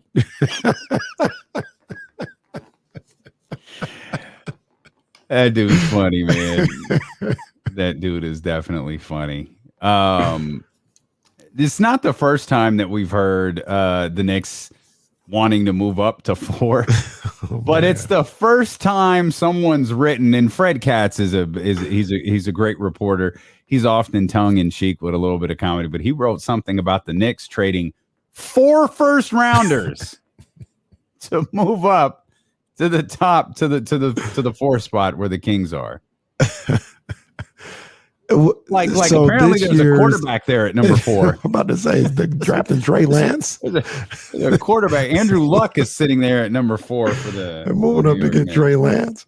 Yeah, that's crazy. They're doing that to move up to 4, not to 1, 2, or 3. To 4. Happening. I tell you, man, it's crazy season, man. Yeah, it's crazy season. People just 60 more days of content. Telling you, just doing whatever. We need an NBA Finals game quick. People need something else to talk about. Not tonight, buddy. We're doing it again tomorrow. Somebody better write something crazy. We got 4 hours to fill tomorrow with no game to react to. But every wild scenario that you can think of is being written about and discussed. Can we discuss briefly, too, the Donovan Mitchell nonsense that is going on out there? Oh, they wilding out on Donovan, too? Well, here's a line. This might have been directly from The Ringer. Is Donovan Mitchell as valuable elsewhere as he is to the Utah Jazz? Okay. So yes, man, we get out on these dudes quick. Like, we're really posing the question. Like, essentially what they asked is, Donovan Mitchell even good? That's the question that was essentially asked. Is Donovan Mitchell any good? Did Quinn Snyder make Donovan Mitchell? Well, see, here's the deal. This is what I tried to express the other day when we talked about Donovan Mitchell. I remember how they were talking about him in these very playoffs. He was looking. I like Donovan. I'd take him, but he was looking like a ball hog. He was looking like a one-trick pony. Now, to be like, is he more valuable to Utah than anybody else? That's excessive. All right. That is timber fake type stuff. Line. That is excessive. I love that. That's the new line we're using. That's timber fake. I'm with that. That's good stuff. That's a lot right there. So I don't know where they're coming from with all that. Boy, when we get out on a player, man, we're just all the way out. Like, is Donovan Mitchell as valuable elsewhere as he is to the Utah Jazz? 29 other teams would like to find out. Yeah. No doubt. Here in Sacramento. Let's look into this. Let's find out if Donovan Mitchell is any good in Sacramento. Let's go ahead and see if we can figure that out. The Los Angeles is thinking the same thing. You know what? You're right. Donovan Mitchell would be a shell of himself outside Utah. Let's make a deal here. Let's get something done. I think we should just let him go for Justin Holiday. We're doing you a favor. Yeah, we're helping you out. We're getting this money off your books. All right, fine. We'll send you Rashawn to make it match up a little bit, but you ain't getting the 4th pick. And that's boy, we get wild to some of these boys takes. Treat them like Atlanta while we doing for John Collins. Doing you a favor. It's funny you said Atlanta. I was immediately thinking like Paperboy, and I was thinking like, wait, what? I don't get the reference. Treat them like Atlanta, send them to Amsterdam, or where I don't know, wherever the show is. No, the last episode he was in Amsterdam.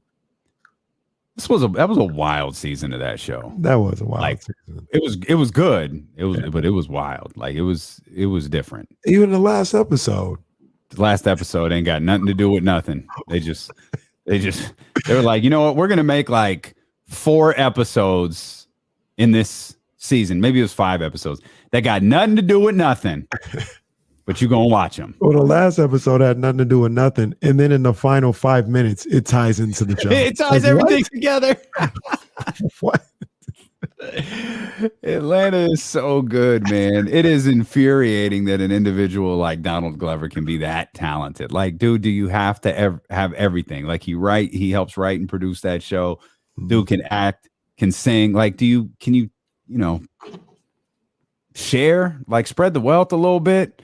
Like that dude can do everything. Those guys don't share, man. They just keep being great. That's what they do. Keep being great. Keep hogging greatness.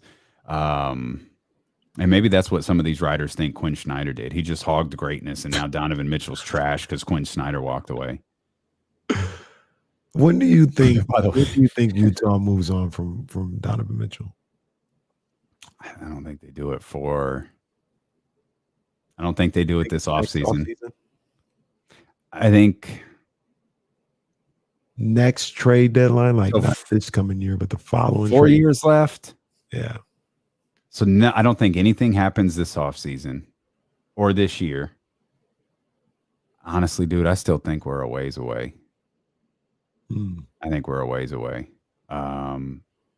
Someone will literally have to make them an offer they can't refuse. If they fall into the play-in this upcoming year, I think he's traded next offseason.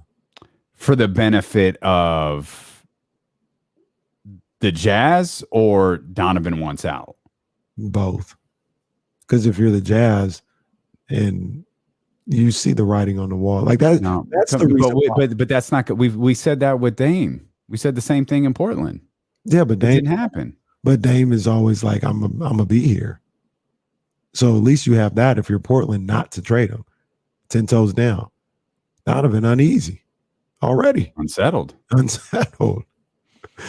So and even before Donovan didn't even have to say that. I've been saying it for a minute. Well, he didn't. Woj did, but true. Donovan ain't re-signing there. Well, I agree. Well, I don't necessarily agree. Like that's, I mean, he's just gonna say no.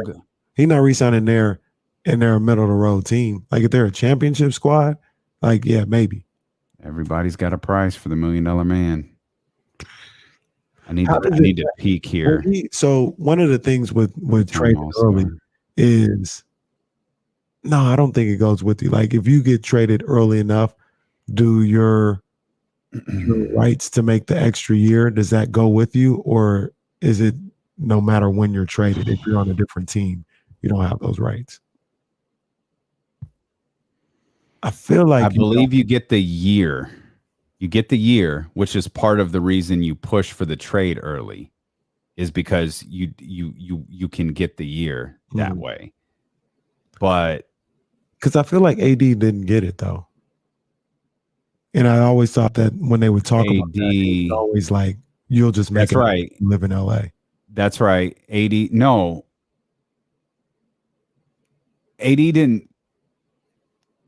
No, what happened? I think he did. Like Supermax is what it is. So that's what you lose. Like that. Right. Like that's what you lose. Have to be on that team, right? You have to be right. That's what you lose. But I think you can get the year.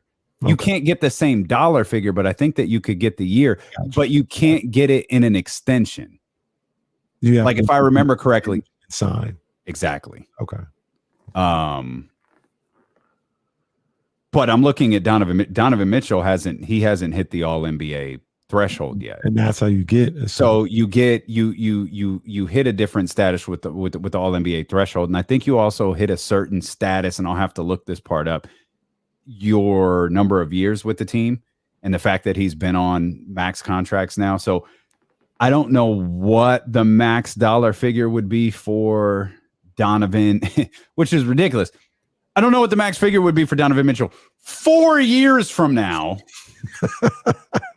We got a whole new CBA coming. He'd probably be eligible to sign the 2-year extension, like the 2 years on the remaining 2 years next year.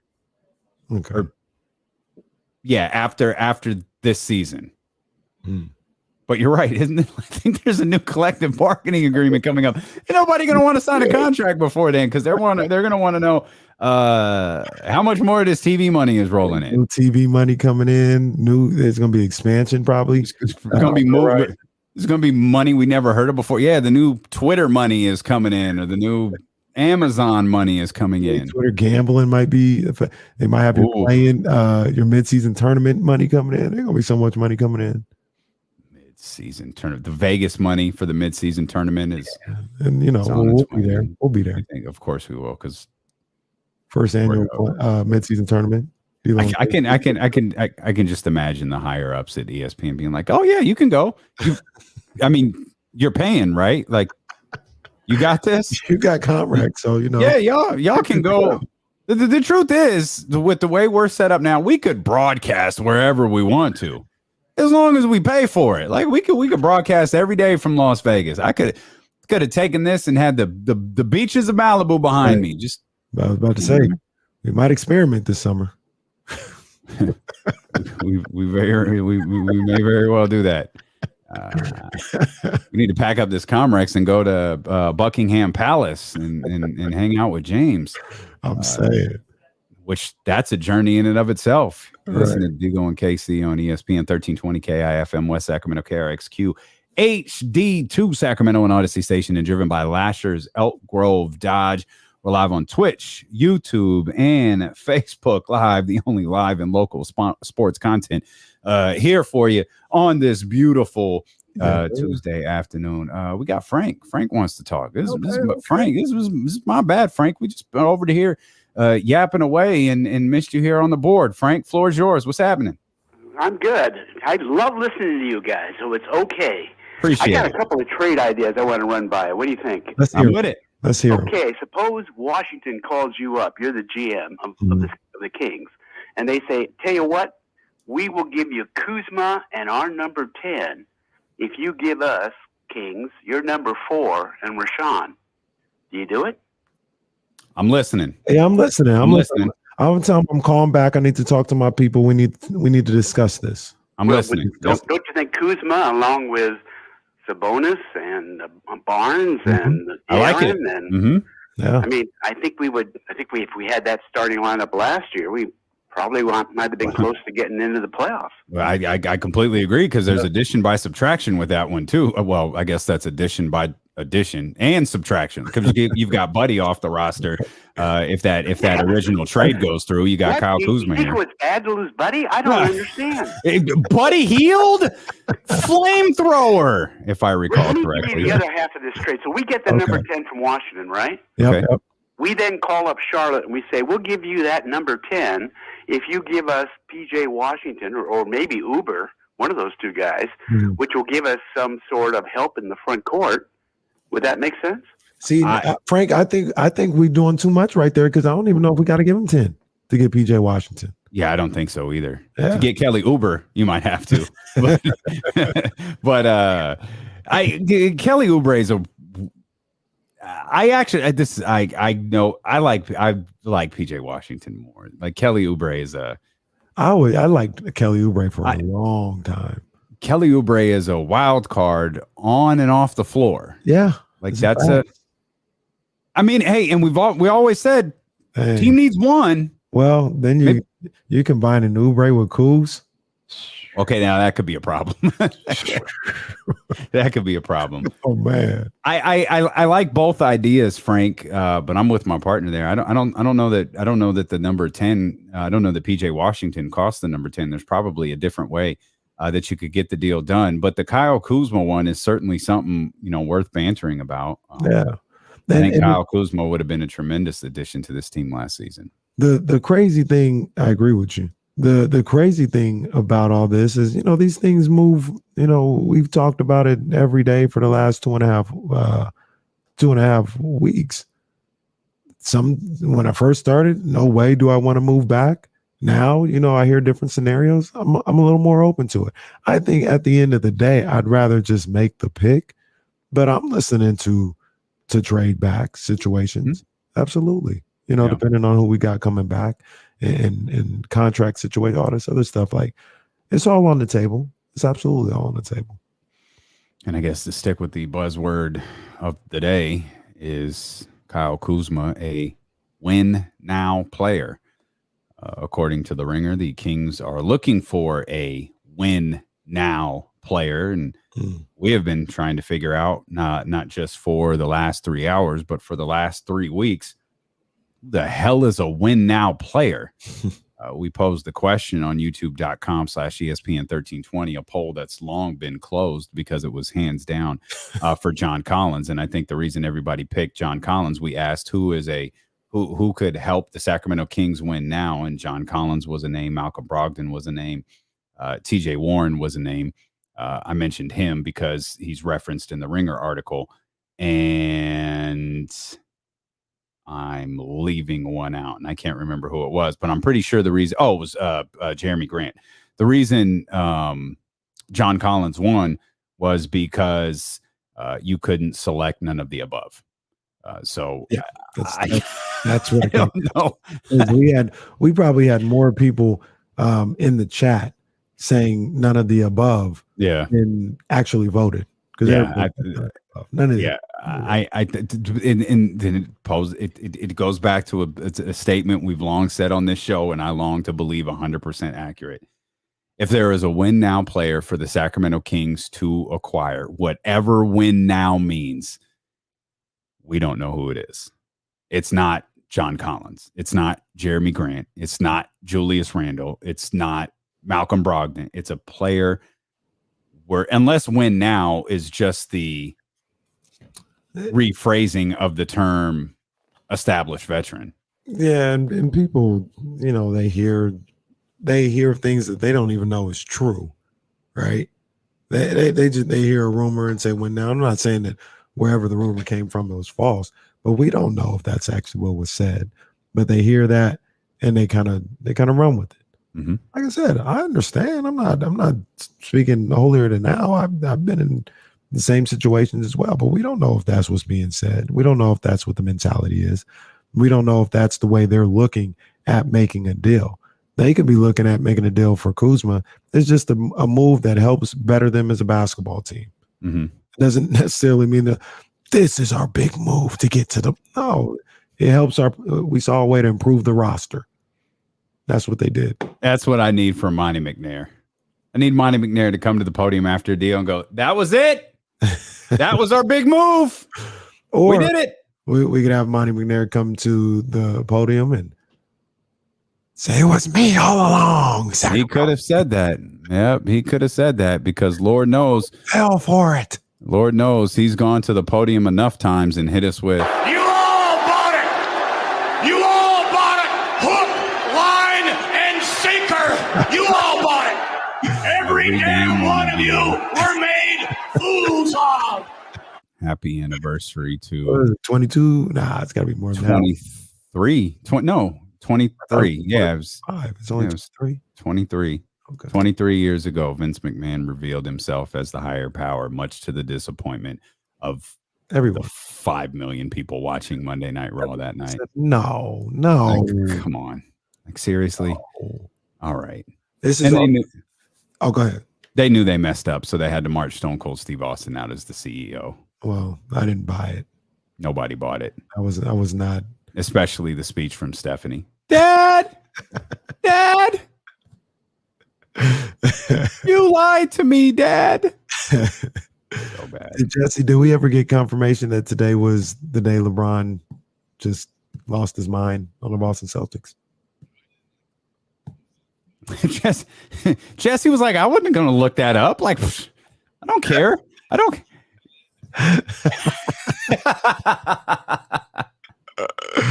LeBron, Game 6, 2011, 2012. We were debating whether that was LeBron James' greatest performance ever before the show started. That performance against the Celtics is. I got it at number 1. Some people might say in Detroit, that was phenomenal as well. But pound for pound, all things considered, what he was facing. Remember, they had lost Game 5 at home. They were down 3-2. LeBron still hadn't won a championship at that point. This was the second year of them in Miami, and it was looking like Kanye West, Selena Johnson, Lauryn Hill, it all falls down in Miami. And he just lost his mind. He spazzed.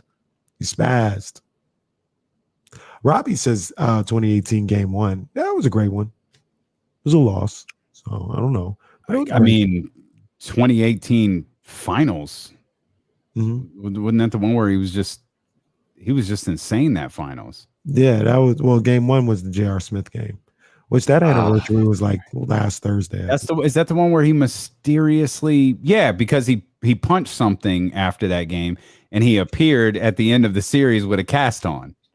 Not at the end of the game, not in his first media availability, but after the series was over, he appeared with a cast on. Come on, bro. That is one of that might be the all-time LeBron James moment right there.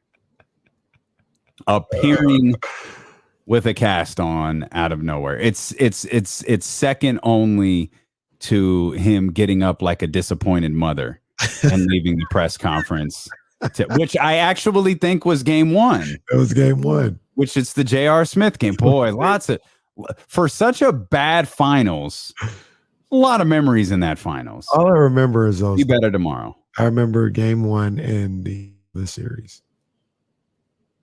I don't remember game 3. I don't remember the end. I don't remember the end of the series. What was game 4? The series just that it was over. Oh, okay. We came with the wrap on his hand. Yeah. No, it was like, I don't even think it was a wrap. It was like a full on. He had like a hard cast on. Like he got that joint on in record time. It's either that or when he shattered his wrist in 90 places at the end of 2016. Then he miraculously recovered from the shattered wrist and so 3 rims. He saw 3 rims. We start bashing LeBron. He saw 3 rims. The man saw 3 rims. Telling Steph Curry shaking his head at him. LeBron talking about, I saw 3 rims. You did not. We'll come back. Jason Jones joins us next here on Sacramento's #1 sports station, ESPN 1320. The visual of LeBron James looking up with his eyes wide open is still that was a classic. It is still just the best. We could take it further with LeBron. I'm watching the Indians game right now. They're in Cleveland. Remember when LeBron got caught on camera? Allegedly, yes. Allegedly. We don't know if that's actually true, but allegedly. He definitely put down a beer. I don't know why he was so worried about people seeing him drinking a beer. We're not bashing JR. We're bashing LeBron.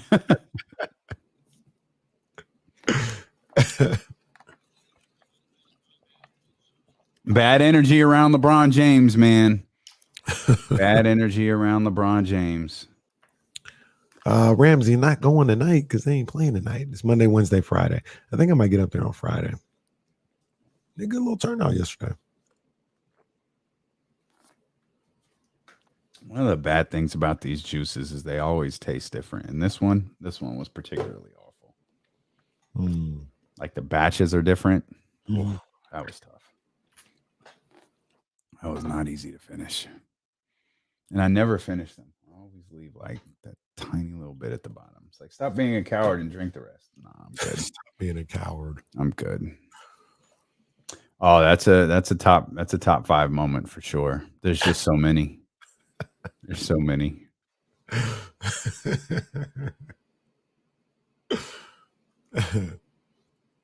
Just so many. We're not going to talk about them, and I just had to say this. I mean, DW, is he ever going to play a game for the Browns? He will. Yeah. I don't know if he's going to do it this year, but he will. It's crazy. It's getting crazy. Meanwhile, Baker Mayfield just sitting around. Nothing to see here. Nothing to see. More progressive. See. For a raise. I think he's got too much to prove. Give me a raise. He's got too much to prove.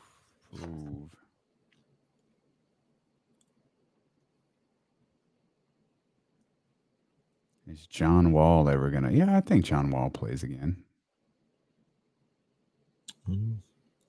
Yeah, the details on that dude are bad.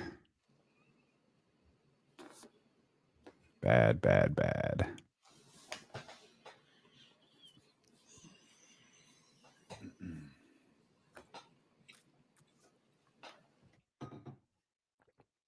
The hell is an acolyte? Why does Ron Simmons look like he's 40 years old, like his entire life?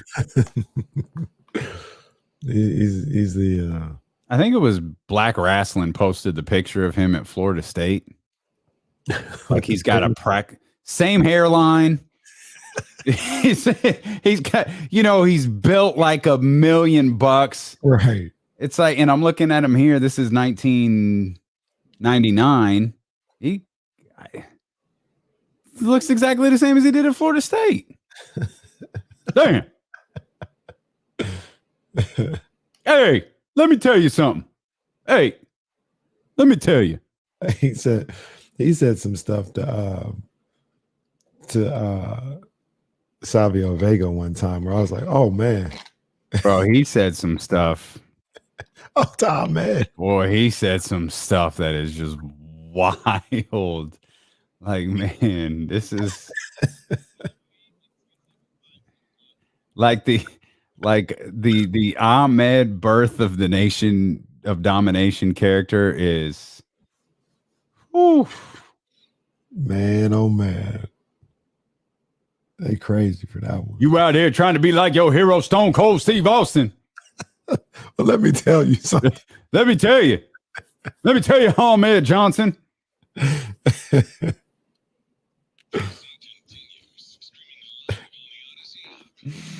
Live on the Odyssey app, live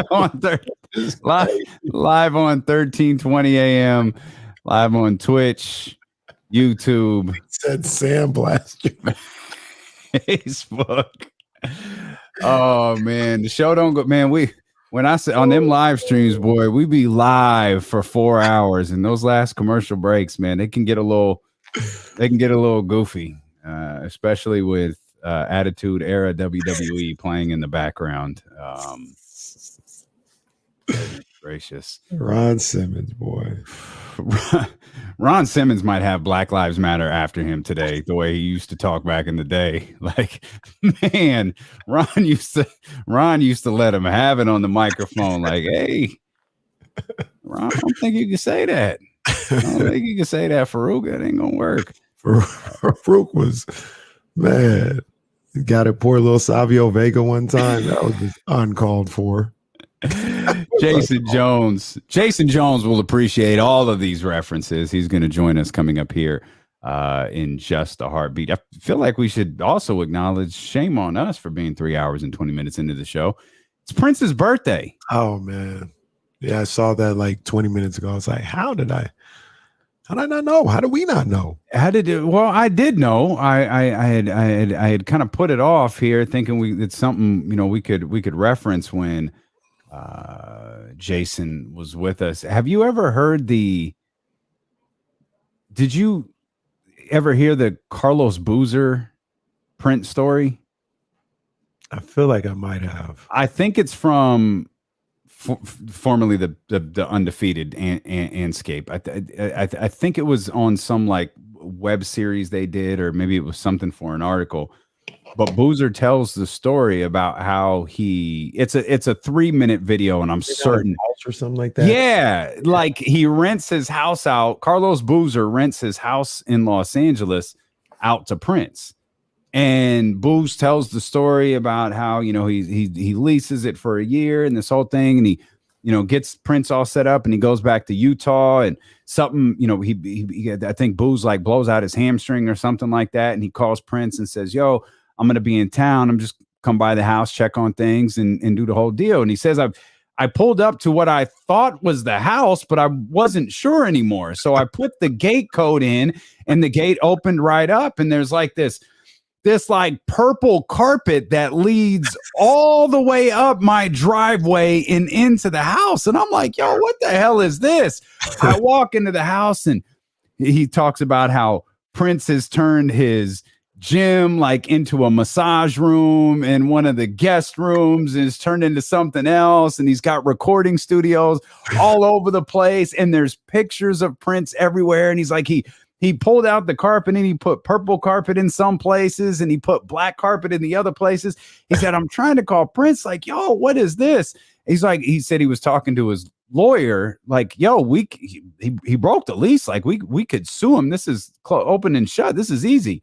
Right. And Booz is like, I'm not going to sue Prince. Right. And he says, you don't do. He says a few minutes, a few days later, whatever the time frame is, he says Prince calls him and says, "Hey, Booz, like, yo, I'm so sorry. Like, I'm on tour. Don't worry, man. I promise. As soon as the lease is up, everything will go back to normal. You'll never know I was there." Booz says he comes back as soon as the lease is up, takes a look at the house, and it looks exactly like it did before Prince moved in. And I'm just trying to think, like, what type of moving service can you incorporate where you can customize a rental house to look exactly how you want it to look, and then when you move out, it goes back to exactly what it was before? Prince got to get the vibes, man. And that's what Booz says. Booz was like, I think he just wanted to come home and have the place feel like it was his, like it was his home. I don't know, but like, I just love the idea of walking into Prince's house and there's pictures of Prince everywhere. Like, I love that. I love that idea. Like, I prefer to have pictures of loved ones in my house. Like, Prince loves Prince. Well, understandably. Understandably. Oh, come on, man. That's impossible. I have no idea. I mean, I think I can give you my favorite Prince.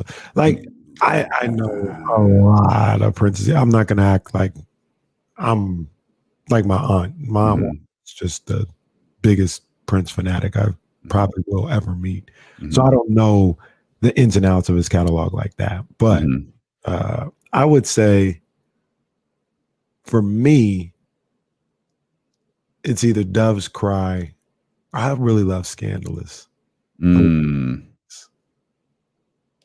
Okay. That's a Kenny Caraway type of song right there. I think I don't think this is a creative answer at all, but it's probably Let's Go Crazy. That's can't go wrong with it. I mean, nothing compares to you. Like, if I want a ballot, that probably hits the top of the list. Mm-hmm. But I mean, if we're really talking, like, Let's Go Crazy goes crazy. Hard. It's fire. That's dope. That's fire. I was thinking of that and I Would Die for You.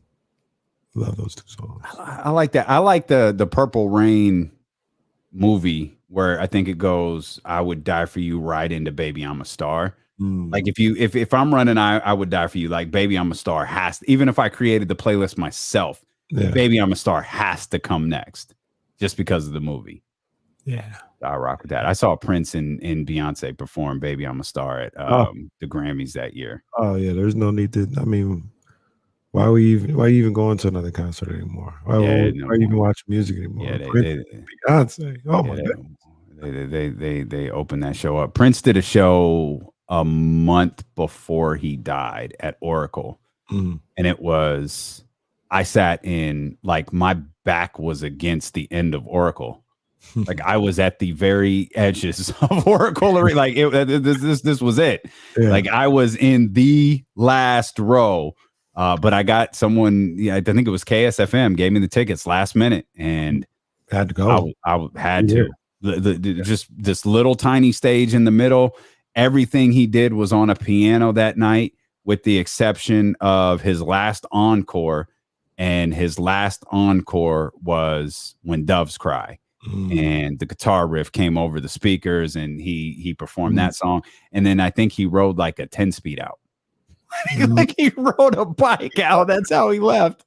But I remember being so thankful I went to that show. You know, I thought of you yesterday because just organically out of nowhere, I ended up going down a Rihanna deep dive, and went into this morning when me and Reese were going. I saw that, yeah, and we, I mean, Rihanna, I love Rihanna. I love her music. But I thought about you because I went down the deep dive and I was listening to this song. I was like, oh, this was a banger. This was a banger. And then we got to one of my favorites, We Found Love. That was a banger. And then I thought about you when you were with the kids. And you kind of looked at them crazy when they said, yeah, Rihanna's a legend. No. See, look at the media. Look at the media. Look at the way that y'all act and misrepresent stuff. This is how history gets told wrong. This is the problem with our people, is that we tell history wrong, and then you say things like that. What had happened is an adult, as part of our mentorship group, was talking about icons in music. There we go. And he kind of just said, besides like Drake and Kendrick Lamar and Rihanna, like, is it possible for an icon to be made in this era? And I kind of just like sat for a second and let the conversation be had. And the question I asked was, and all I did was ask a question because I'm a broadcast journalist. I asked, so we're sure definitively that Rihanna's an icon.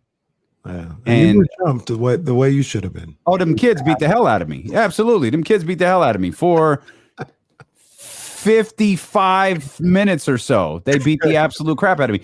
I didn't say, I just asked the question. That's all I did. And the kids made the young people, they're not kids. They're 17, 16, 17, 18 years old. The young people, they made their case to where it's just not the iconic music, but look, like, she's retiring off her makeup brand. She ain't out here touring. She out here performing at Cinco de Mayo or KSFM Live. Like, she don't do that no more. Like, she is retired off of the income that she has made through her makeup line and has achieved icon status. Yellow diamonds in the sky. Speaking of, real quick, did you see iconic status? Was that the Tank Davis fight? Wait, who was at the Tank Davis fight? Madonna. Yeah. Tank Davis brought out Madonna to come to the fights. I just realized we can't hear Jason. like, oh wait, hang on, Jason. I think you're muted. Now he's frozen. Your mic. There you go. Yeah, we got you. We got you. All right, you're clear. I didn't see. How old is Madonna? Like 70, right? Oh my God, is she that old? She's got to be, because she was like, I remember her when I was like 5 years old, and I'm in my 40s now. She's got to be in the 60s. I'll say mid 60s. 63. Yeah, she turned 64 on August 16th. Jason put her in her 70s. If she's telling the truth about her age, you know how celebrities are. Didn't Madonna dated Pac for a while? She did.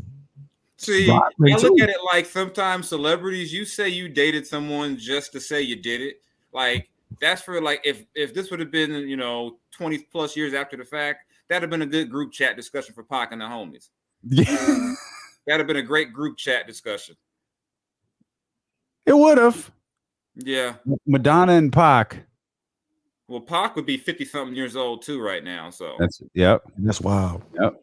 That's wild. Yeah, Big would have just turned 50 at the end of May. Big would have turned May 21st. Big would have been 50. 50-year-old. Crazy. Is Jay 50 yet? Yeah. Jay's 50, yeah. He's got to be. Yeah, Jay's over 50. Because Jay got into the game older than most of them. Yeah. Jay's 52.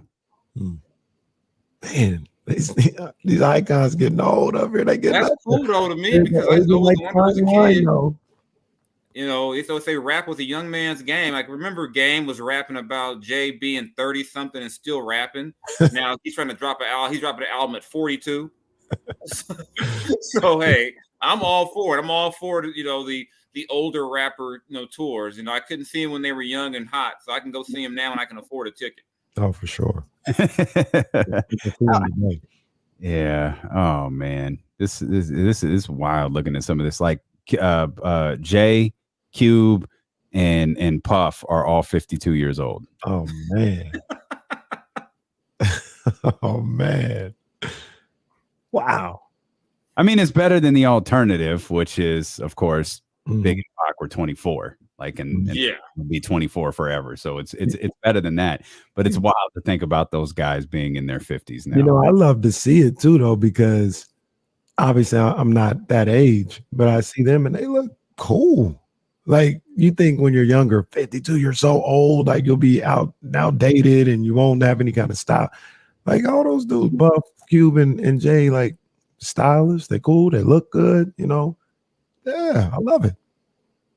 I remember thinking 30 was ancient. I was like, man, 40. I was like, oh my God. Now I got to 40 with if I could take what I know in my 40s and move it back to my late 20s, early 30s, I'd have had a ball.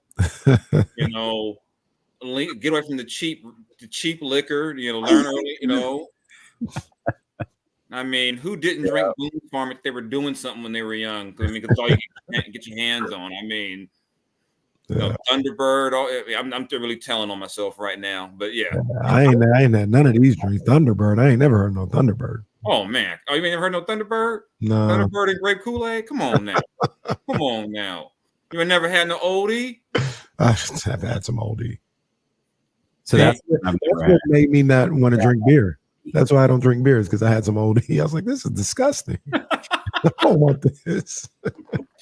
Some of them I've never had. Like, we all know Schlitz is like a guaranteed fight in the summer. It's getting hot outside if this weather stops being crazy, pretty soon there's going to be some Schlitz malt liquor fights, Oh, man. That's all bad. There's going to be some debate over sports, and they're going to have one too many cans, and some buddies are going to be swinging on each other. I mean, it happens every summer. It's going to be a LeBron Jordan debate or something crazy, and, now we're fighting, and then you wake up the next day, have no idea why you were mad at your homie.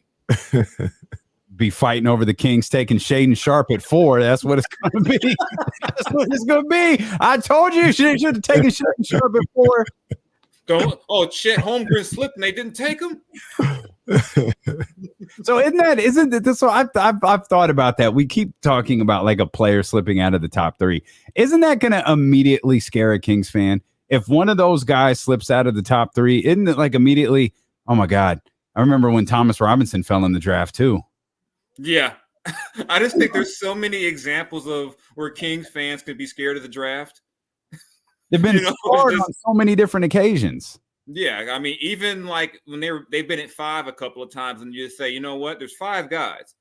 Who was ever at 5, you take them.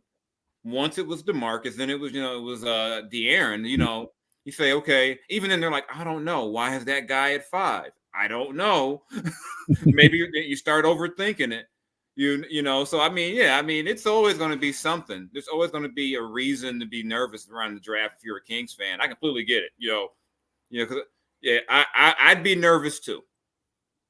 We've seen it all.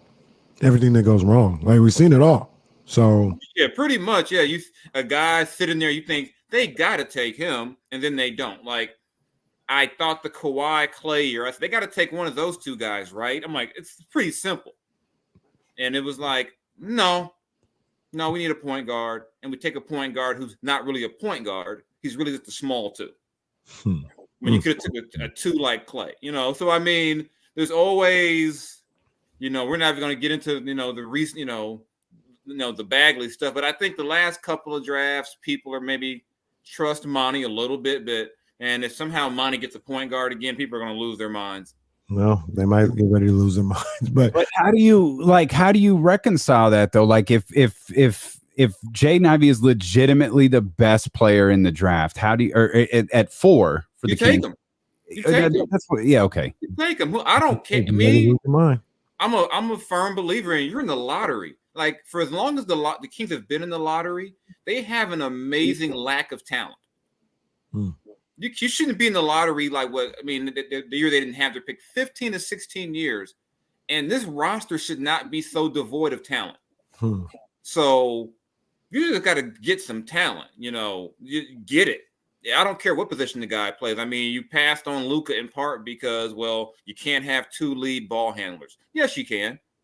It doesn't matter what you call it, in today's NBA. You get the talent, figure it out later. Don't sit around and go, you know what, we really need a 4, though. No, you get the best player. So one of the things that me and Damian have been talking about today, and Damian brought up a great point. You're hearing all these things about Jaden Ivey, right? He's shooting up the draft boards. You get executives talking about he's looking like Russell Westbrook. Hey, looking like Dwayne Wade, Ja Morant. Damian asked the question, well, why is he going number 4 then? If he's looking like all these guys, why isn't he going number 1?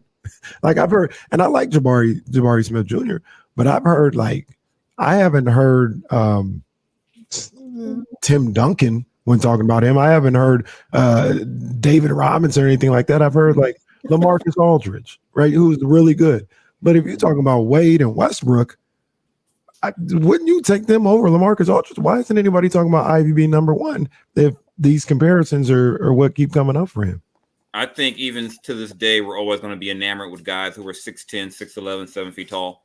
You're always going to be, no matter what we talk about positionless basketball, teams playing small, you can get a bargain on a big later on. Teams are always going to be enamored with tall guys.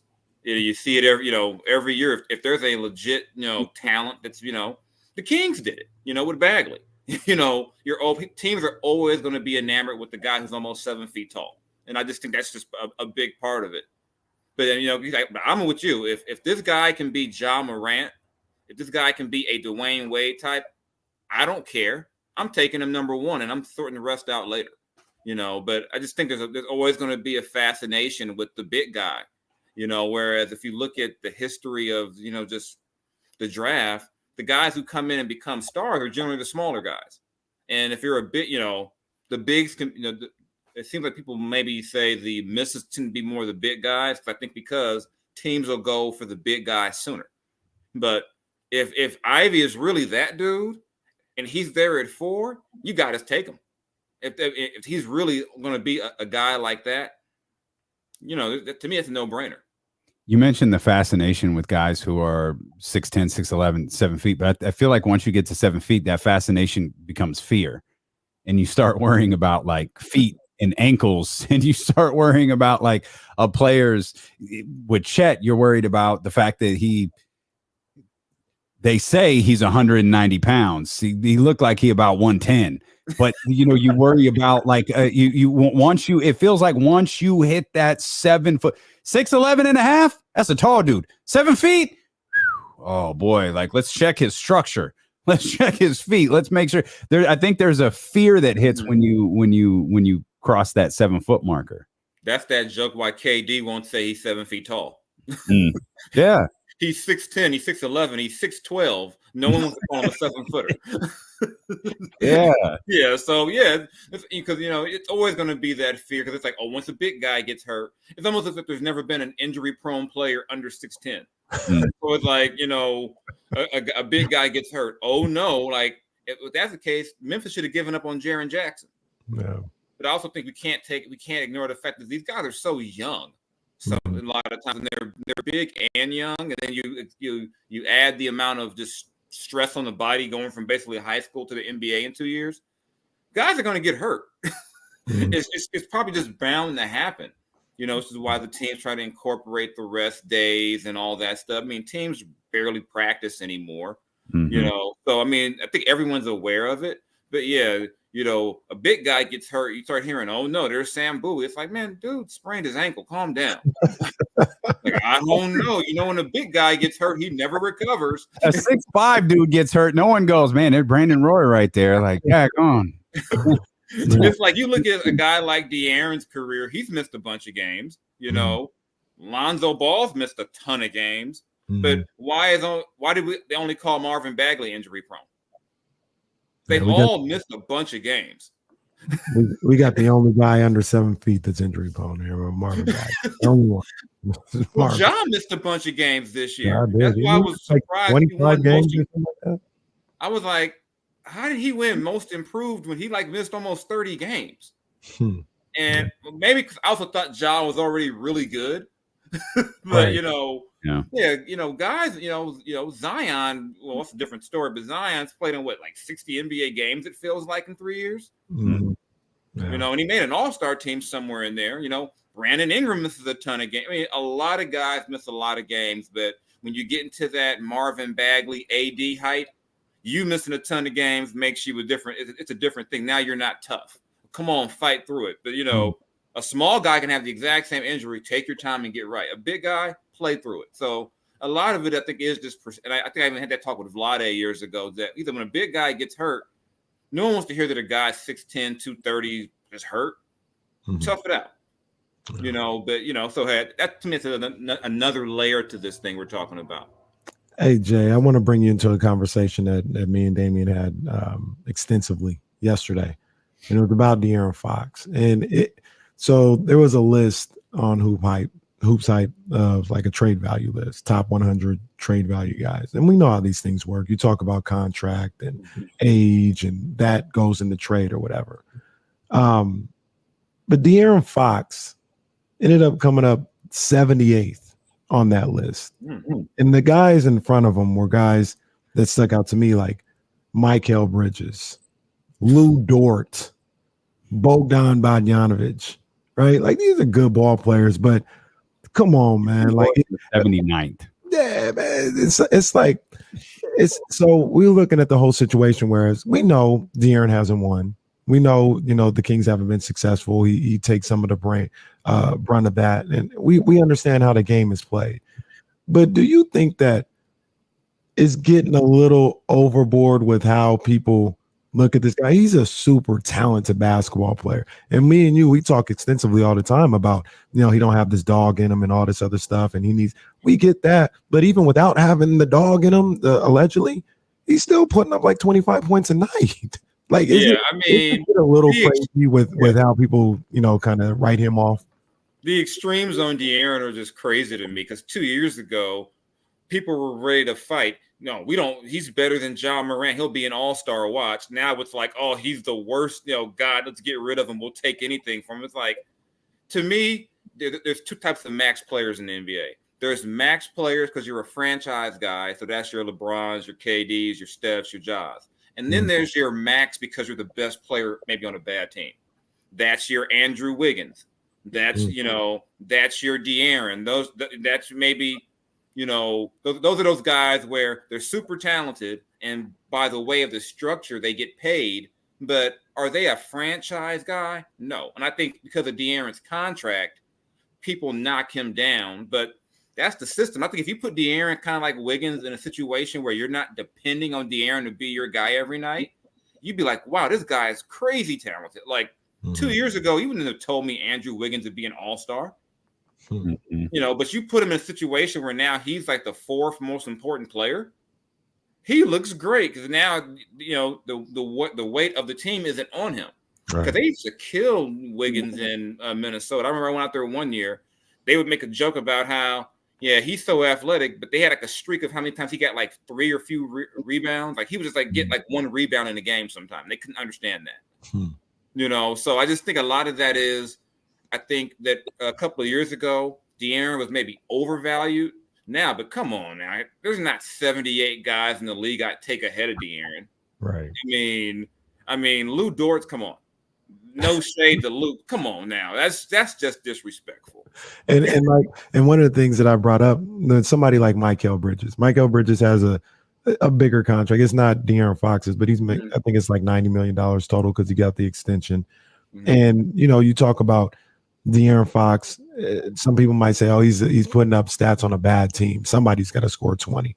Yeah. Well, Mikal Bridges, even you trade him with De'Aaron Fox, Mikal Bridges ain't averaging 25 points a game with the Kings. No. Like, So and he was like 30 spots ahead of De'Aaron Fox. And I was just like, man, I know why they make the list. It's cool. Like you're not taking it any type of way, but it's like, man, it's crazy to see, man. Yeah, a lot of times when you're on a winning team, all of a sudden what you do looks 20 times better. Mm-hmm. You know, just the perception of it. You know, you go from being a guy who's filling the stat sheet versus I put up empty stats. You know, it's.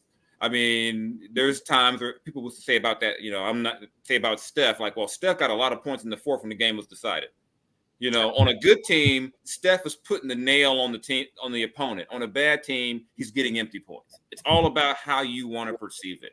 Right. And I just think a lot of it just has to go back to until De'Aaron wins, no one's going to give him credit for, being an elite player, but maybe you draft the guy, go with him, and then you put that guy with De'Aaron, it's a bonus. Mm-hmm. The whole perception of De'Aaron changes. I just think De'Aaron's never lied to us about who he is. I think a lot of us put our expectations on De'Aaron for what he wasn't. Now, people wanted him to be this super leader and this all the time intense guy. That's just not him, and he's never lied and said he was. Mm-hmm. So I'm always amazed when folks go, he's not the vocal leader. I wrote plenty of stories where De'Aaron was like, that's just not who I am. I'm working on it, and if you got to try to work on that, it's just not who you are. And to me, you don't fault the player for that.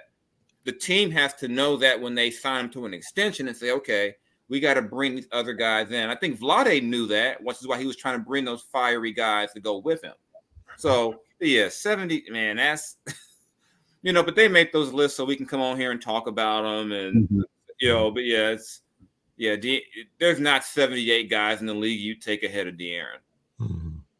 And there's not many shoe designers that you take in front of Tinker Hatfield either. You had the opportunity to talk to him recently, man. This is one of my favorite pieces that you wrote. Like, for those who aren't familiar with Tinker Hatfield, he is he was one of the original designers behind the Jordan brand, and he designed the Jordan 3. Mm-hmm. And I don't think I knew this until your article. I didn't know he designed the 11 either.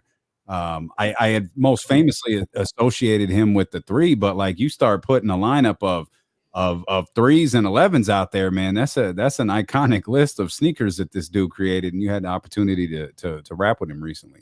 Yeah, that was cool. That was, just one of those like, hey, and talking to him just about being creative and bouncing creative. Just going back first time about creativity and how basketball is really the perfect sport for a creative person.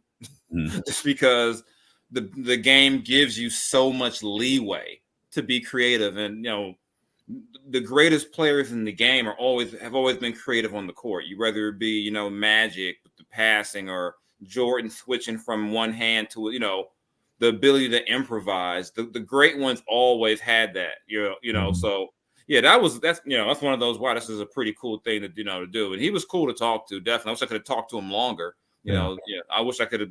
I would love to do like a 30-minute conversation to talk about all types of things with design. And he designed so many other things out, beyond shoes. I was talking about the whole Michelob bottle thing. He's done the last couple of years. He does things with Nike still. It's just So, but that three changed the game. I remember. Yeah, that's what I was going to ask you. That 3 changed the game because for me, I like the ones, but when I get to the 3, I'm like, okay, now we're talking. Mm-hmm. That is still the 3 might be my favorite Jordan. When you go down the list, I came across this after reading your article of some of the shoes designed by him. We talk about Air Max 1, Air Max 90. Jordan 14, 11, 5, 3, 6, 4, the Bo Jacksons, the Air Mags, like the Hirachis, the Air Hirachi. It's like, come on, man. This is insane. Like 75% of what people say are the greatest shoes ever designed are made by this guy. Yeah, I'm just wondering, like, what made you come up with the 3? Like, it's so simple, yet so good.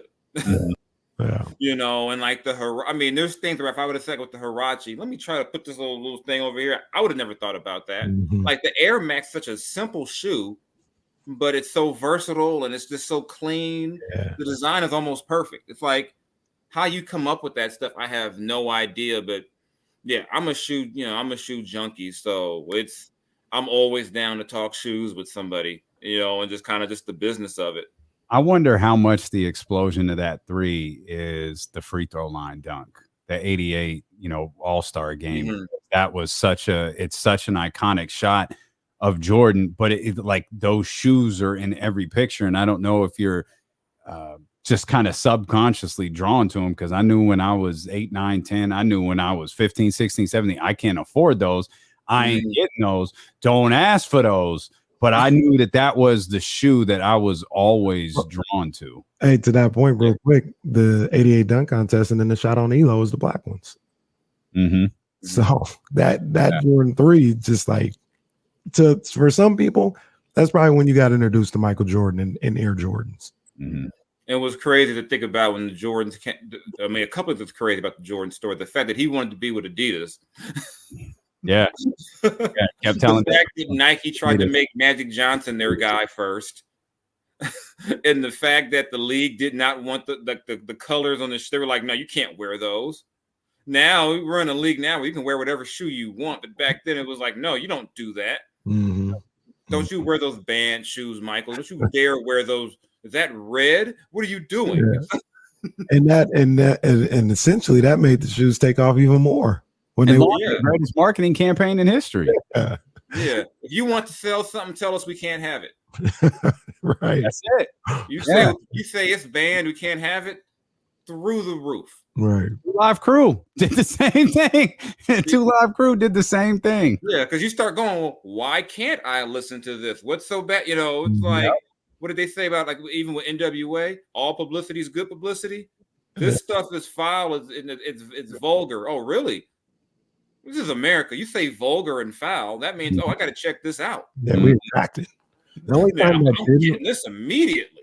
The only time that didn't work is they had some shoes that had certain types of springs in them that came out about 10 years ago.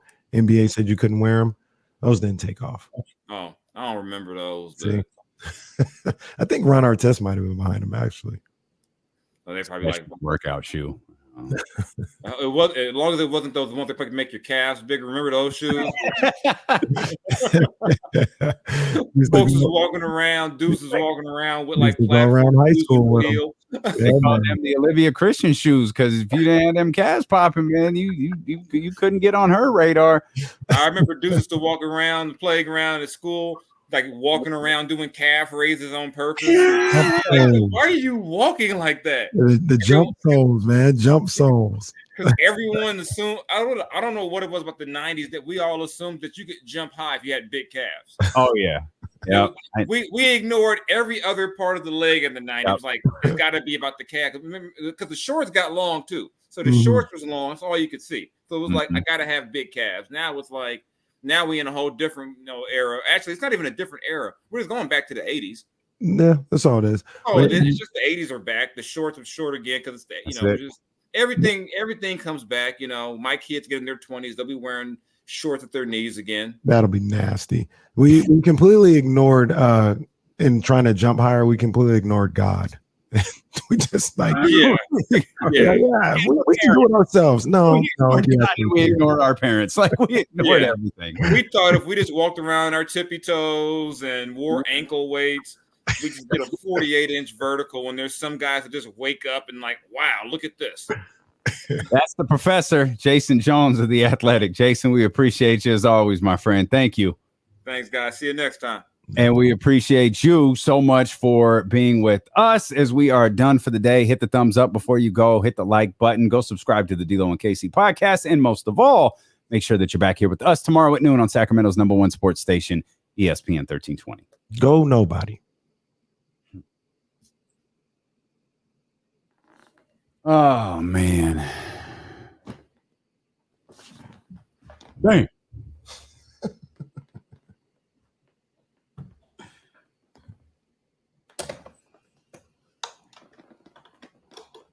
Oh man, yeah. Used to walk around with ankle weights. Yep, they sure did. It was serious. I had some jump soles. Actually, I borrowed the homies' jump soles.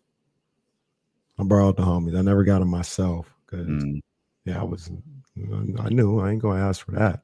Toronto Grove maybe would have got him for me, maybe, but I didn't ask. The homie had some, so I was like, let me rock those for about a month or so. Get my hops up. I don't know if it worked. I mean, I could dunk. I don't know if I would have not been able to dunk if I didn't wear those. There's a lot of things I gave up on in my training career, and dunking was certainly one of them. Reese goes around and tells people he can dunk now because he lowers the rim to 7'6", and he like kind of dunks like a little stress reliever ball. Mm-hmm. So he be like, yeah, I could dunk now. So what I tell people too. Yeah.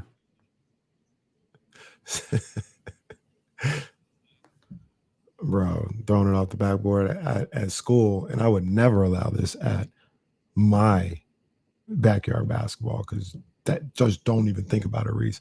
We used to do the joint where we grabbed on the net, pulled ourselves up, and then hanging on the rim that way. Like, yeah, we up here now. That hoop you have, doesn't move, does it? Move how? It doesn't go up and down, does it? Yeah, it goes up. Oh, it does? Mm-hmm. Oh, I don't think I ever noticed that. All the way down to like about 7.5 to 10 feet. It's actually very, it's the wind, like you just wind it and it goes up. It's very, very easy. A lot easier than the old joints. That's another one we had where you had to use a broomstick to get it up on a certain level. And if you miss the level, it's coming crashing down. Do it again. Yep. Start over. Start over. Oh, man. You go to Hollywood Park. You used to go to Hollywood Park and in Greenhaven, Mark, you might know about this. We used to go over to Caroline Winslow. So you can get your dunk, so you can have a dunk contest. Caroline Winslow still got low. Do they still have low rims? I think they do. One of them are still low. Just to be on and popping.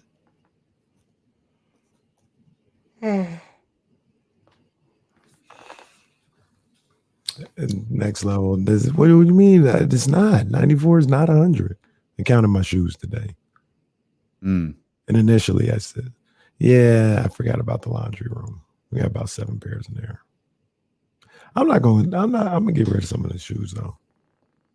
Yeah, I need to get rid of some of the ones I have. I think I'll hold on to them for a little while.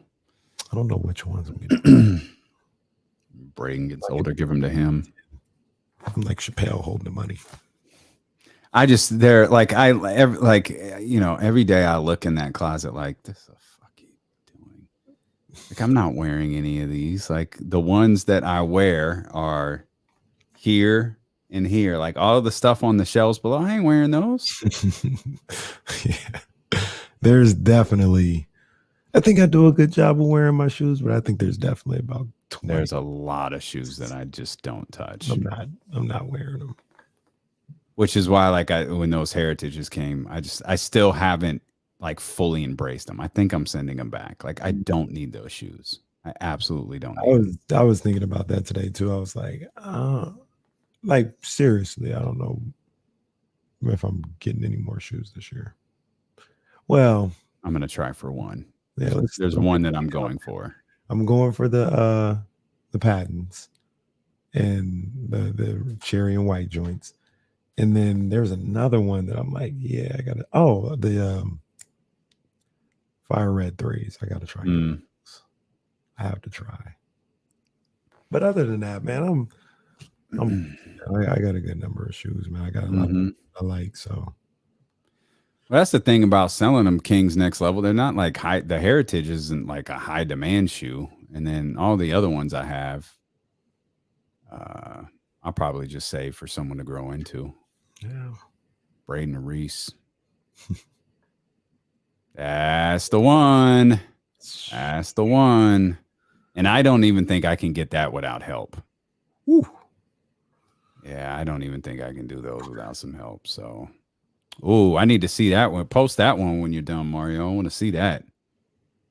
I want to see that.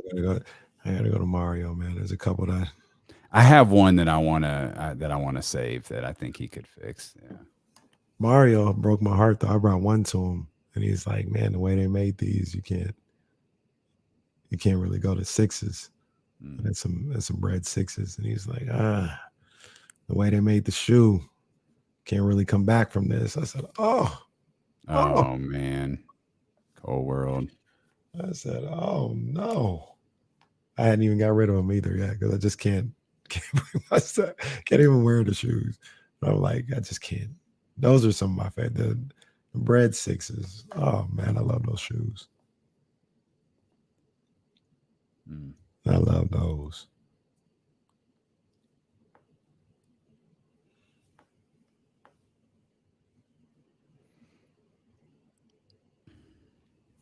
Oh man, that's what's up, Mark W. Big time. That's big time right there. Just want them reverse lows. I was going reverse lows. That'd be good.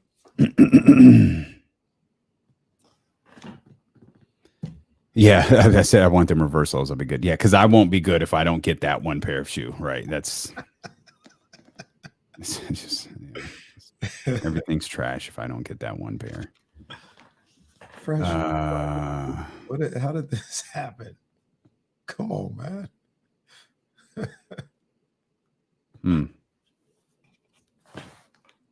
Yeah, Tinker's crazy though. When I saw that shoes he did.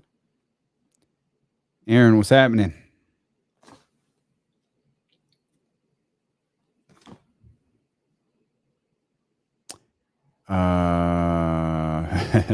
No, I'll forward it to Casey now. Everybody getting in on the short jokes. Oh, what happened? I'll show you that this picture Coach Molly sent me. Oh man, this is terrible. Terrible. Fresh five. Oh no, brother. Can't be blacking out on your birthday. Oh no. Oh no. See, that's the other thing though. Like, and one thing, like when I was at Soul Bloom, I saw a lot of this. Like, I gotta just wear the shoes, man. I'm not gonna just like trash them, but I'm gonna just wear. Oh, wait, come on, man. We ain't doing this. 22, not ever. Coach, I sent it to him. That's what they're looking at. No, we're not doing that one. But man, they was out there. It was out there in the Discovery Park and some Off-Whites and Jordan 1s. I was like, yeah, you guys are right. You guys are right. Just wear the shoes.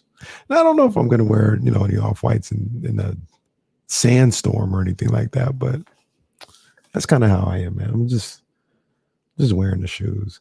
Although I don't walk across grass enough. Like me and Jazz will be somewhere we'll go to Reese's baseball game. She'll just walk across the grass. I'm staying on the walkway on the cement. Yeah, walk the grass. Yeah, that's the rule. That's the rule.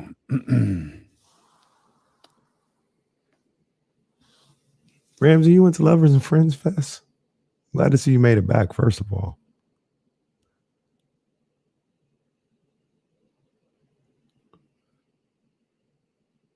Because people were struggling on one of them days.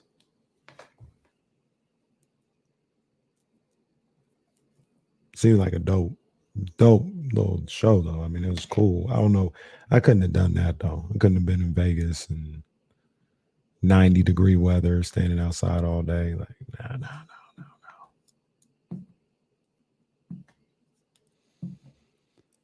Oh, man. All right. We out. Gotta figure out what the hell to do tomorrow.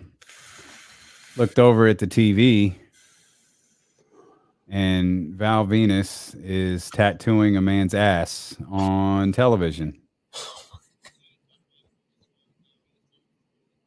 He's tattooing Prince Albert's ass on Monday Night Raw. Oh my gosh. Come on. Amazing. And Prince just that. Come on, man. Just hand on his ass, just painting Val Venus.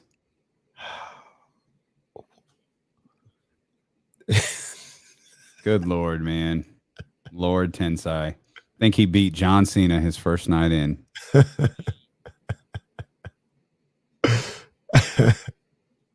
And I think he's the main NXT trainer, if I'm not mistaken. Wow. Prince. Okay. I really gotta turn off these Val Venus videos. This is getting to be too much. Yeah, that's right. That's right. Your future performance coach. There it is. All right, man. Appreciate you guys. Have a great rest of your day, man. We appreciate you so much. We'll see you tomorrow.